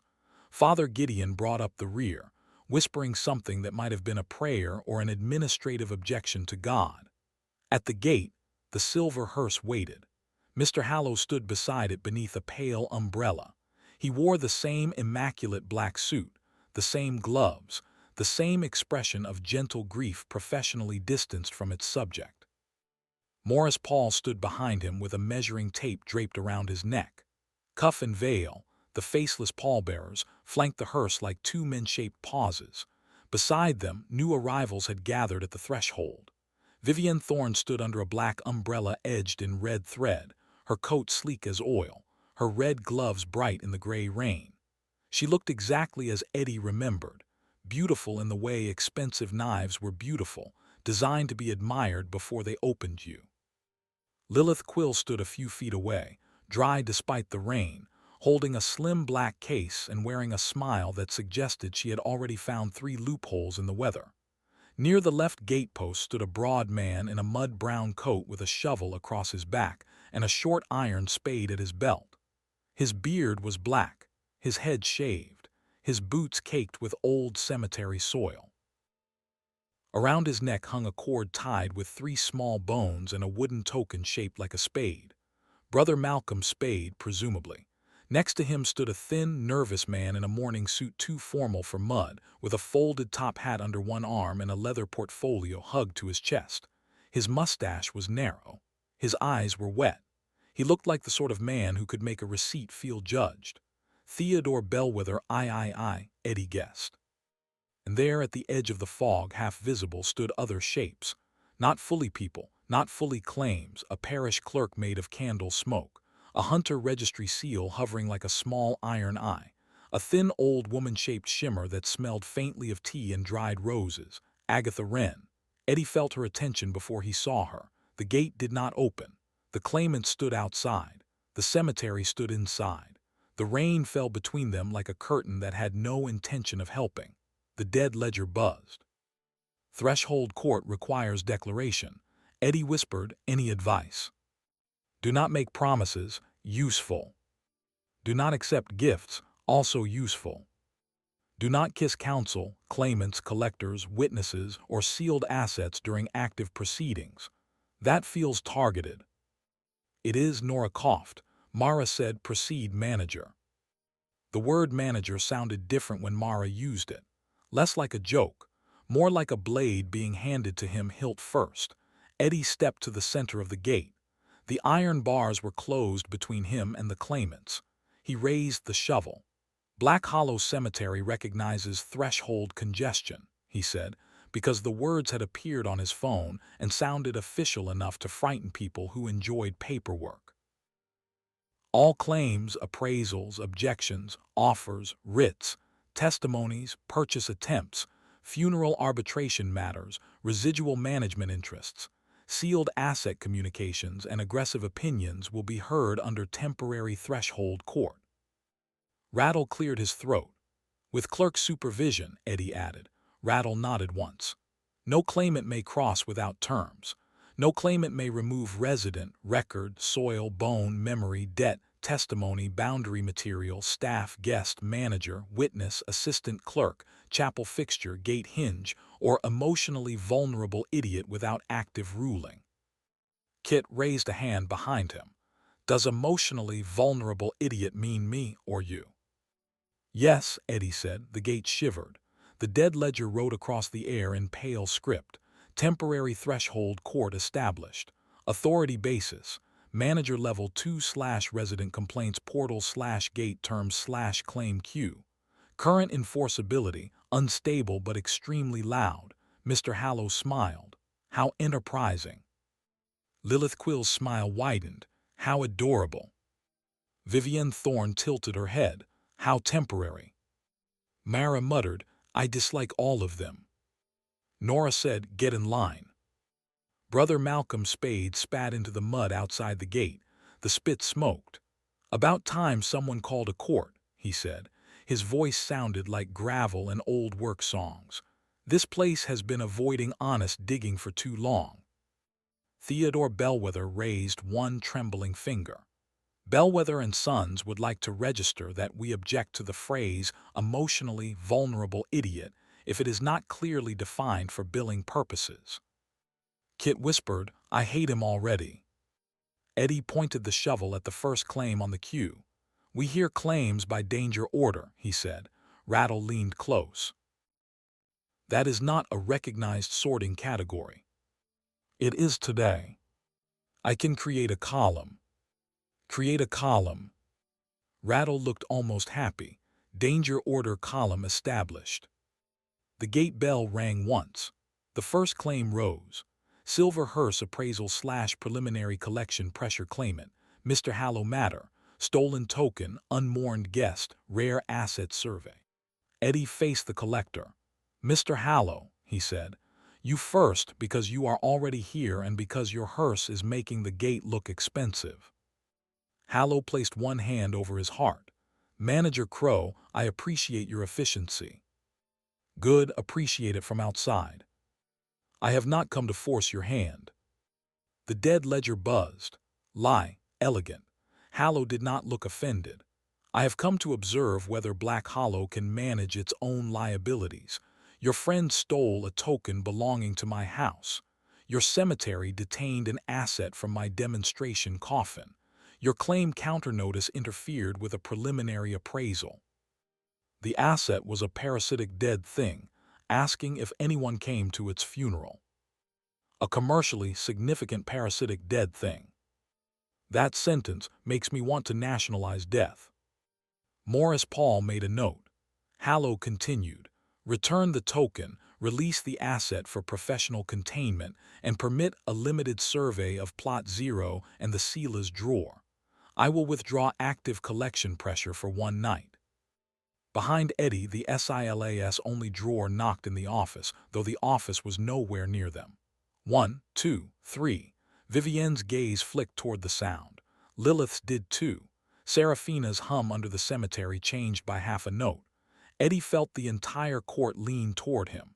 He lifted the silver token Kit had stolen. It hung from a chain in a little circle of dead light. Kit hissed, I risked several organs for that. You risked my organs by bringing it here. Friendship is complicated. Eddie held the token up. The token stays quarantined until the claim is resolved. The unmourned guest remains contained because it tried to feed on resident sympathy and my very limited emotional development. Survey denied. Plot 0 is restricted. Seala's drawer is restricted.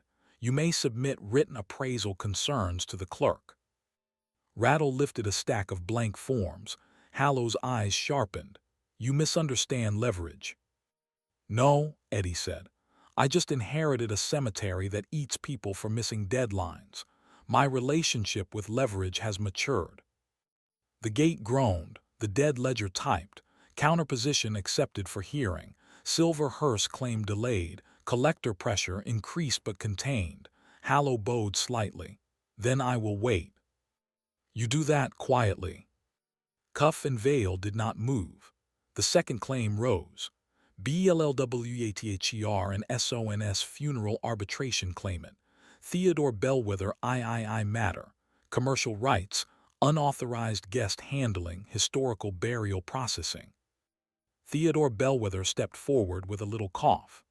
Bellwether and Sons wishes to clarify that any deceased or semi-deceased person transferred through, near, under, around, adjacent to, or emotionally associated with a licensed funerary transit instrument may fall within our processing remit, subject to customary fees. Eddie stared at him. Are you saying you own people if they pass near a hearse? Not people, Theodore said, offended. Cases. That is worse. It is precise. Kit leaned toward Eddie. I told you he was terrible. You stole from him. I steal from terrible people. It is my only moral system. Theodore opened his portfolio. A long sheet of paper unfolded, then unfolded again, then unfolded a third time and landed in the mud. Bellwether and Sons further objects to Mr. Mallory's repeated unauthorized borrowing of funerary equipment, including but not limited to one hearse, 2 mourning veils, a casket trolley, and a brass urn of great sentimental value. Kit frowned. The urn was empty. Theodore's voice rose. It was a display urn. Then it was professionally lonely. Eddie rubbed his eyes. Nora whispered, this is your friend. Unfortunately, Mara said, he explains so much. Kit looked wounded. I explain nothing. I am a mystery. Rattle added another sheet to the file. Eddie pointed the shovel at Theodore. Your claim is denied if it defines the dead as commercial cases without resident review. You may file an invoice for stolen mortal equipment against Kit Mallory personally. Black Hollow does not assume debt for people who arrive under guest liability after stealing things from funeral directors. Kit looked betrayed. Brother, you brought Mr. Hallow to my gate. Fair. Theodore brightened. So Bellwether and Sons may pursue Mr. Mallory. Outside the cemetery. Kit's face fell. Inside, Eddie said. He remains under guest liability and anti-theft binding. If he steals from you here, I will let the cemetery invent a consequence. Potential consequences available. Kit held both hands up. I respect property now. Lie desperate, that still counts.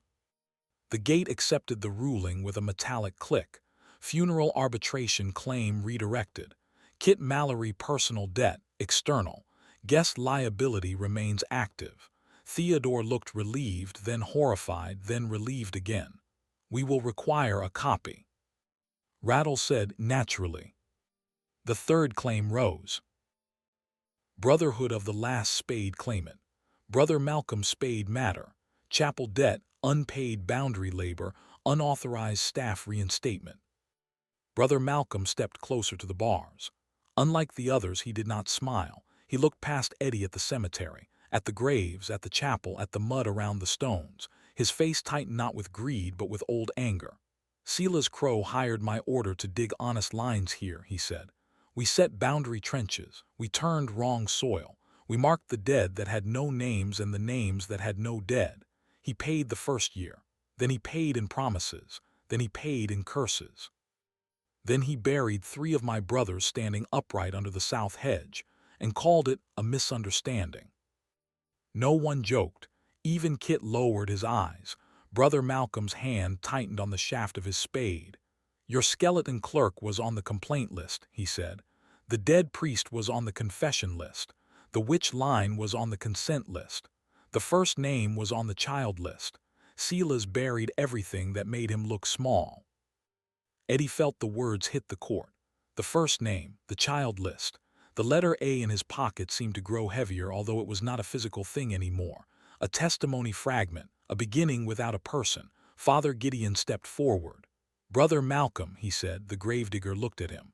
For a moment something old passed between them, disappointment maybe, or grief that had been waiting for someone to stop lying. Father Marsh, Malcolm said. You kept quiet. Gideon's face did not change. I kept records. You buried them. I hid them from Silas. Same dirt, different prayer. The chapel bell, broken since the beginning, gave a small cracked sound. The dead ledger wrote. Chapel integrity reacts to brotherhood testimony. Potential restoration available. Eddie watched the words. This was the opening, not a fight, a job. What do you want? Eddie asked. Brother Malcolm looked at him. Honest dig, honest witness, honest debt. The chapel was built to hear complaints. It was not built to hide them. Restore it enough to hear the first 3 buried labor claims, and the Brotherhood will not join Hallow's appraisal tonight. Mr. Hallow's smile thinned. Vivienne watched with interest. Lilith watched with legal appetite. Eddie glanced at the ledger. Restoration option, chapel complaint station integrity 28% to 40%. Cost, 7 bone coins, Brotherhood testimony, clerical file recovery, living witness affirmation, manager blood, 1 apology of substance. Eddie frowned. 1 apology of substance. Black Hollow recognizes hollow apologies as compost only.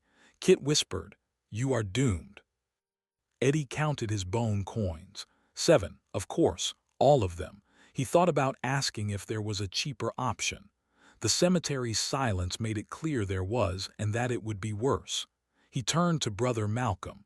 "If I spend everything I have on the chapel, you delay your claim and you help hold the threshold if the wrong choir pushes." Malcolm's eyes narrowed. "If the apology is real." "That is subjective." "So is burial. You learn to know the difference." Eddie hated that he understood. He looked toward the chapel. Its broken window stared back. Then he turned toward the graves of people whose complaints had been buried under categories like mud. "Fine," he said. The dead ledger buzzed. "Proceed to restoration." Eddie exhaled. "Proceed." The 7 bone coins rose from his pocket one by one. They spun in the rain, little dead moons with skull faces and root marks. Then they shot toward the chapel and sank into the foundation stones. The earth trembled. The chapel's cracked doors blew open. A smell rolled out: damp wood, candle ash, old hymnals, hidden rot. Rattle clutched his files. "Oh, how administrative." "Inside," Eddie said, "during court." "Court moves." Mobile court recognized. Myra muttered, "I cannot believe that worked." "Nothing works here," Eddie said. "It just becomes official while failing." They moved from the gate to the chapel with the claimants watching through the bars. Brother Malcolm did not cross. He stood at the threshold outside and pressed 1 palm to the iron because his claim had not been admitted. But his voice followed them, low and steady, reciting the names of the 3 buried brothers: Caleb Spade, Jonah Meyer, Peter Rook. With each name the chapel floor shuddered. Inside, the chapel looked worse in authority than it had in neglect. Broken pews leaned against one another. Rain came through a hole in the roof and fell into a stone basin filled with black leaves. The altar had been split down the middle. Behind it, the wall was covered in scratches. Not random scratches. Tallies, complaints, suppressed, filed, denied, buried. Father Gideon stood very still. Nora lifted the lantern. On the wall behind the altar, 3 spade marks glowed. Rattle set the files down on a broken pew.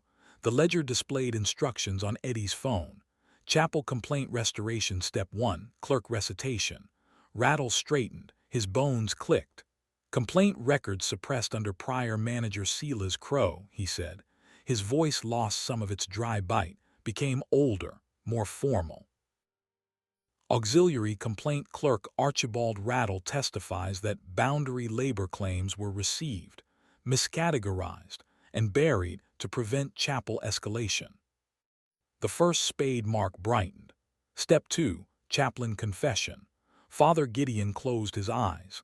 "I testify," he said, "that I accepted Sela's Crowe's instruction to delay confession records concerning boundary harm. I did so believing delay would preserve lives. It preserved silence instead." The second spade mark brightened. Mara's face hardened. Nora watched Gideon with a grief that did not belong to her and still cost her something. Step 3, living witness affirmation. Nora stepped forward before Eddie could ask. "I am Nora Quinn," she said. "Living witness. My grandmother said Black Hollow lied by sounding tired.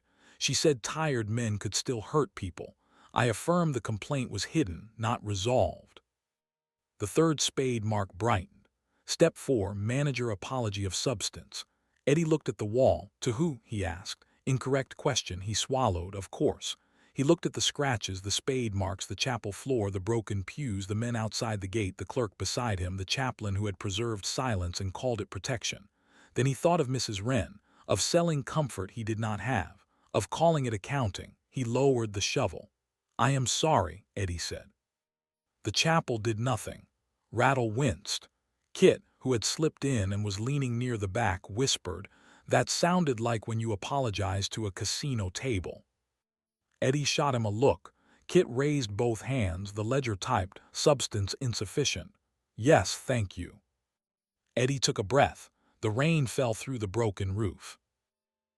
"I am sorry," he said again, slower, "that I thought paperwork was only dangerous when it belonged to someone powerful. I am sorry that I signed things because I was clever and hungry and thought consequences were for people with fewer exits. I am sorry Silas used records to bury people twice, and I am sorry that I recognized the trick because I used smaller versions of it on people who wanted to believe me." The chapel listened, so did everyone else. Eddie hated that. "I can't fix what Silas did tonight," he said. "I can't even fix half of what I did, but Black Hollow hears this complaint now.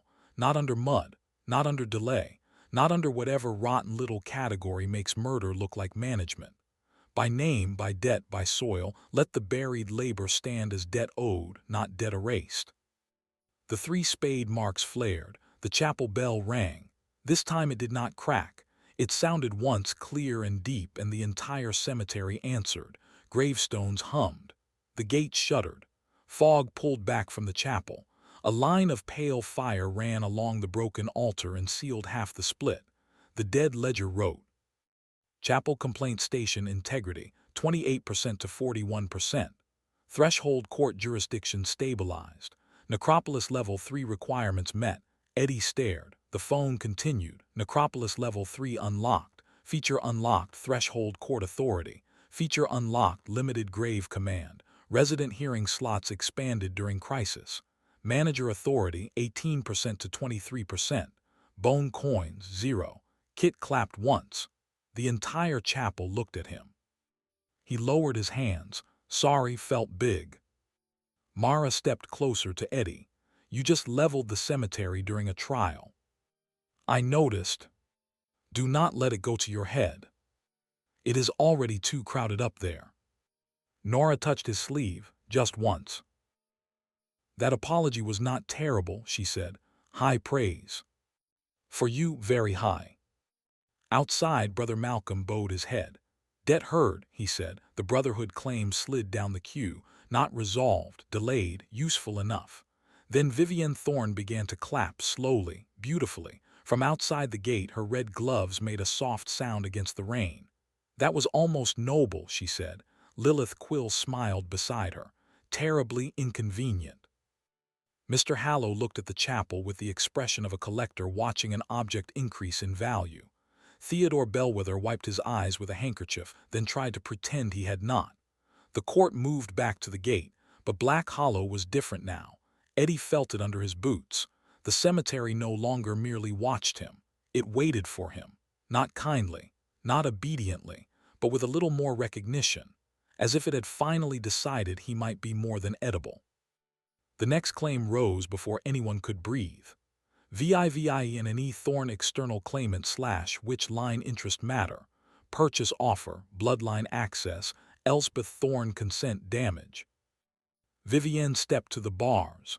Rain slid along her umbrella and fell in a perfect circle around her. She looked past Eddie at the chapel, then at the office, then toward the far back of the cemetery where Plot 0 lay sealed. "You are learning quickly," she said. "Everyone keeps saying that like it's a disease." "It may be." Nora stiffened. Mara's eyes narrowed. Lilith looked amused enough to be dangerous. Vivienne's gaze moved to Nora. "Miss Quinn." Nora lifted her chin. "Which?" "Neighbor," Vivienne replied. The word sounded like a downgrade and a threat at the same time. Mara shifted. "Thorne." Vivienne's smile sharpened. "Voss." "I was wondering when the knife would speak." The knife was waiting to see if the perfume was poisonous. "It is," Vivienne said, "but only socially." Kit leaned toward Rattle. Are they going to fight? Rattle said, the form is already prepared. Eddie stepped between the lines of sight because he had apparently learned nothing from being alive. Vivienne, he said, state your claim. Nora's eyes went to him, Mara's too. Lilith's smile became a blade. Vivienne noticed all of it, of course she did. On a first-name basis, she said softly. Eddie felt his survival instincts leave the building. Claimant Thorne, he corrected. The ledger buzzed. Recovery attempt late. Vivienne's smile did not move. My claim is simple. Black Hollow contains witch line debts attached to my blood. Sela's Crowe converted Thorne access into emergency anchor authority without consent. You heard part of Elspeth Thorne. You know the line was damaged. I request temporary access to witch line records and permission to inspect the anchor clause. For purchase. For correction.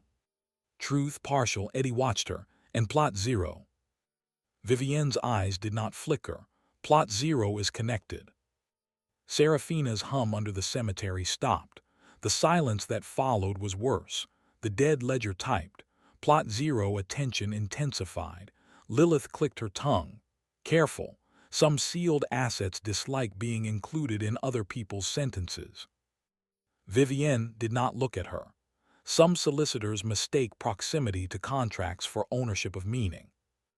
And some witches, Lilith said, mistake inheritance trauma for opportunity. Vivienne finally turned. You would know. The air between them tightened. Mara's hand went to her knife. Nora looked at Eddie in the universal language of fix this, idiot. Eddie lifted the shovel. Threshold Court recognizes claimant Thorne's request for witch line record access. Access granted under supervision for record inspection only. No purchase, no anchor alteration, no bloodline extraction, no plot 0 approach, no private conversations with sealed assets, no touching the deed, no touching me, no touching anyone's soul, hair, coat, knife, lantern, skeleton, or emotional vulnerability. Vivienne's eyes warmed. No touching you. Nora made a sound. Mara made a worse one. Eddie added quickly during proceedings. Recovery attempt, catastrophic. Kit whispered, I am so happy I came. Rattle wrote furiously.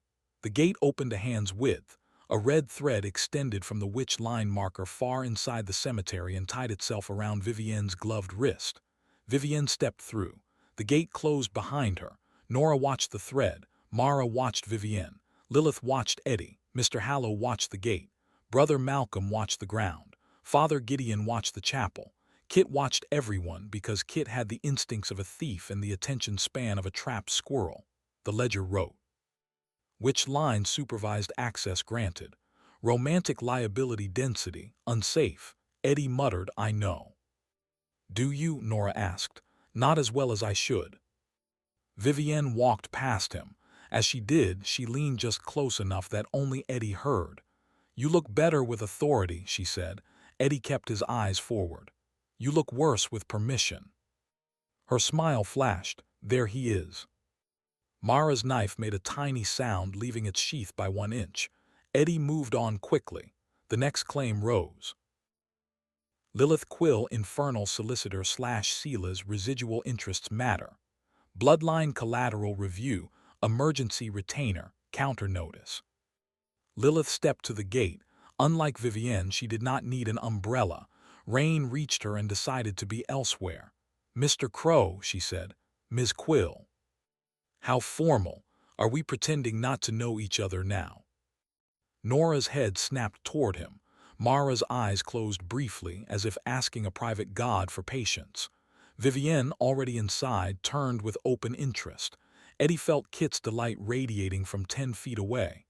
We know each other legally, Eddie said. Lilith smiled. That is often how the worst things begin. The dead ledger buzzed. Manager pulse increased. I will throw you in the fountain, Eddie told the phone. Water damage not applicable. Lilith lifted her black case. I request temporary counsel access to respond to Sela's Crowe's residual objection, review the new threshold court authority, and confirm whether your apology of substance altered bloodline liability. Did it? That depends how badly you meant it. I hate law. No, Lilith said. You hate consequences being literate. Rattle nodded, a useful distinction. Eddie pointed at him. No helping the demon lawyer. Clerks respect precision. Lilith continued. I will also note that Mr. Hallow's appraisal pressure and claimant Thorne's record access may interact with Silas's collateral interests. If I remain outside the gate, you risk making rulings without understanding who profits from them. Truth substantial. Eddie hated when she was useful. Terms, he said. Counsel access only. No soul contact. No emergency retainer. No blood. No future favor. No kissing anything into contract. No private access to Sila's drawer. Plot 0. Which line or my pulse? Lilith's brows lifted. Your pulse. The ledger keeps bringing it up. Understandably. Nora said Eddie. Right terms. Also no flirting during active proceedings. Lilith looked personally offended. Mr. Crowe, I am a professional. Lie theatrical. Lilith glanced at the phone. I dislike your device. Welcome to the club. The gate opened another hand's width. A black ribbon of script wrapped around Lilith's wrist. She stepped inside. Vivienne watched her enter. Nora looked at both of them. Mara looked at Eddie. Eddie looked at the sky and considered asking the rain to finish what the cemetery had started. The next claim rose. Hunter Interest Review Representative. Mara Voss/External Registry Pending Matter. Voss Writ, Manager Risk Assessment, Boundary Enforcement. Mara stepped forward. I'm inside already, she said. Hearing still required. Fine. I state for the record that the manager is reckless, overconfident, legally contagious, and currently surrounded by people who all want to use him. Objection, Eddie said. Rattle looked up. On what grounds? Tone. Denied. Mara continued. I also state that he has not willingly aided a breach, has repaired boundary damage, has refused sale and soul transfer, and has not opened Plot 0 despite being stupid enough to go there alone. Eddie's eyes narrowed. That was supportive and insulting. That's my range. Nora raised the lantern. Living witness supports the hunter's statement, with emphasis on stupid. I feel surrounded by process. Mara looked at the floating hunter seal outside the gate. Voss Writ remains active but disputed. I do not request authority to remove the manager. I request authority to strike any claimant who attempts unauthorized seizure of resident, witness, clerk, manager, or sealed asset during threshold proceedings. The Hunter Registry seal spun. The ledger wrote. Request compatible with gate terms revision. Hunter Enforcement Authority granted within threshold court, subject to manager witness and cemetery confirmation. Mara smiled. Not warmly. Several claimants looked less pleased. Eddie said, please don't enjoy that too much. I enjoy very little, Mara said. That is not comforting. It wasn't meant to be. The next claim rose. AGATHA Ren Testimony Continuation Matter. First payment, fraudulent promise doorway, boundary witness record. The old woman-shaped shimmer at the edge of the fog drew closer. Mrs. Wren did not look fully present. She looked as if someone had drawn her in steam and stubbornness. A lace collar, thin hands, sharp eyes, the faint scent of tea and dried roses. Eddie stepped toward the bars. Mrs. Wren. Mr. Crowe, she said. Her voice was the same as the first time he met her. Dry, controlled, able to make a biscuit feel interrogated. You look terrible, she said. I've been busy. You were busy when you cheated me. It did not improve the work. Eddie felt the hit land. He deserved it. No, he said, it didn't. Her expression changed by a fraction. Good. You are learning to stop decorating lies after they collapse. Kit whispered, she is terrifying. Customer service voice, Eddie whispered back. Never underestimate it. Mrs. Wren lifted one translucent hand. A thread of paper appeared between her fingers. The yellow claws, The one Eddie had signed. Silas wanted a Crowe who could be tricked by greed, she said. I gave him a Crowe who could be trapped by his own promise. There is a difference. Eddie swallowed. Did you know it would do this? I knew Black Hollow needed a living signature. I knew you were false. I also knew false doors still open if enough desperate people knock on them. Nora's face tightened. Mara said nothing. Mrs. Wren looked past Eddie toward the cemetery. The first payment was not money, she said. It was attention. You paid attention after you lied, most never do. The yellow paper burned in her hand without flame. Ash drifted through the gate. It formed a word in the mud at Eddie's feet. Attend. The ledger wrote. Boundary witness testimony received. Agatha Wren's status, conditional witness not hostile. Doctrine reinforced. False promise doorway does not grant mass ownership. Manager authority, 23% to 24%. Eddie looked at Mrs. Wren. Why me? She smiled, and for the first time it almost reached her eyes. Because, Mr. Crowe, you were cheap. Kit made a strangled sound. Mrs. Wren turned her gaze on him. He went silent. Also, she said, because you were not empty, just misused. Then she dissolved into rain. Eddie stood very still. Vivienne watched him. Lilith watched him. Nora did not touch him this time, but her lantern light stayed steady at his side. The next claim rose. Plot 0 matter, waking pattern, first name suppression, manager contact. Every candle in the cemetery lit at once. Not bright, not warm. Small flames appeared beside graves, along paths in broken niches, around the chapel, at the base of the mausoleums, across the unmarked field, and far back at the sealed plot Eddie had entered alone. The front gate went silent. Then Seraphina Black spoke from beneath the last grave, and this time her voice did not hide in glass or hum through soil. It moved through the whole court. They will all sound reasonable, she said. Vivienne's expression hardened. Lilith's smile faded slightly. Hallow looked delighted in the worst possible way. Mara drew her blade fully. Nora lifted the lantern higher. Seraphina continued, collectors collect, lawyers bind, witches bargain, hunters cut, witnesses regret, priests hide, friends steal, clerks file, managers choose. Eddie's grip tightened on the shovel. Seraphina, he said, the ledger flashed red. Do not engage. Seraphina laughed softly. There is the name again. You say it as if names are safe once spoken. A crack of pale light appeared far back in the cemetery. Plot 0, even from the gate Eddie saw it. A thin line across the sealed stone. The court reacted at once. Mr. Hallow took one step forward. Vivienne turned toward the back path. Lilith opened her black case. Mara moved to intercept. Nora said, Eddie. The dead ledger screamed across the air. Plot 0 seal integrity, 62%. Plot 0 seal integrity, 59%. Plot 0 seal integrity, 55%. The candles leaned toward the last grave. Then the wrong choir arrived. It did not come through the gate. It rose from the complaints. Every unresolved claim slip in Rattle's arms unfolded. Every complaint in the chapel whispered. Every name fragment Eddie had seen, every buried misfile, every debt unpaid, every resident who had been categorized incorrectly and left to rot under someone else's record began to speak at once. Not loudly at first, softly, politely. Like a waiting room full of dead people called by the wrong names. Did anyone come? That is not my grave, that is not my name. He signed me away, she is awake. Did anyone come? I paid, I never agreed. He buried the first name, she is awake. The whispers joined, layered, aligned. Became music without mercy. The wrong choir.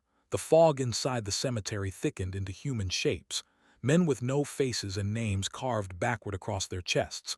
Women carrying headstones like mirrors, bodies with paper mouths, graves breathing in rhythm. The unmourned guests contained coffin knocked from its quarantine circle in the chapel. Rattle's files burst open. Complaint cascade, he shouted, sounding horrified and professionally alive. Father Gideon raised both hands. They are using the court. Lilith snapped, of course they are. The court gave them standing. Vivienne said, Seela's taught them how. Mr. Hallow smiled. Magnificent. Mara slammed the pommel of her knife into the gatepost. Less admiring, more killing. No, Eddie said. She turned. No. He heard himself breathing. The choir swelled. The candles bent. Plot 0 cracked again. Plot 0 seal integrity, 48%. No killing unless the cemetery confirms hostile seizure, Eddie said. Half of them are complaints. If we cut them all, we do Silas's work for him. Mara's jaw tightened. Then command them. Eddie looked at the phone. Limited grave command available. Warning, authority insufficient for mass compliance. How insufficient? Embarrassingly, helpful as ever. Nora stepped beside him. What do they want? To be heard.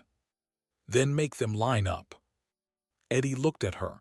Nora's eyes were bright in the candlelight. You made a court, she said. Use it. Kit appeared at Eddie's other side, blanket gone, face pale, hands quick. He held the silver hearse token. Eddie stared. Did you steal that back from quarantine? Borrowed. Kit. Listen, bad time, yes, but Hallow's token makes claimants wait for appraisal order. I saw Morris use it. It has authority. Stupid rich death authority, but authority. Rattle snapped. Unauthorized removal of quarantined asset. I know, Bone Man. Put it on my bill. Mr. Hallow's head turned slowly toward Kit. Kit swallowed. Preferably not his bill. Eddie took the token. It burned cold in his palm. The ledger wrote.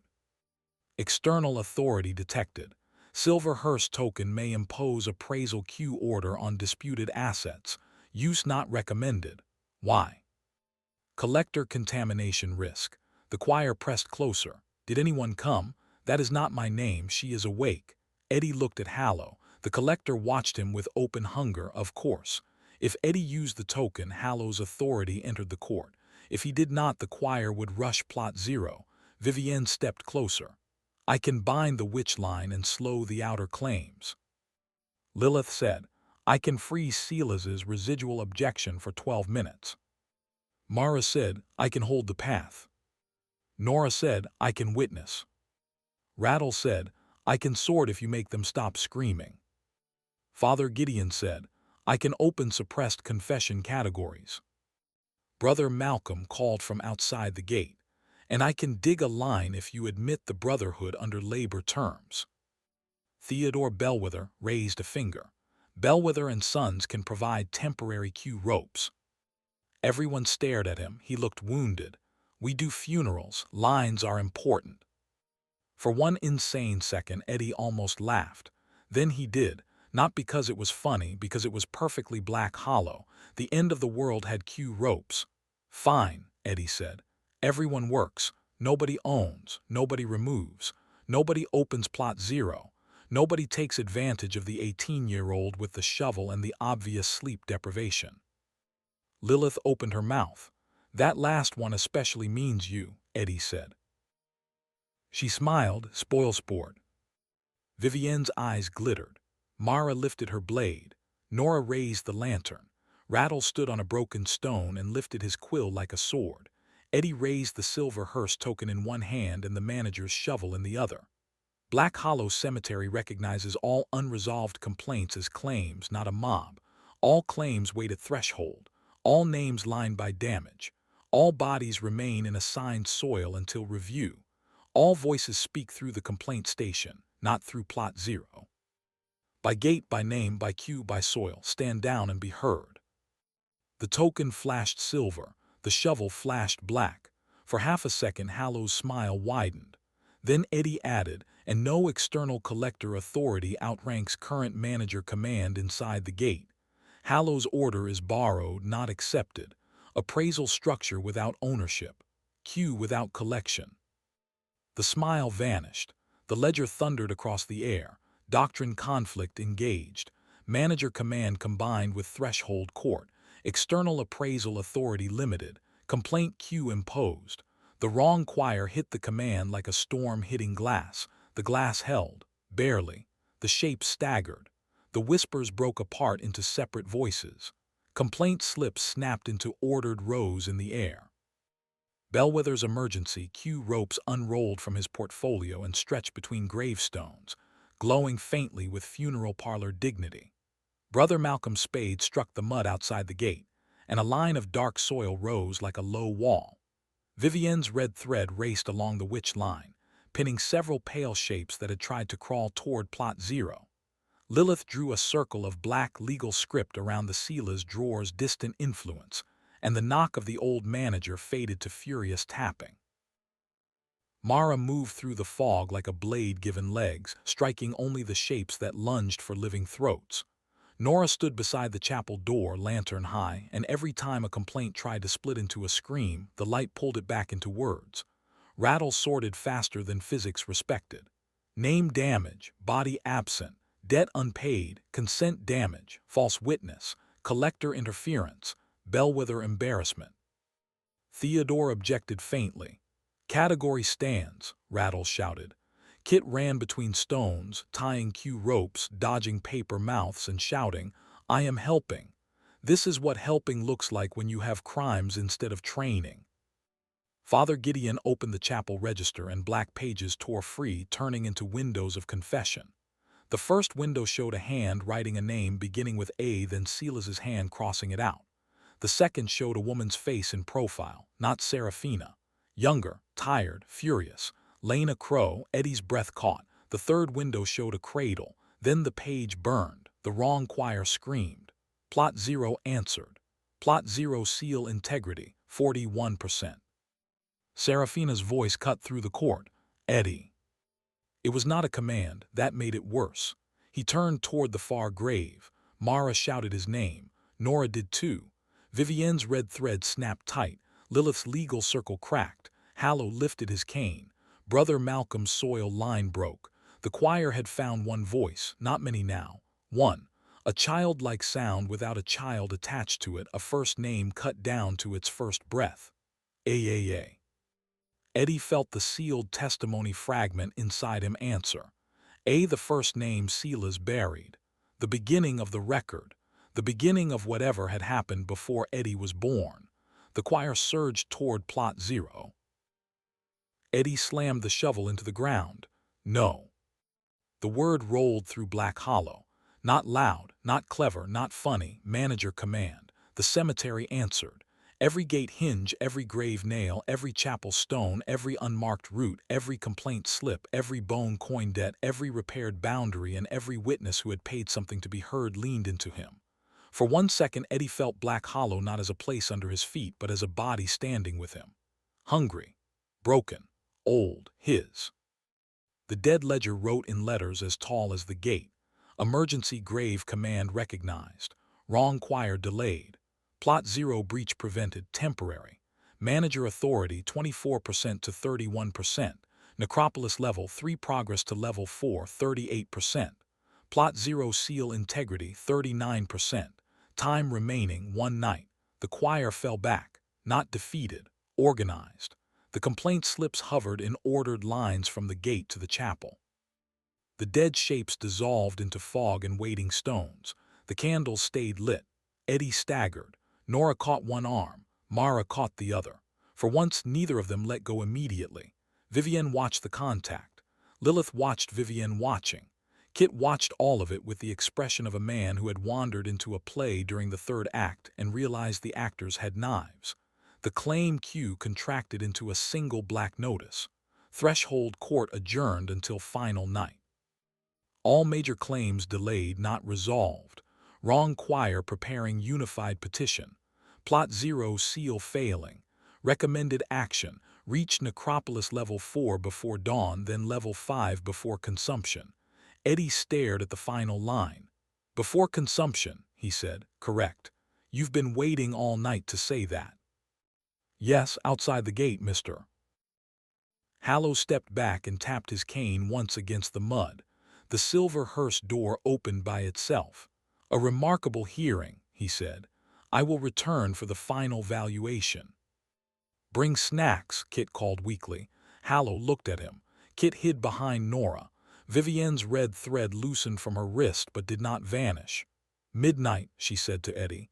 "You will need witch line access. Do not pretend otherwise." Lilith closed her case. "And counsel, do not pretend otherwise." Mara sheathed her knife. "And a weapon, that one you can pretend less." Nora looked at Eddie. "And a plan, try not to invent it after dying." Rattle raised his quill. "And forms." Father Gideon said, "And confession." Brother Malcolm said, "And a deeper line." Theodore Bellwether whispered, "And cue ropes." Eddie looked at all of them. Allies was too generous a word. Enemies was too simple. Claimants, witnesses, liars, hunters, thieves, clerks, priests, collectors, witches, lawyers, neighbors, ghosts. Black Hollow did not give him an army. It gave him a room full of arguments with legs. For a moment nobody moved, because nobody wanted to be the first person to admit that Eddie's plan had worked mostly by insulting every branch of the supernatural administration at once. Then Bellwether fainted politely. He did not fall badly. Funeral arbitration, Eddie learned, trained for graceful collapse. The man simply folded backward into his own cue ropes with a soft squeak and lay there with one hand still holding a receipt book. Kit pointed at him. "Can I steal his shoes if he dies?" "No," Nora said. "What if he comes back wrong?" "Still no." Rattle leaned over Bellwether's unconscious face and clicked his teeth. "Pulse present, shame severe. Shoes remain pending." "You people are strangling entrepreneurship," Kit muttered. Brother Malcolm stepped over a glowing rope and looked at Eddie with the uncomfortable calm of a man who had just watched an 18-year-old fraud invent emergency jurisprudence in a cemetery under siege.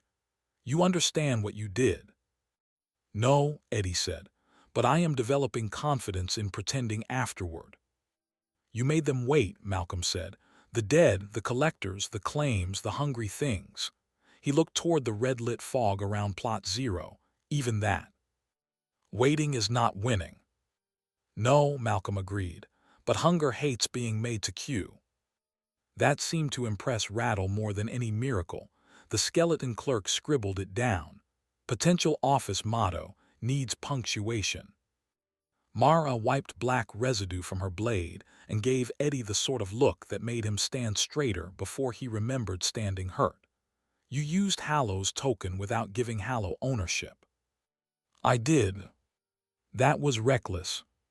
"Yes." "Clever." "Also yes." "Do not look that pleased." Eddie immediately looked more pleased.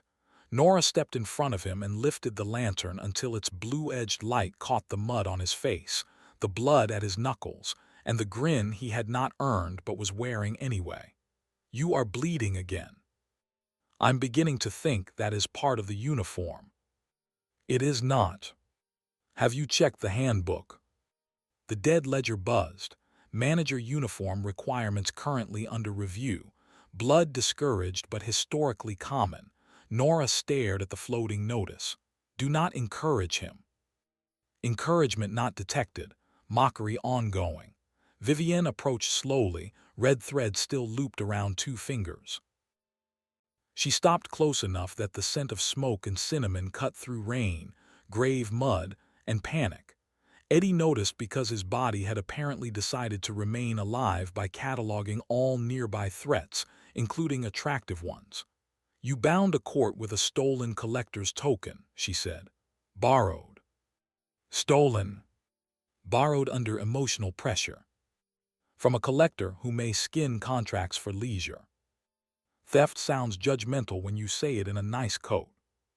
Vivienne's smile touched one corner of her mouth. "You are learning to lie less badly." "That sounds almost affectionate." "Do not become excited. It was professional concern."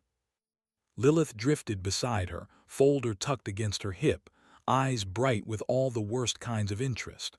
Professional concern usually costs by the hour. Affection costs more. Nora's lantern flame snapped blue. Mara's eyebrow moved.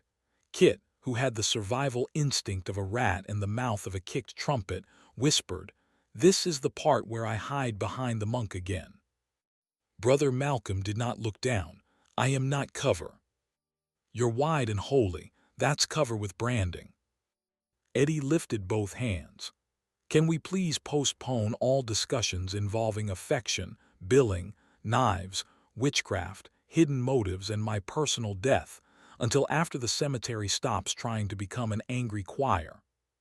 The dead ledger answered, request logged, request denied, all listed subjects remain active. Rattle underlined something in his ledger. Efficient summary. Father Gideon had not laughed. The dead chaplain stood near the chapel door, one hand against the frame, watching the confession windows fade into black glass. The first name is not merely a name, he said. The casual noise thinned. Eddie looked at him. Then what is it? An anchor. Gideon's voice was low.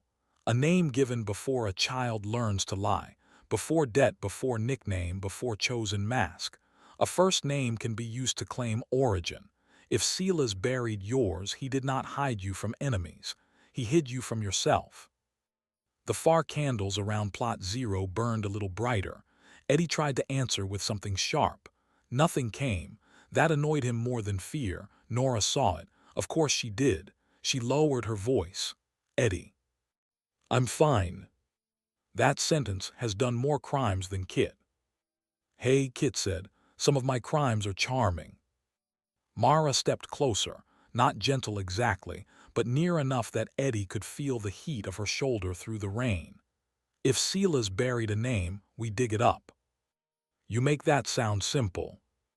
It is not simple, Mara said. It is work. I like work better than prophecy. Vivienne's red thread tightened around her glove. And if the buried name belongs to a bloodline clause, digging it up may wake every creditor tied to Silas. Lilith smiled, several of whom have excellent legal representation. Do you ever get tired of being ominous? Eddie asked.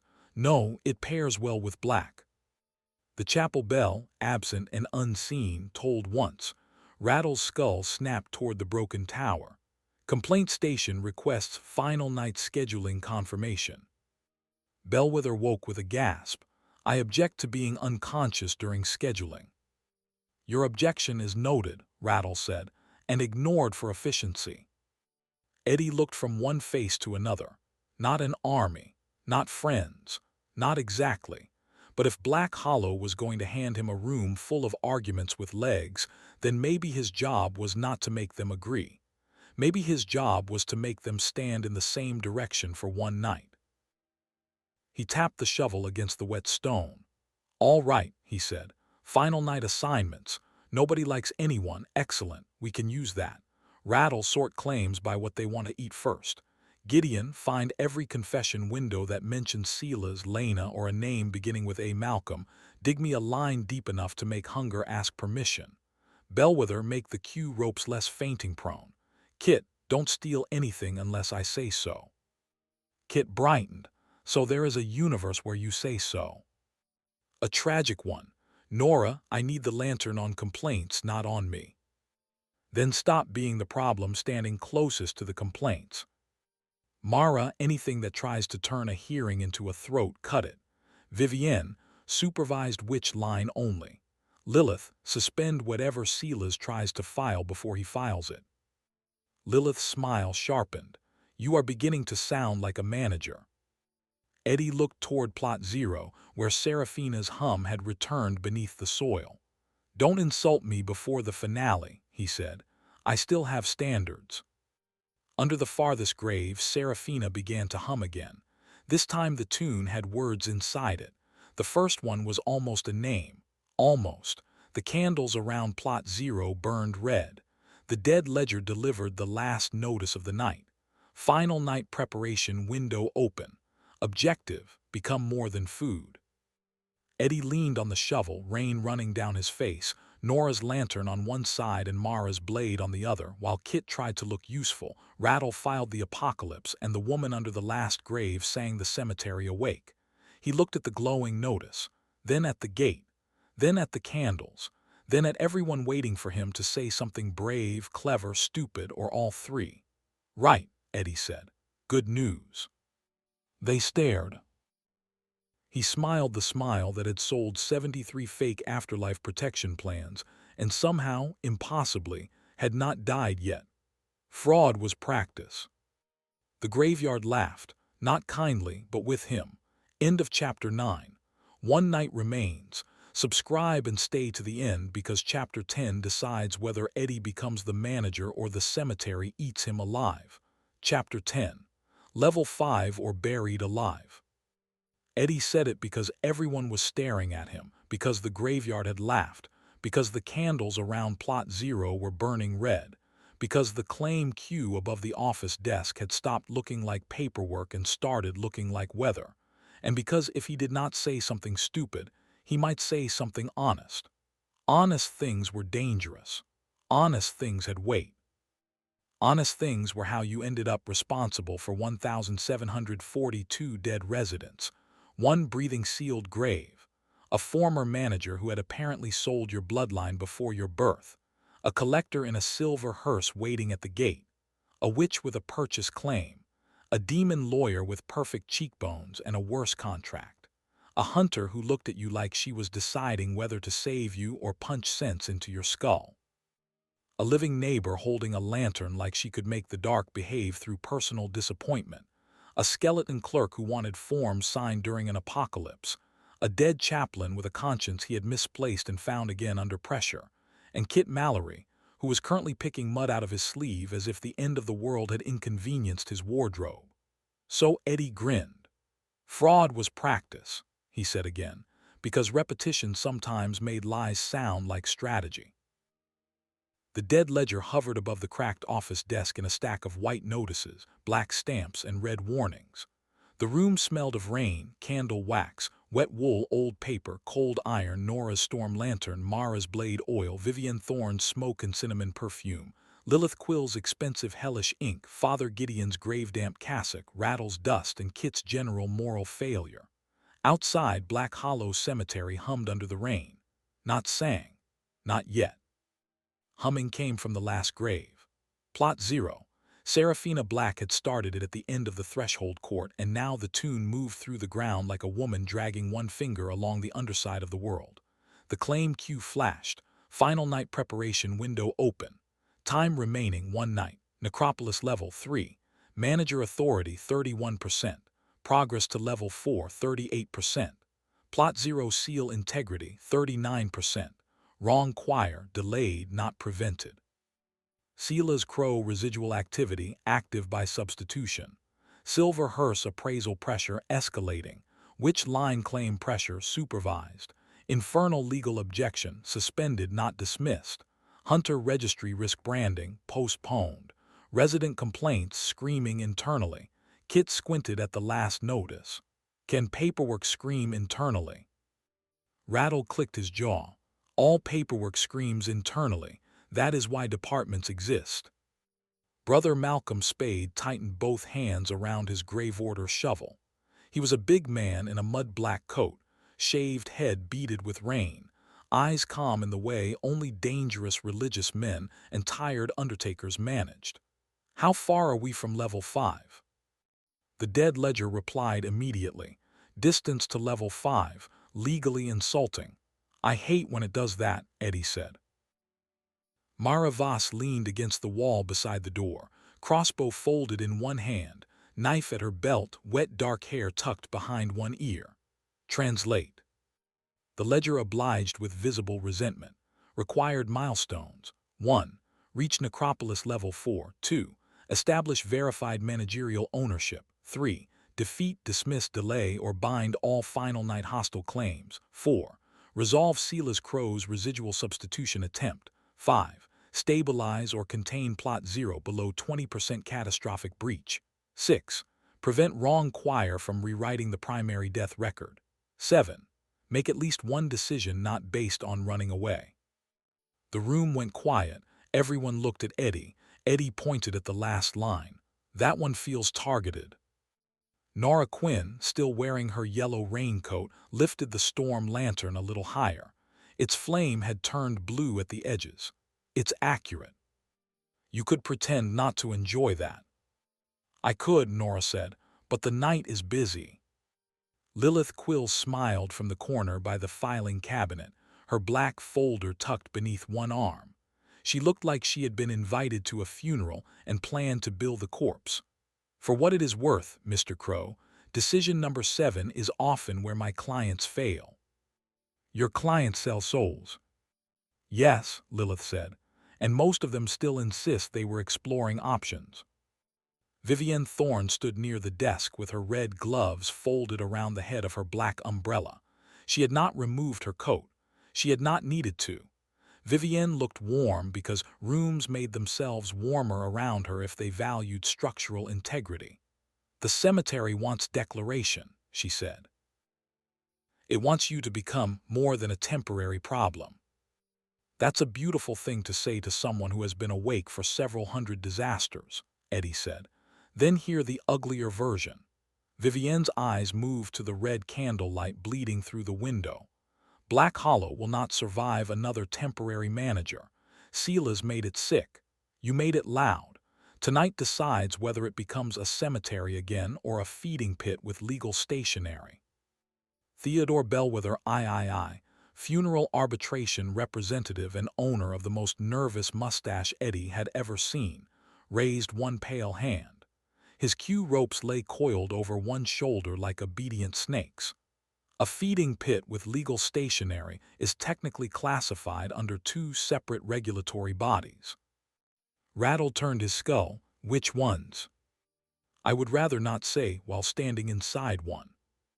The office floor trembled. From the locked drawer marked SILAS only came a soft, familiar knock. Once, twice, 3 times. Then Sela's Crow laughed from inside the wood. My boy, Sela's said, his voice dry as burned paper, you have gathered a court, a circus, and a buffet. How touching. Mara's knife came out. Nora stepped closer to Eddie. Kit took one step behind Brother Malcolm, who noticed and looked down at him. Strategic placement, Kit whispered. Cowardice, said Malcolm. We all have brands. Eddie stared at the drawer. The dead ledger flashed. Sela's Crow residual speech channel reopened. Source, prior manager drawer. Opening drawer requires manager authority, 15%. Current manager authority, 31%. Eddie looked at the notice, then at the drawer, then at Rattle. Why didn't you tell me I could open that now? Rattle straightened, which was impressive for someone held together by legal irritation. Because opening prior manager drawers during active claim collapse is discouraged in 6 of 8 administrative traditions. And the other 2. Those traditions ended badly enough to become filing examples. Sela's laughed again. Open it, Eddie, he said. There are things inside that belong to you. That is exactly how people die in stories, Nora said. No, Eddie said. In stories they say, I have a bad feeling about this, and then open it anyway. I have an excellent feeling about not opening it. The drawer knocked again. The claim queue shuddered. Every pending claim turned toward the drawer as if it had become a mouth. Warning. Sela's residual objection is attempting to merge with claim queue. If successful, prior manager may assert substitution rights before level 5 confirmation. Lilith's smile thinned. That would be unpleasant. For me. Legally, yes. Aesthetically, also. Eddie gripped the manager's shovel. It had become heavier since level 3, or maybe he had become more aware that carrying authority felt nothing like carrying a weapon. Weapons asked where to hit. Authority asked what you were willing to answer for after. He took a breath. Rattle. Yes, manager. Complaint station status. The skeleton clerk snapped open a ledger from nowhere. Chapel complaint station active. Integrity 41%. Resident complaint portal stabilized. 3 resident hearing slots per night unlocked, though the phrase per night is currently objecting to tonight being ridiculous. Father Gideon. The dead chaplain looked up. His face, when visible beneath the hood of his grave-stained coat, was narrow, tired, and carrying more guilt than bone. Yes. Confession categories. Open if paid in truth. Brother Malcolm. A line can be dug, Malcolm said, but not everywhere at once. Bellwether. Theodore swallowed.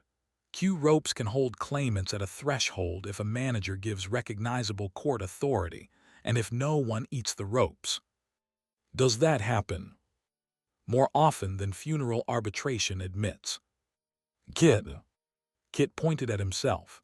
Sorry, are we assigning skills or blame? Both. Then I would like to pre-object. You are on not stealing duty. Kit blinked. That's not a duty, that's a hate crime against my talents. You're also on spotting Hallow tricks. You stole his token so you think like a suicidal idiot. That may become useful. Kit brightened. I accept the promotion. Nora. Nora raised the lantern. Witness. And if I do something stupid? Specify. Stupid in the romantic catastrophic direction. Nora's expression sharpened. Mara's did too. Vivienne's smile appeared without permission. Lilith quietly looked interested. The dead ledger flashed. Multiple romantic liabilities detected. Final night recommendation. Do not improvise intimacy during jurisdictional collapse. Eddie closed his eyes. I hate this office. Nora said, if you go to plot 0 without telling us again, I will hit you with the lantern. Mara said, if you let anything inside your head because it has a pretty voice, I will cut it out. Vivienne said, if you sell the cemetery to me, I will make both threats unnecessary. Lilith said, if you require a waiver before any of that, I can draft one. Kit whispered to Malcolm, is this how cemetery management usually works? Malcolm said, no, usually there is more digging and less flirting. Eddie raised both hands. Everyone relax. I am deeply committed to not being kissed, stabbed, contracted, collected, eaten, branded, renamed, or emotionally improved until after dawn. The ledger flashed, statement recorded, expected compliance. Lo, Silas chuckled from the drawer. Still making promises, Eddie. Eddie's smile dropped. There it was, the old hook. The thing his scams had taught him before Black Hollow had turned them into law. A promise was just a sentence until someone needed it. Then it became a door. Eddie looked at the drawer and spoke clearly. No, tonight I make terms. The cemetery went still. Even the rain outside seemed to pause long enough to listen. The dead ledger flickered, then expanded into a black and white panel above the desk. Managerial declaration available. Warning. Declaration made before level 5 may bind manager to debts exceeding survivability. Everything exceeds survivability, Eddie said. That's been the theme. He walked to the office door and opened it. The cemetery waited under the red-lit rain. Beyond the office, the path to the chapel glowed faintly. The broken chapel stood at the center of Black Hollow like a cracked tooth in the mouth of a giant. Beyond it, the unmarked field shifted. Beyond that, the mausoleums watched. Farther still, plot 0 burned with red candles and hummed with a woman's voice that had learned patience by being buried too long. At the gate, the silver hearse gleamed. Mr. Hallow stood beside it, tall, elegant hat brim shining with rain, one gloved hand resting on a cane topped with a silver nail. Morris Paul lingered behind him with an appraiser's case. Cuff and Veil, the faceless pallbearers, waited beside the contained coffin of the unmourned guest. Outside the gate, more shapes gathered. Not people exactly. Claims. Some wore bodies. Some wore smoke. Some wore old uniforms. Some wore funeral clothes. Some were just pressure against the boundary, faces pressed into fog. The claim queue had come to the threshold. Eddie stepped out into the rain. His shovel touched the ground.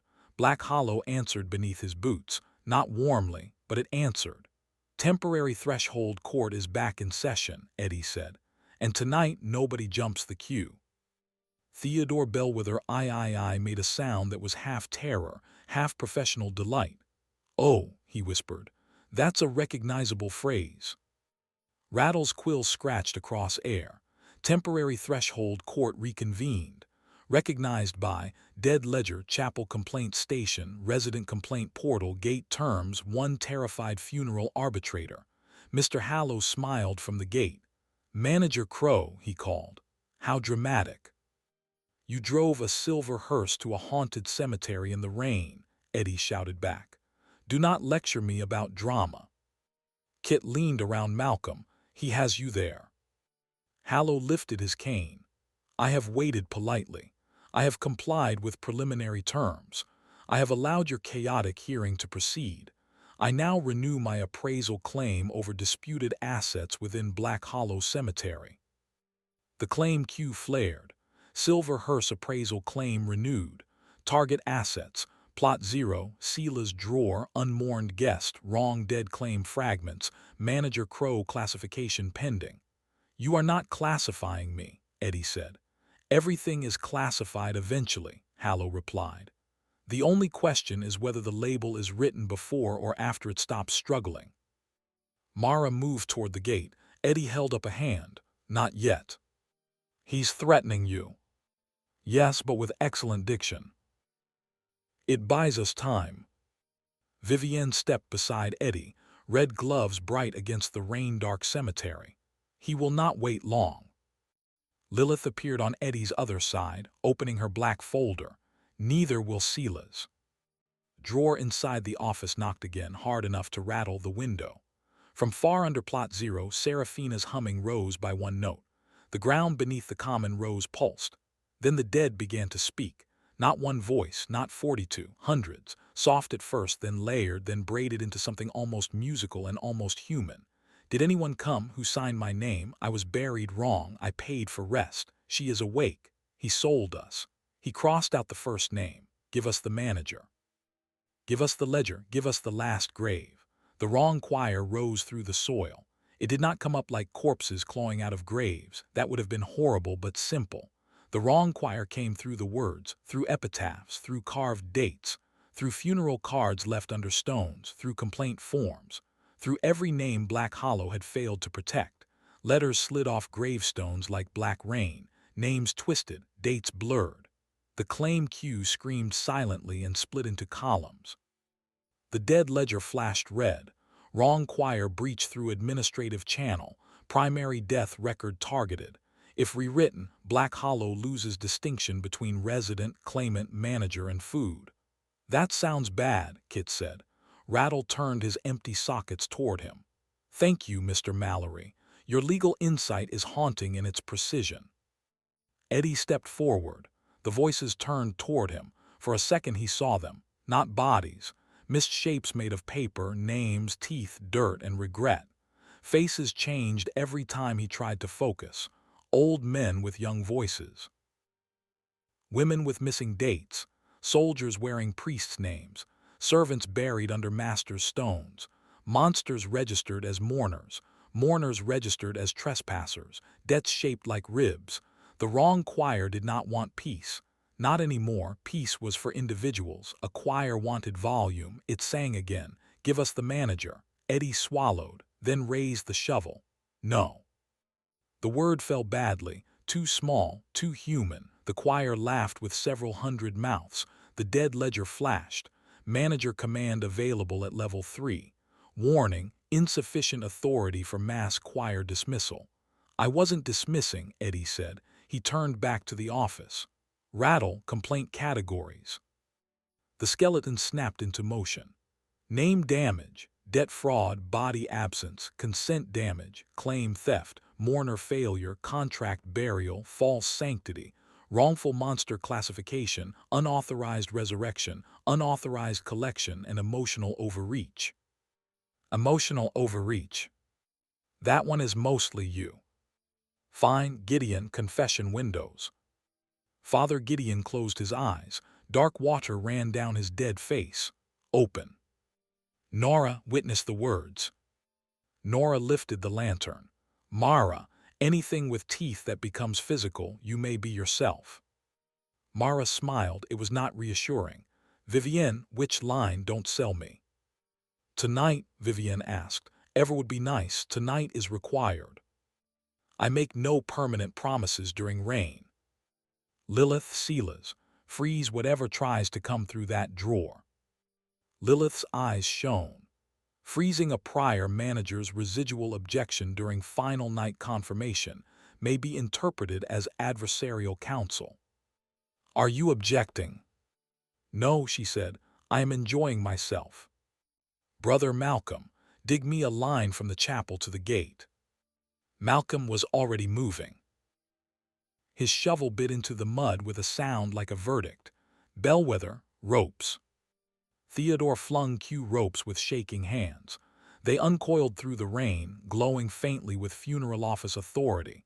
They looped from gatepost to chapel step to office threshold, creating lanes through the cemetery. Kit, Eddie said. Kit stood straighter. Yes, manager, friend, person who still technically owes me £7 from that pie shop thing. Do not steal the token. Kit hesitated. Define steal. Kit. Right, no stealing.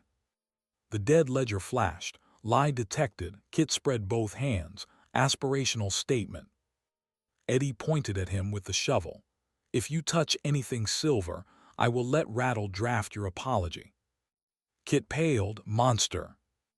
The wrong choir surged. Names slid down the stones of common rows and gathered like black water. The office bell rang. The chapel bell rang, though it still had no bell. The front gate bell answered from Hallow's side, smooth and expensive. Mr. Hallow watched with collector's patience. This is your final night, Mr. Crowe, he said. You cannot hold everyone. You can sell what matters and survive what remains. The words hit a sore place, because that had been Eddie's first idea when Black Hollow locked behind him. Sell it. Get out. Cash before consequences. Fraud had been practice, but practice for what? Eddie turned toward the chapel. Resident hearing slot 1, he said. Name damage and false burial. The dead ledger flared. Resident hearing slot 1 opened. A shape broke from the choir. A woman made of wedding lace, mud, and scratched letters stumbled into the rope lane. Her face changed between 3 ages. Her grave name crawled across her throat and vanished. She opened her mouth. 3 voices came out. I was buried as my sister. I was buried as my mother.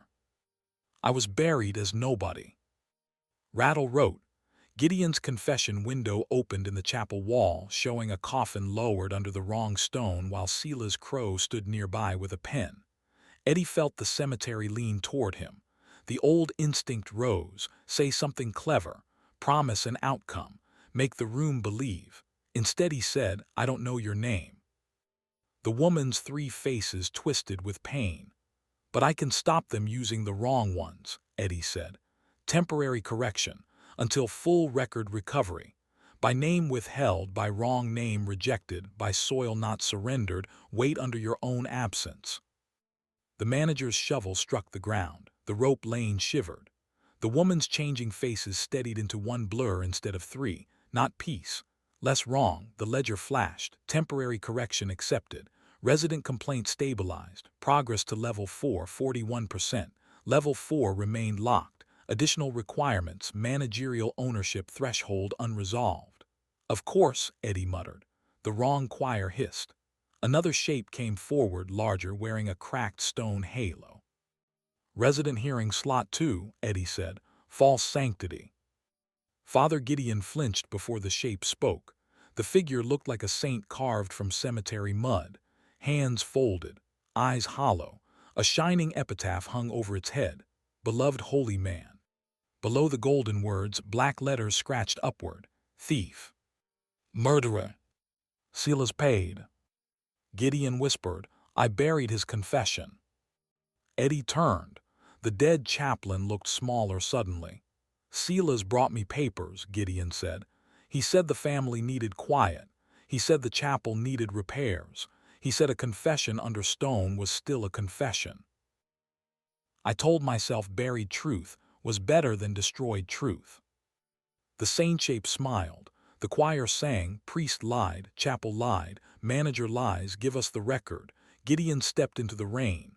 No, he said. The chapel behind him cracked open, a line of pale light. I lied, Gideon said. I buried confession beneath reputation.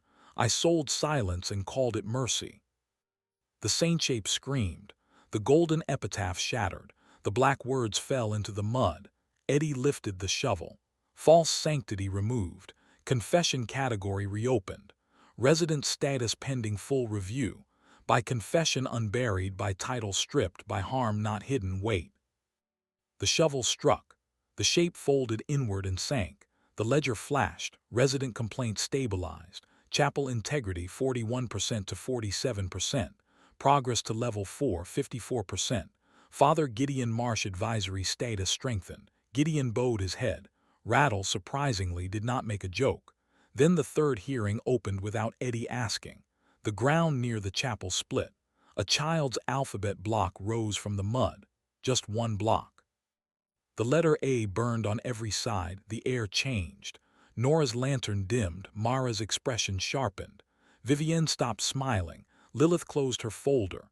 Silas's drawer began to knock again, slow, happy. Eddie stared at the block. His palm, where Seraphina had left the clue, burned. First name. The wrong choir fell silent. Silas spoke from the drawer. "Ah," he said, "there you are." Eddie's mouth went dry. The block turned in the mud. The dead ledger flickered. Sealed testimony fragment detected. Category first name suppression. Linked records, Lena Crowe, Silas Crowe, bloodline collateral, plot 0, cradle witness. Kit looked from the block to Eddie. "Mate." Eddie did not answer. The chapel wall opened another confession window. This one showed a room Eddie did not know.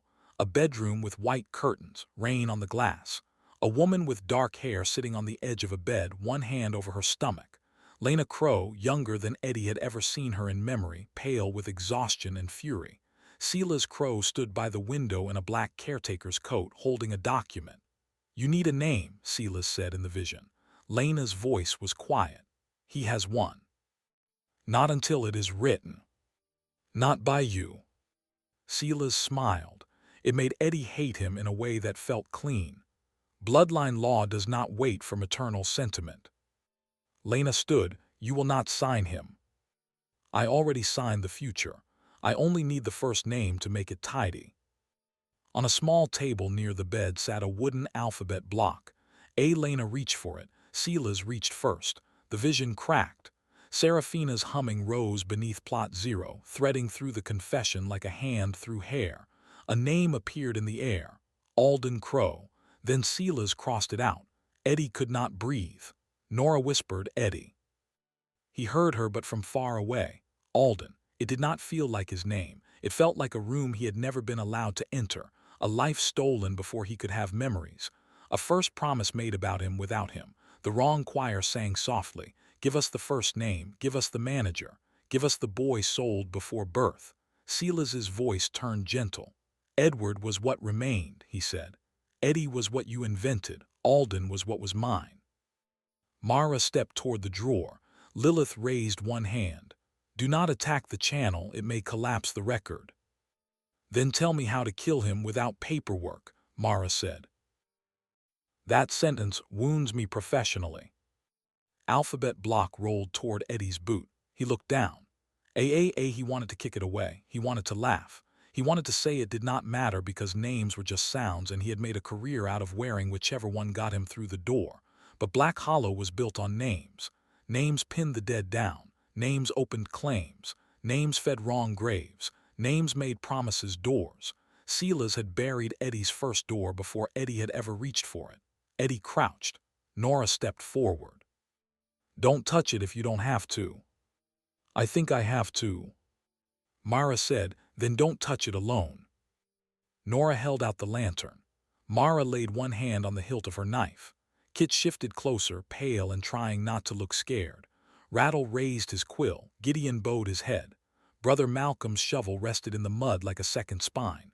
Vivienne watched with an expression Eddie could not read. Lilith watched with one he could, interest, sharp and dangerous but not unkind. Eddie picked up the block. It was warm. The moment his fingers closed around it, the drawer flew open. Office door slammed inward. A black wind tore through the cemetery.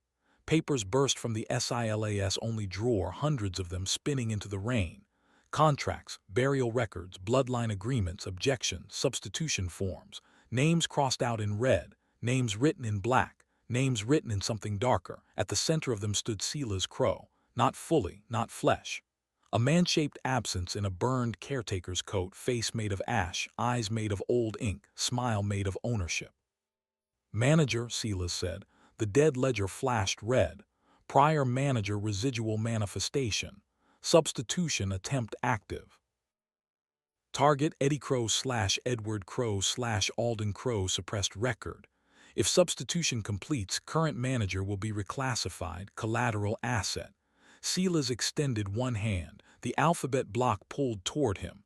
Eddie held on. Pain shot up his arm. The choir roared. Alden, Alden, Alden. Sela smiled. A name buried is a name owned. Eddie gritted his teeth. Then you're bad at ownership. I keep getting notices. Joke while you can. It is your best talent. No, Eddie said. Running is my best talent. Jokes are how I make it look intentional. Sela's hand tightened. The block tore Eddie one step forward through the mud. Mara lunged, but a wall of contracts rose between them. Her knife slashed paper and sparked against letters. Nora's lantern flared, holding some of the papers back. Vivienne spoke a word that turned the witch line red. Lilith snapped her folder shut, and 3 infernal seals slammed into the air between Sela's and the claim queue. Objection, Lilith said. Sela's looked at her with irritation. You represent residual interests. I represent properly billable interests, Lilith replied. Your attempt to eat my current source of professional amusement lacks elegance. You cannot stop substitution. No, she said, but I can make it expensive. The seals brightened. Sela snarled. Mr. Hallow, still at the gate, lifted his cane. Prior manager manifestation increases asset value, he called. I renew appraisal. Denied, Eddie shouted. Hallow smiled. On what grounds? Eddie's hand burned around the block. Alden, Edward, Eddie. What grounds? He thought of Mrs. Wren reaching from grave 17 with a contract in her dead hand. He thought of Nora's grandmother bringing soup to Sela's. He thought of Mara's mother dying the night Sela's supposedly burned. He thought of Vivienne's great-grandmother left conscious under witch line. He thought of Agatha Wren saying his false promise had been a door. He thought of Seraphina telling him to trust what cost something.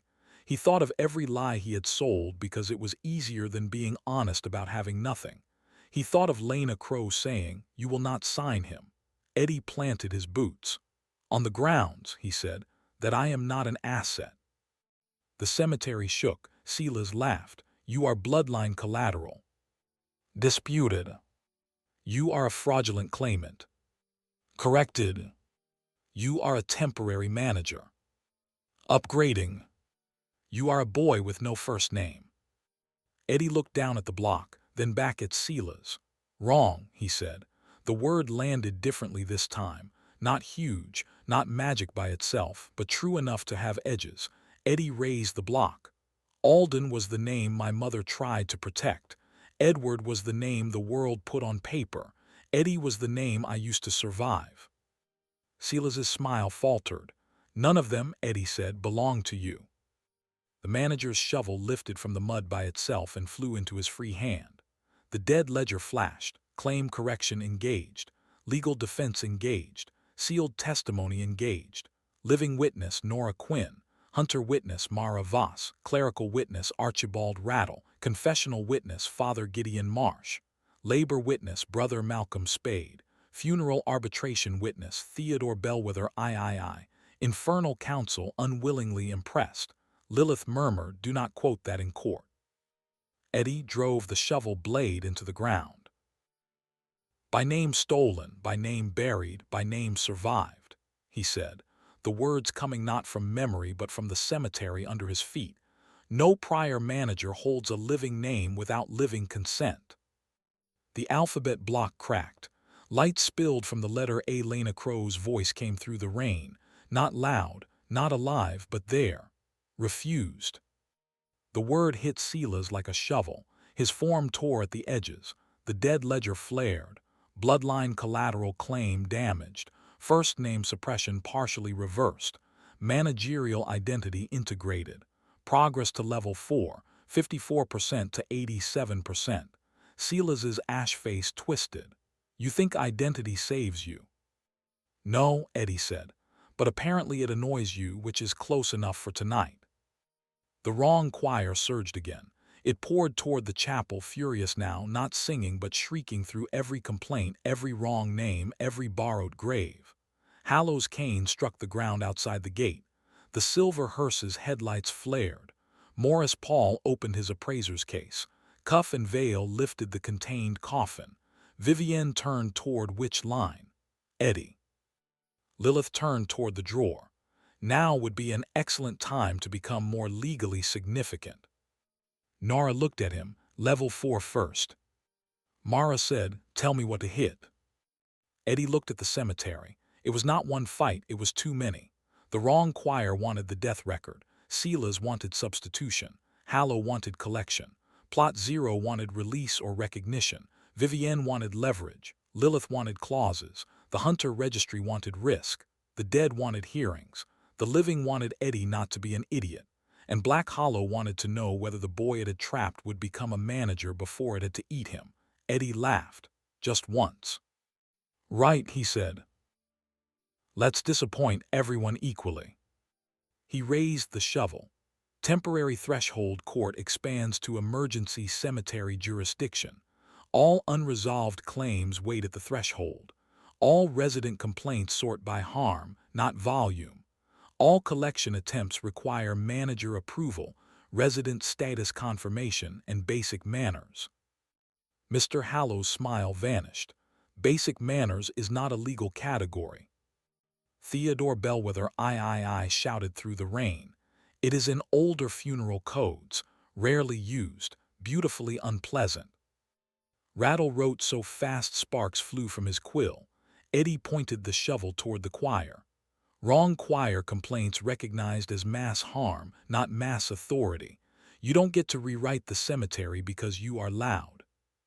The choir screamed.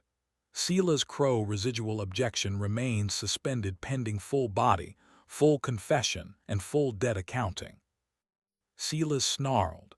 Silver hearse appraisal delayed until dawn review. No removal tonight. No classification of current manager. No touching plot 0. Hallow lifted his cane. Manager Crowe. I said wait.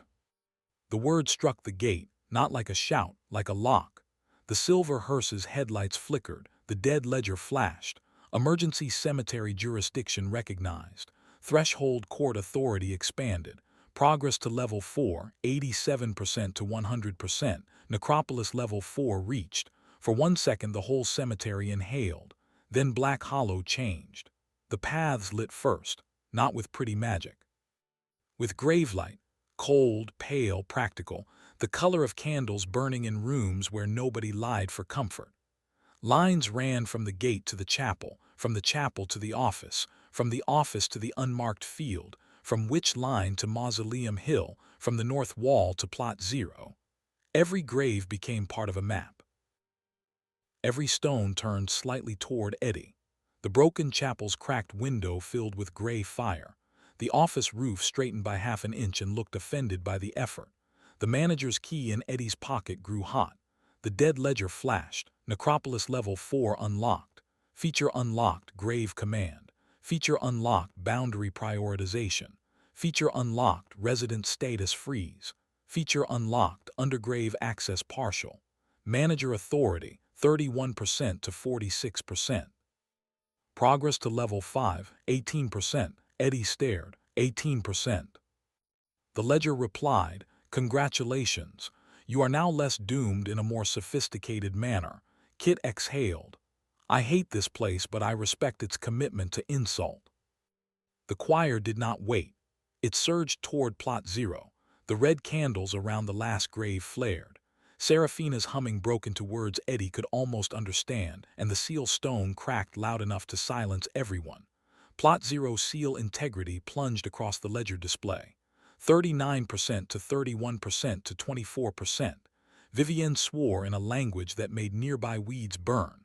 Mara ran. Nora followed, lantern high. Eddie moved after them, but Silas stepped into his path, contracts whipping around him like black wings. Level 4 is not enough, Silas said. Level 5 requires ownership. Ownership requires debts. Debts require a manager who can survive them. You cannot. I am getting tired of older men telling me what I can't afford. You were made collateral before you were made a boy. Then watch me default creatively. Silas struck, not with fists, with records. Every false promise Eddie had made before Black Hollow hit him at once. Premium post-mortem protection, peace guaranteed, no demons, no grave curses, satisfaction guaranteed or your soul back. The old brochure lines wrapped around Eddie's throat, wrists, ribs, Crowe and Covenant. Afterlife security solutions. The dead who had heard the promises, the dead who had been used by them, the dead who had paid, the dead who had laughed, the dead who had died, all pulled.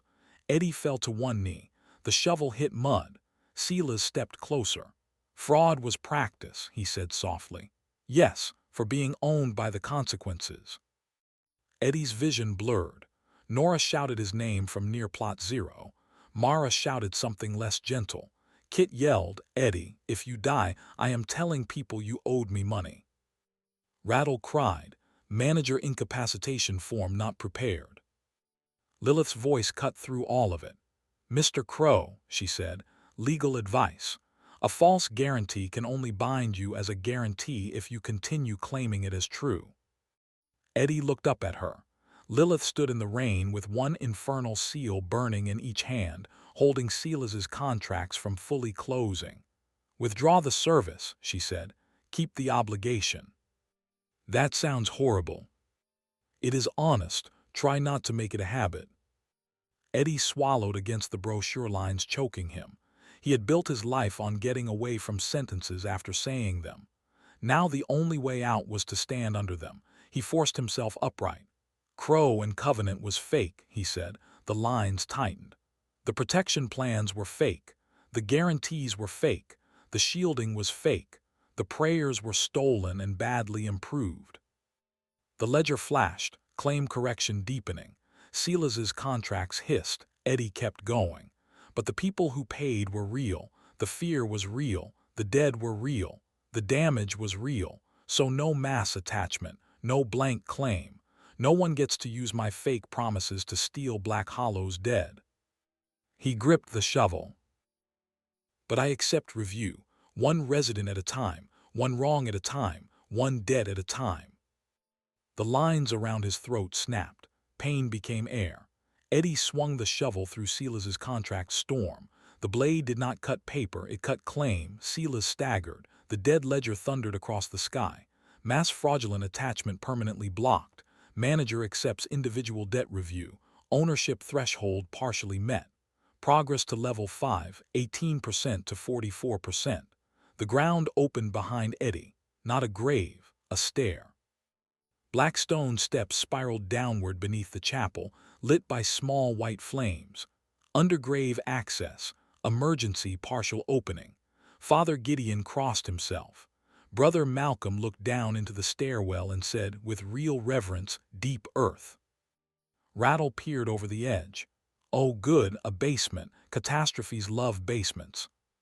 From plot 0 came a sound like stone breaking under water. Plot 0 seal integrity, 24% to 17%. The ledger flashed red, catastrophic breach imminent. Level 5 requirement, plot 0 classification. Eddie ran, past Silas, past the chapel, past Kit, who tried to follow and tripped over a Q rope, past Hallows claimed pressure hammering the gate, past Vivienne, who stood at witch line with both red-gloved hands pressed against burning soil, past Lilith, who was laughing now, bright and sharp, while freezing Silas's objection one clause at a time, past Brother Malcolm digging a line deep enough to make the rain avoid it, past Rattle sorting claims into stacks labeled urgent, very urgent, loud, and probably EDDIES fault. Past Father Gideon, who was opening confession windows so fast the chapel wall looked like a mouth full of light. He reached plot 0. Nora was there. Mara was there. The last grave was no longer quiet. The stone slab had cracked from end to end. Red candles burned in the rain without smoke. 3 iron bands held the grave shut, each one glowing with old names. The earth around it pulsed like a heart trying to remember whether it belonged to a living thing. Seraphina's voice came from below. "Eddie." Nora lifted the lantern between him and the grave. Mara kept her blade pointed at the crack. "Do not answer alone," Nora said. Eddie nodded. Then, because he was still himself, he said, "For the record, this is growth and I hate it." Seraphina laughed softly beneath the stone. The sound went under his skin. "You came with witnesses," she said. "You told me not to come alone next time. You listened. People keep acting surprised by that. Because you do it rarely." Mara said, "What are you?" The grave was silent for a beat. Then Seraphina answered, classified incorrectly. Nora's lantern flame bent toward the stone. The ledger appeared above Plot 0 in jagged letters. Plot 0 classification required. Current classification, catastrophic sealed asset.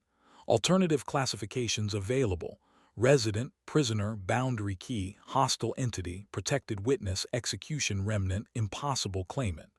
Vivienne shouted from which line, "Do not classify her as asset." Lilith shouted from the chapel, "Do not classify her as person without terms." Hallow called from the gate, "Protected witness increases disputed value." Myra snarled, "I can shoot all 3 of them." Nora looked at Eddie. "What did Seraphina cost you?" "Trust what costs something." Eddie looked at the cracked slab. "She told me Silas sold my blood before I had a name. She told me not to trust her for free. She told me not to open her just because she asked." Nora's face softened despite herself. Mara's grip changed on the blade.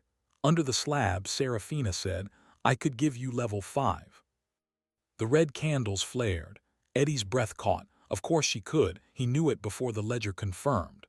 Plot 0 release may provide sufficient boundary power for immediate level 5 confirmation. Risk, catastrophic unknown. Seraphina's voice lowered. "Open the grave. Let me stand. I can break the choir. I can break Silas. I can make Hallow leave with his hearse empty." The rain slowed around the grave. Eddie imagined her rising, pale face, black hair, eyes that made lies feel childish. A woman who had been buried with the truth and weaponized by everyone who wanted the cemetery. He also imagined every system warning, every scratched note on the map. Do not open, do not listen, do not pity, do not flirt, especially not that last one, apparently. Eddie crouched beside the crack. "Seraphina." "Yes." "If I open you now, is it because it's right or because I need power?" Silence, not offended, not cold, honest. "Both," she said. "That's the problem." The candles shook. "Eddie." He put one hand on the stone. It was warm, too warm. "I am not leaving you as an asset," he said. "I'm not giving you to Vivienne. I'm not letting Hallow appraise you. I'm not letting Silas use you. I'm not letting the ledger reduce you to a red warning." The stone trembled beneath his palm. "But I'm not opening you tonight because I'm scared, and you are powerful, and that is exactly the kind of deal I used to make before reading the cost." The cemetery went silent. Nora watched him. Mara watched the grave. Seraphina whispered, "Then what am I?" Eddie looked up at the ledger. "Protected witness," he said. "Resident status pending. Boundary key prohibited from sale. No collection, no transfer, no release without hearing witnesses and her consent."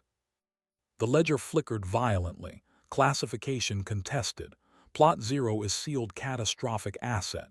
"No," Eddie said. "Plot 0 is a grave. Graves contain residents, records, lies, and mistakes. If she can testify, she is not an asset. If she can refuse, she is not a key. If she can ask, she is not property." The red candles burned white. Seraphina made a sound Eddie felt more than heard. Not freedom, not peace. Recognition. The dead ledger shook. Then the message changed. Plot 0 provisional reclassification accepted. Seraphina Black protected sealed witness / resident status pending. Sale prohibited, collection prohibited, transfer prohibited, Release requires witnessed hearing. Consent required. Plot 0 seal integrity stabilized, 17% to 28%. Progress to level 5, 44% to 67%. Vivienne exhaled from which line. Lilith said very softly, "Oh, that will be appealed." Mr. Hallow's cane struck the ground hard enough to send silver light across the gate. "Manager Crowe," he said, and for the first time his politeness had teeth, "you have interfered with recognized collection interest." Eddie stood. "Good. I was worried you hadn't noticed." The silver hearse's rear doors opened. The unmourned guest's coffin inside quarantine began to rattle. Morris Paul snapped his case open. Cuff and Vale stepped through the gate boundary without walking. Their faceless heads turned toward Plot 0. The gate terms screamed. Collector terms violated. Unauthorized collection attempt. Mara smiled. "Now." Eddie pointed the shovel at Cuff and Vale. "Now." Mara moved. She crossed the wet ground like violence had been waiting politely for permission.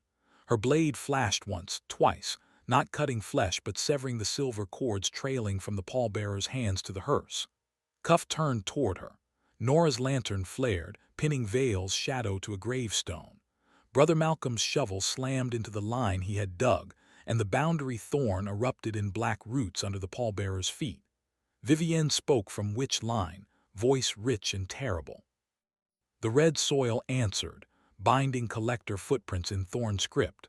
Lilith threw one infernal seal at Morris Paul's appraiser case. It snapped shut on his fingers with a sound that made Kit whisper, "I felt that emotionally." Rattle shouted, "Unauthorized collection attempt logged. Logged beautifully. Logged with venom." Bellwether flung Q ropes around the hearse wheels. "Funeral arbitration hold," he cried and looked shocked by his own courage. Hallow raised his cane. Silver light cut through the rain toward Eddie. Kit moved. For one horrible second Eddie thought Kit was running away. Then Kit slid through the mud, grabbed the silver hearse token from the quarantine stand, tossed it into the air and shouted, "Borrowing, not stealing. Very important distinction." The ledger flashed. Lie detected, but timing useful. Kit caught the token and threw it to Eddie. Eddie caught it against his chest. The silver light hit the token instead of him. The token burned cold. Hallow's eyes narrowed. "Return that." "Happy to," Eddie said, teeth clenched around the pane. "After use." The token carried collector authority, external authority, Hallow's authority. Eddie could feel the shape of it now. A right to collect unclaimed funerary assets, disputed remains, improperly held objects, rare dead. It was a beautiful little piece of legal violence. He turned it toward the gate.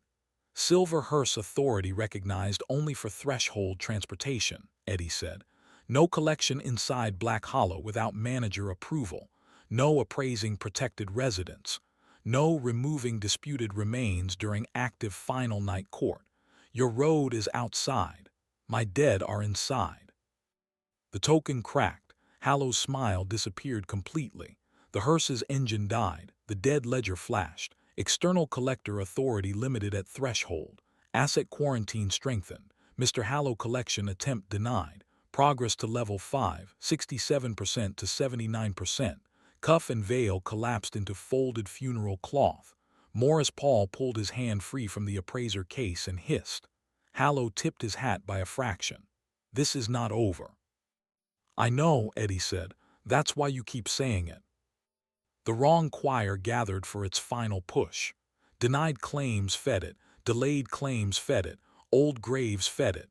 The first name wound fed it. Sila's, damaged but not gone, lifted both hands. "Then take him," he whispered to the choir. "If he wants every debt one at a time, give him all of them."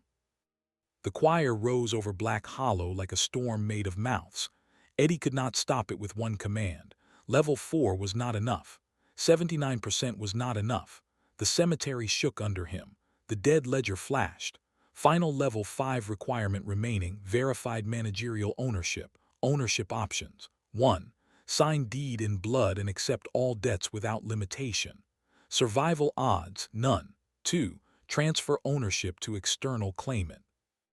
Survival odds, uncertain, moral failure, catastrophic. 3. Surrender to prior manager substitution. Survival odds, technical. 4. Become full manager by accepting duty, limiting harm, and binding cemetery debts to process rather than body.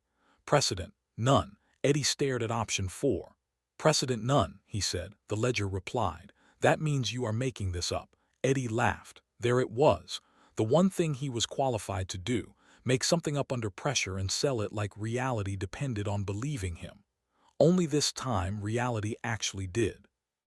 He walked to the center line Brother Malcolm had dug between chapel and gate. The rain fell harder. The choir screamed overhead. Silas's ash form spread like a stain. Plot Zero's candles burned white. Nora stood to Eddie's left with the lantern. Mara stood to his right with a blade red-lit by grave fire. Kit stood behind him, breathing fast, still holding both hands up as if to prove he was not stealing anything else. Rattle stood at the chapel step, quill ready. Gideon stood beneath the broken window. Brother Malcolm stood in the line he had dug.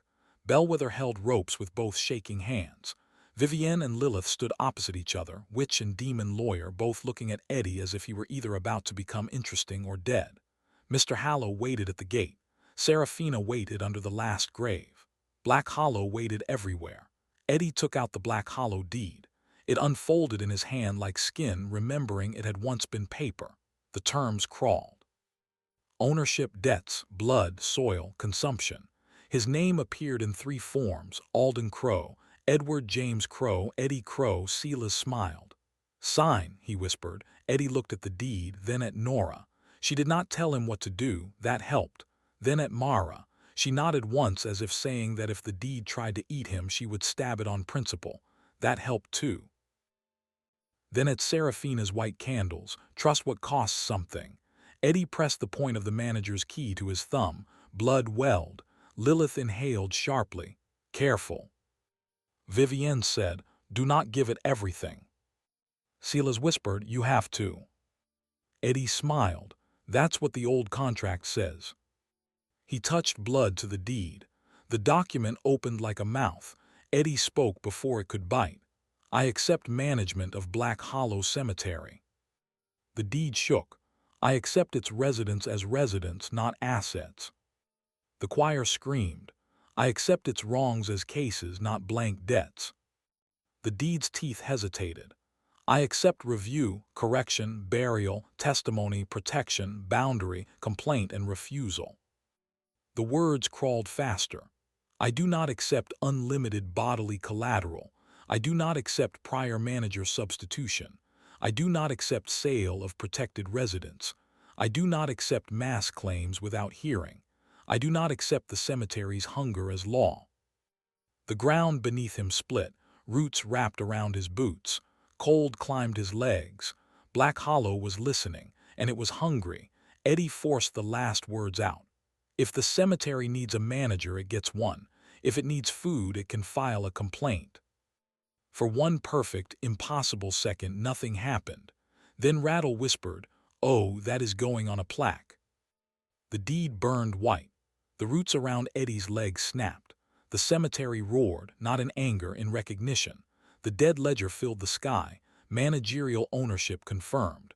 Unlimited consumption clause rejected. Duty-based debt process established. Prior manager substitution denied pending full debt trial. Protected resident sale prohibition confirmed. Mass claim process established. Necropolis level 5 reached. The world went black. Then Black Hollow woke. The cemetery did not become beautiful. That would have been dishonest. It became itself, only sharper. The gates straightened and rose higher, black iron knitting itself into cleaner bars. The stone ravens above the arch spread their wings and shook off decades of rain. The office window lit with steady green fire. The broken chapel's bell returned, not visible in the tower but present in the sound, tolling once, twice, 3 times. The common rose settled as if hundreds of bodies had exhaled. Which line burned red and then cooled to black. The north wall sealed its cracks with thorn and stone. The unmarked field lifted every nameless marker half an inch above the mud, not fixed but no longer erased. Plot Zero's candles stopped bleeding red. They burned white. Seraphina's humming stopped. For the first time since Eddie had heard her, there was silence under the last grave. The wrong choir broke, not defeated, delayed, sorted. Its mass scream split into categories: complaints, hearings, names waiting, debts queued, wrongs held at threshold instead of allowed to become a storm. Silas screamed. That part Eddie enjoyed. The ash form of the prior manager tore backward toward the office drawer, dragged by chains made of signatures he no longer controlled. Lilith's seals snapped around him. Gideon's confession windows turned toward him. Rattle's staff murder claim attached to his coat. Mara's hunter writ branded his outline. Nora's lantern pinned his shadow. Vivienne's witch line thorn hooked into one sleeve. Brother Malcolm's dug line caught his feet. Bellwether's ropes, bless their anxious little office hearts, tangled beautifully around his neck. Silas looked at Eddie with hatred stripped clean of charm. "You think this makes you safe?" Eddie stood in the center of the awakened cemetery, shaking so hard the shovel rattled in his hand. "No," he said. "It makes me employed. Apparently there is a difference." Silas vanished into the drawer. It slammed shut. The words SILAS only burned away. New words carved themselves into the wood. Prior manager debt trial pending. Rattle made a sound like skeletal ecstasy. "A pending trial," he whispered, "in a proper drawer." Kit wiped rain from his face. "I don't want to understand why that makes you happy." "No one asked you to grow." The silver hearse at the gate restarted with a low growl. Mr. Hallow looked at the transformed cemetery. For the first time his expression held something like respect, not kindness. Collectors did not need kindness. They needed value. "Necropolis level 5, he said. "How inconvenient." Eddie leaned on the shovel. "Do you need directions to the road?" Hallow's smile returned slowly. "No, I know the road very well. It often leads back. Claims wait at the threshold." "So they do," Hallow said, "for now." He tapped his cane against the hearse. Morris Paul closed his damaged case. Cuff and Veil, reformed but thinner, lifted the empty handles where collection authority had been. The silver hearse reversed from the gate without turning. Before mist swallowed it, Hallow called, "Manager Crowe, level 5 does not make a cemetery powerful, it makes it visible." Then he was gone. The gate closed. No groan. This time it sounded like a judge ending court. The dead ledger descended from the sky into the office window, then appeared on Eddie's phone with smug restraint. "Necropolis level 5. Manager, Eddie Crowe. Legal names integrated. Alden/Edward James/Eddie. Manager no longer classified as food. Manager still classified as idiot. Duty-based debt process active. Resident hearing capacity increased. Boundary authority stabilized. Wrong choir delayed until formal hearings. Silas Crowe residual activity contained pending trial. Plot 0, protected sealed witness/resident pending. Silver hearse claim delayed. Witch line supervised claim ongoing. Infernal objection suspended. Hunter registry branding postponed. Final night survival achieved." No one cheered. Black Hollow did not feel like the kind of place where cheering was safe. The graves had settled, the gates had straightened, the chapel bell had remembered its own voice, and hundreds of dead residents were, for the first time in years, waiting in something that resembled an orderly line instead of a spiritual riot. Cheering would have been vulgar. It also would have required energy nobody had. So they did the next best thing. They stared at Eddie as if he had grown a second head, and they were trying to decide whether it needed its own liability form. Rattle broke the silence first. "Managerial ownership confirmed," he said, voice trembling with bureaucratic emotion. "Unlimited consumption rejected. Prior manager substitution denied. Mass claim process established. Protected sealed witness status pending." His bones rattled harder. "This is the most beautiful administrative violence I have seen since the Ash Wednesday burial appeal of 1841. Kit leaned toward Nora. "Is he crying?" "He has no eyes," Nora said. "That doesn't answer the question." Brother Malcolm planted his spade in the mud and bowed his head, not to Eddie exactly, but to the line Eddie had drawn and somehow made the cemetery respect. A man is not proved by the debts he inherits, Malcolm said. He is proved by the ones he refuses to pass on. Eddie blinked at him. That sounded expensive. It was free. Suspicious. Father Gideon smiled faintly. Accept the blessing before he invoices you in labor. Blessings have labor charges. Bellwether, who had been retying a cue rope with shaking fingers, looked up. Only under certain parish arrangements. I hate learning here, Eddie said. Mara was not smiling. That was not unusual, but the look on her face had changed. The constant readiness to kill him had not vanished. It had simply made room for something more inconvenient. You held, she said. Barely. Barely counts in a fight. Does it count in a life? Mara looked at the transformed cemetery, the sealed drawer, the white candles over plot 0, and the line of waiting complaints. Usually, yes, until the next hit. Comforting. I am not comfort. Noted, terrifying but noted. Nora still had one hand around his sleeve. She seemed to notice only when Eddie looked at it. She let go slowly, as if deciding whether he deserved balance. You almost let it take too much, she said. I stopped. After almost not stopping. That is traditionally when stopping happens. Her mouth twitched despite herself. You're impossible. I'm confirmed, different category. The dead ledger buzzed. Confirmed impossible. Traitor, Eddie muttered. Vivienne Thorne watched him from beneath lowered lashes, red gloves darkened by rain and witch-lined smoke. She did not look triumphant. That worried him. Vivienne looking triumphant was manageable. Vivienne looking thoughtful suggested future disaster with excellent tailoring. You refused the cemetery's hunger, she said. It was making unreasonable offers. You also refused mine. Yours had better perfume. Same teeth. That earned him a real smile, small and dangerous enough to make 3 different systems of self-preservation file objections. Vivienne stepped closer. The awakened cemetery did not push her away now. It watched her. So did Nora.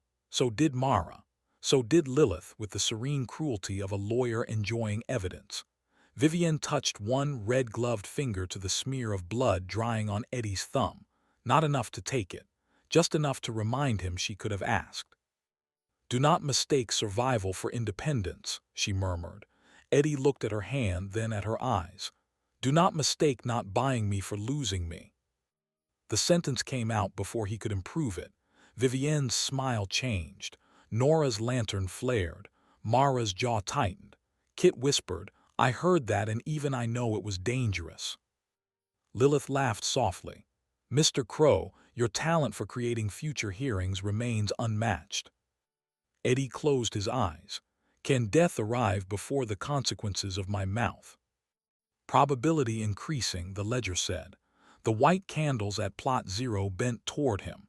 Seraphina's voice touched the air like silk drawn over a blade. You speak better when you are afraid. Everyone turned toward the last grave again. Eddie swallowed.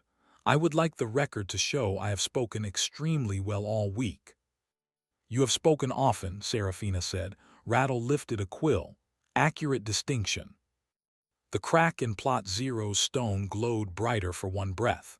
Eddie felt not a hand but the idea of one, cool at his cheek, impossible through stone, intimate enough to make him remember every warning he had ignored and every one he had promised not to ignore again. Seraphina did not pull. That mattered. You named me witness, she said. Pending. Protected. Also pending. You are learning caution. Please don't make that sound attractive. I am under supervision. Nora said correct. Mara said heavy supervision. Lilith said insufficient supervision. Vivienne said nothing, which somehow added supervision. For the first time that night, Seraphina laughed without making the ground shake. It was almost human, almost. Eddie stood very still until the feeling of her vanished. Then he let out a breath he had been pretending not to hold. Black Hollow answered with a low pulse through the soil, not hunger, recognition. Eddie read the list. His knees nearly gave out. Nora caught his arm before he fell. Mara caught the other side. Neither mentioned it. He appreciated them for exactly 3 seconds before Kit said, "Very emotional. Should I steal something to lighten the mood?" No, Nora, Mara, Rattle, Gideon, Malcolm, Lilith, Vivienne, Bellwether, and the dead ledger said at once. Kit put a hand over his heart.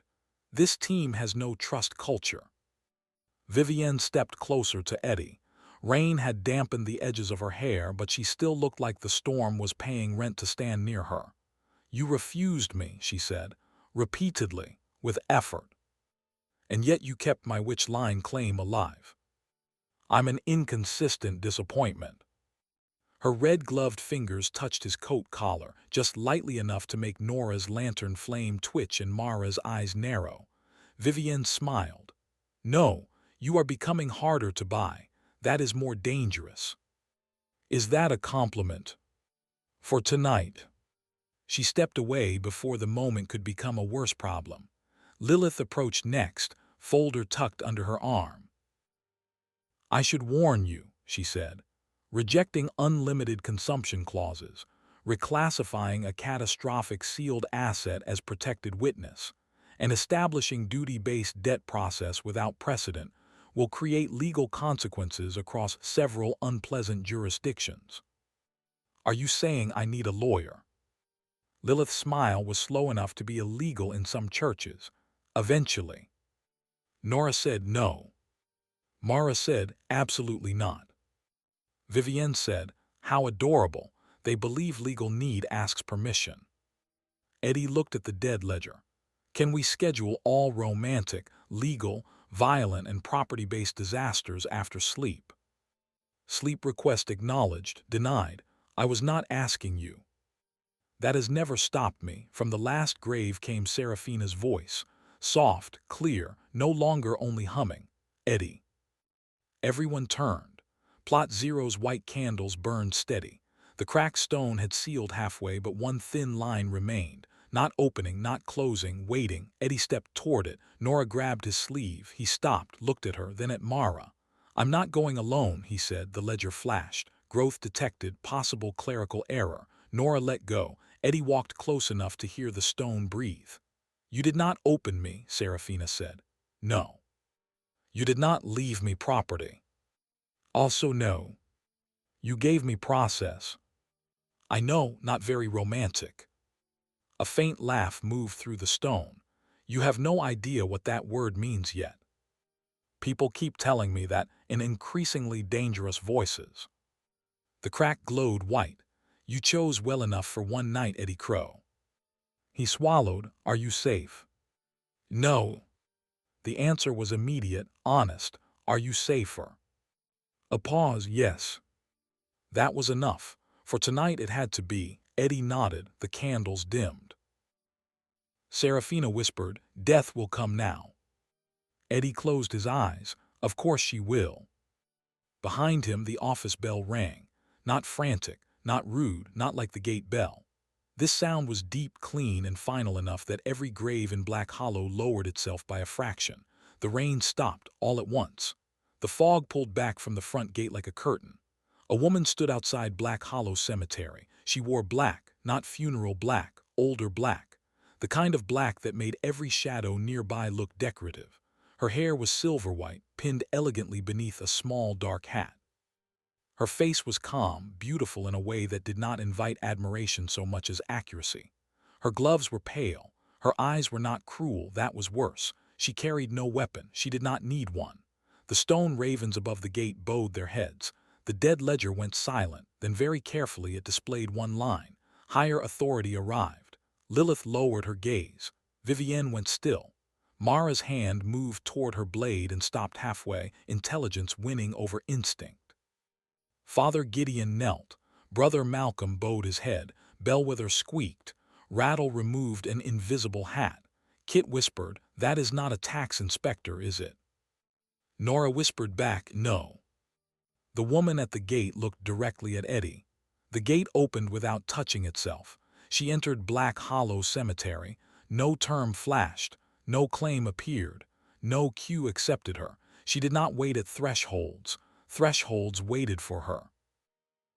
Eddie stood with the manager's shovel in one hand, mud to his knees, blood on his thumb, rain in his hair, a newly awakened level 5 cemetery behind him, one sealed woman under the last grave, one prior manager trapped in a drawer, several unresolved claims, no sleep, and the sudden certainty that the night had not ended. The woman stopped 3 paces away.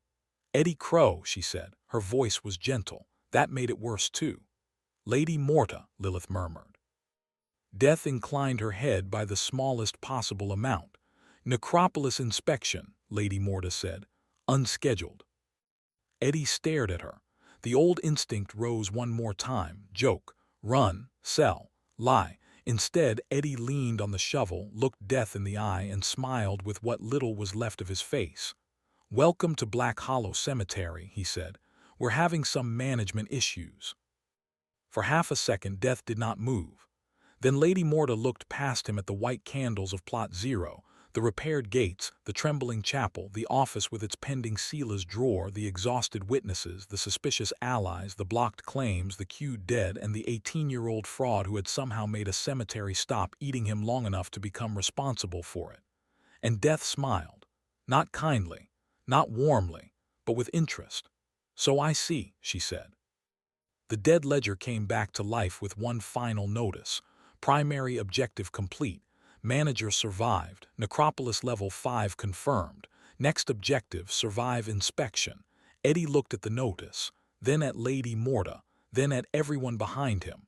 "Good news," he said. No one believed him. He smiled anyway. "We're no longer the worst thing that happened tonight."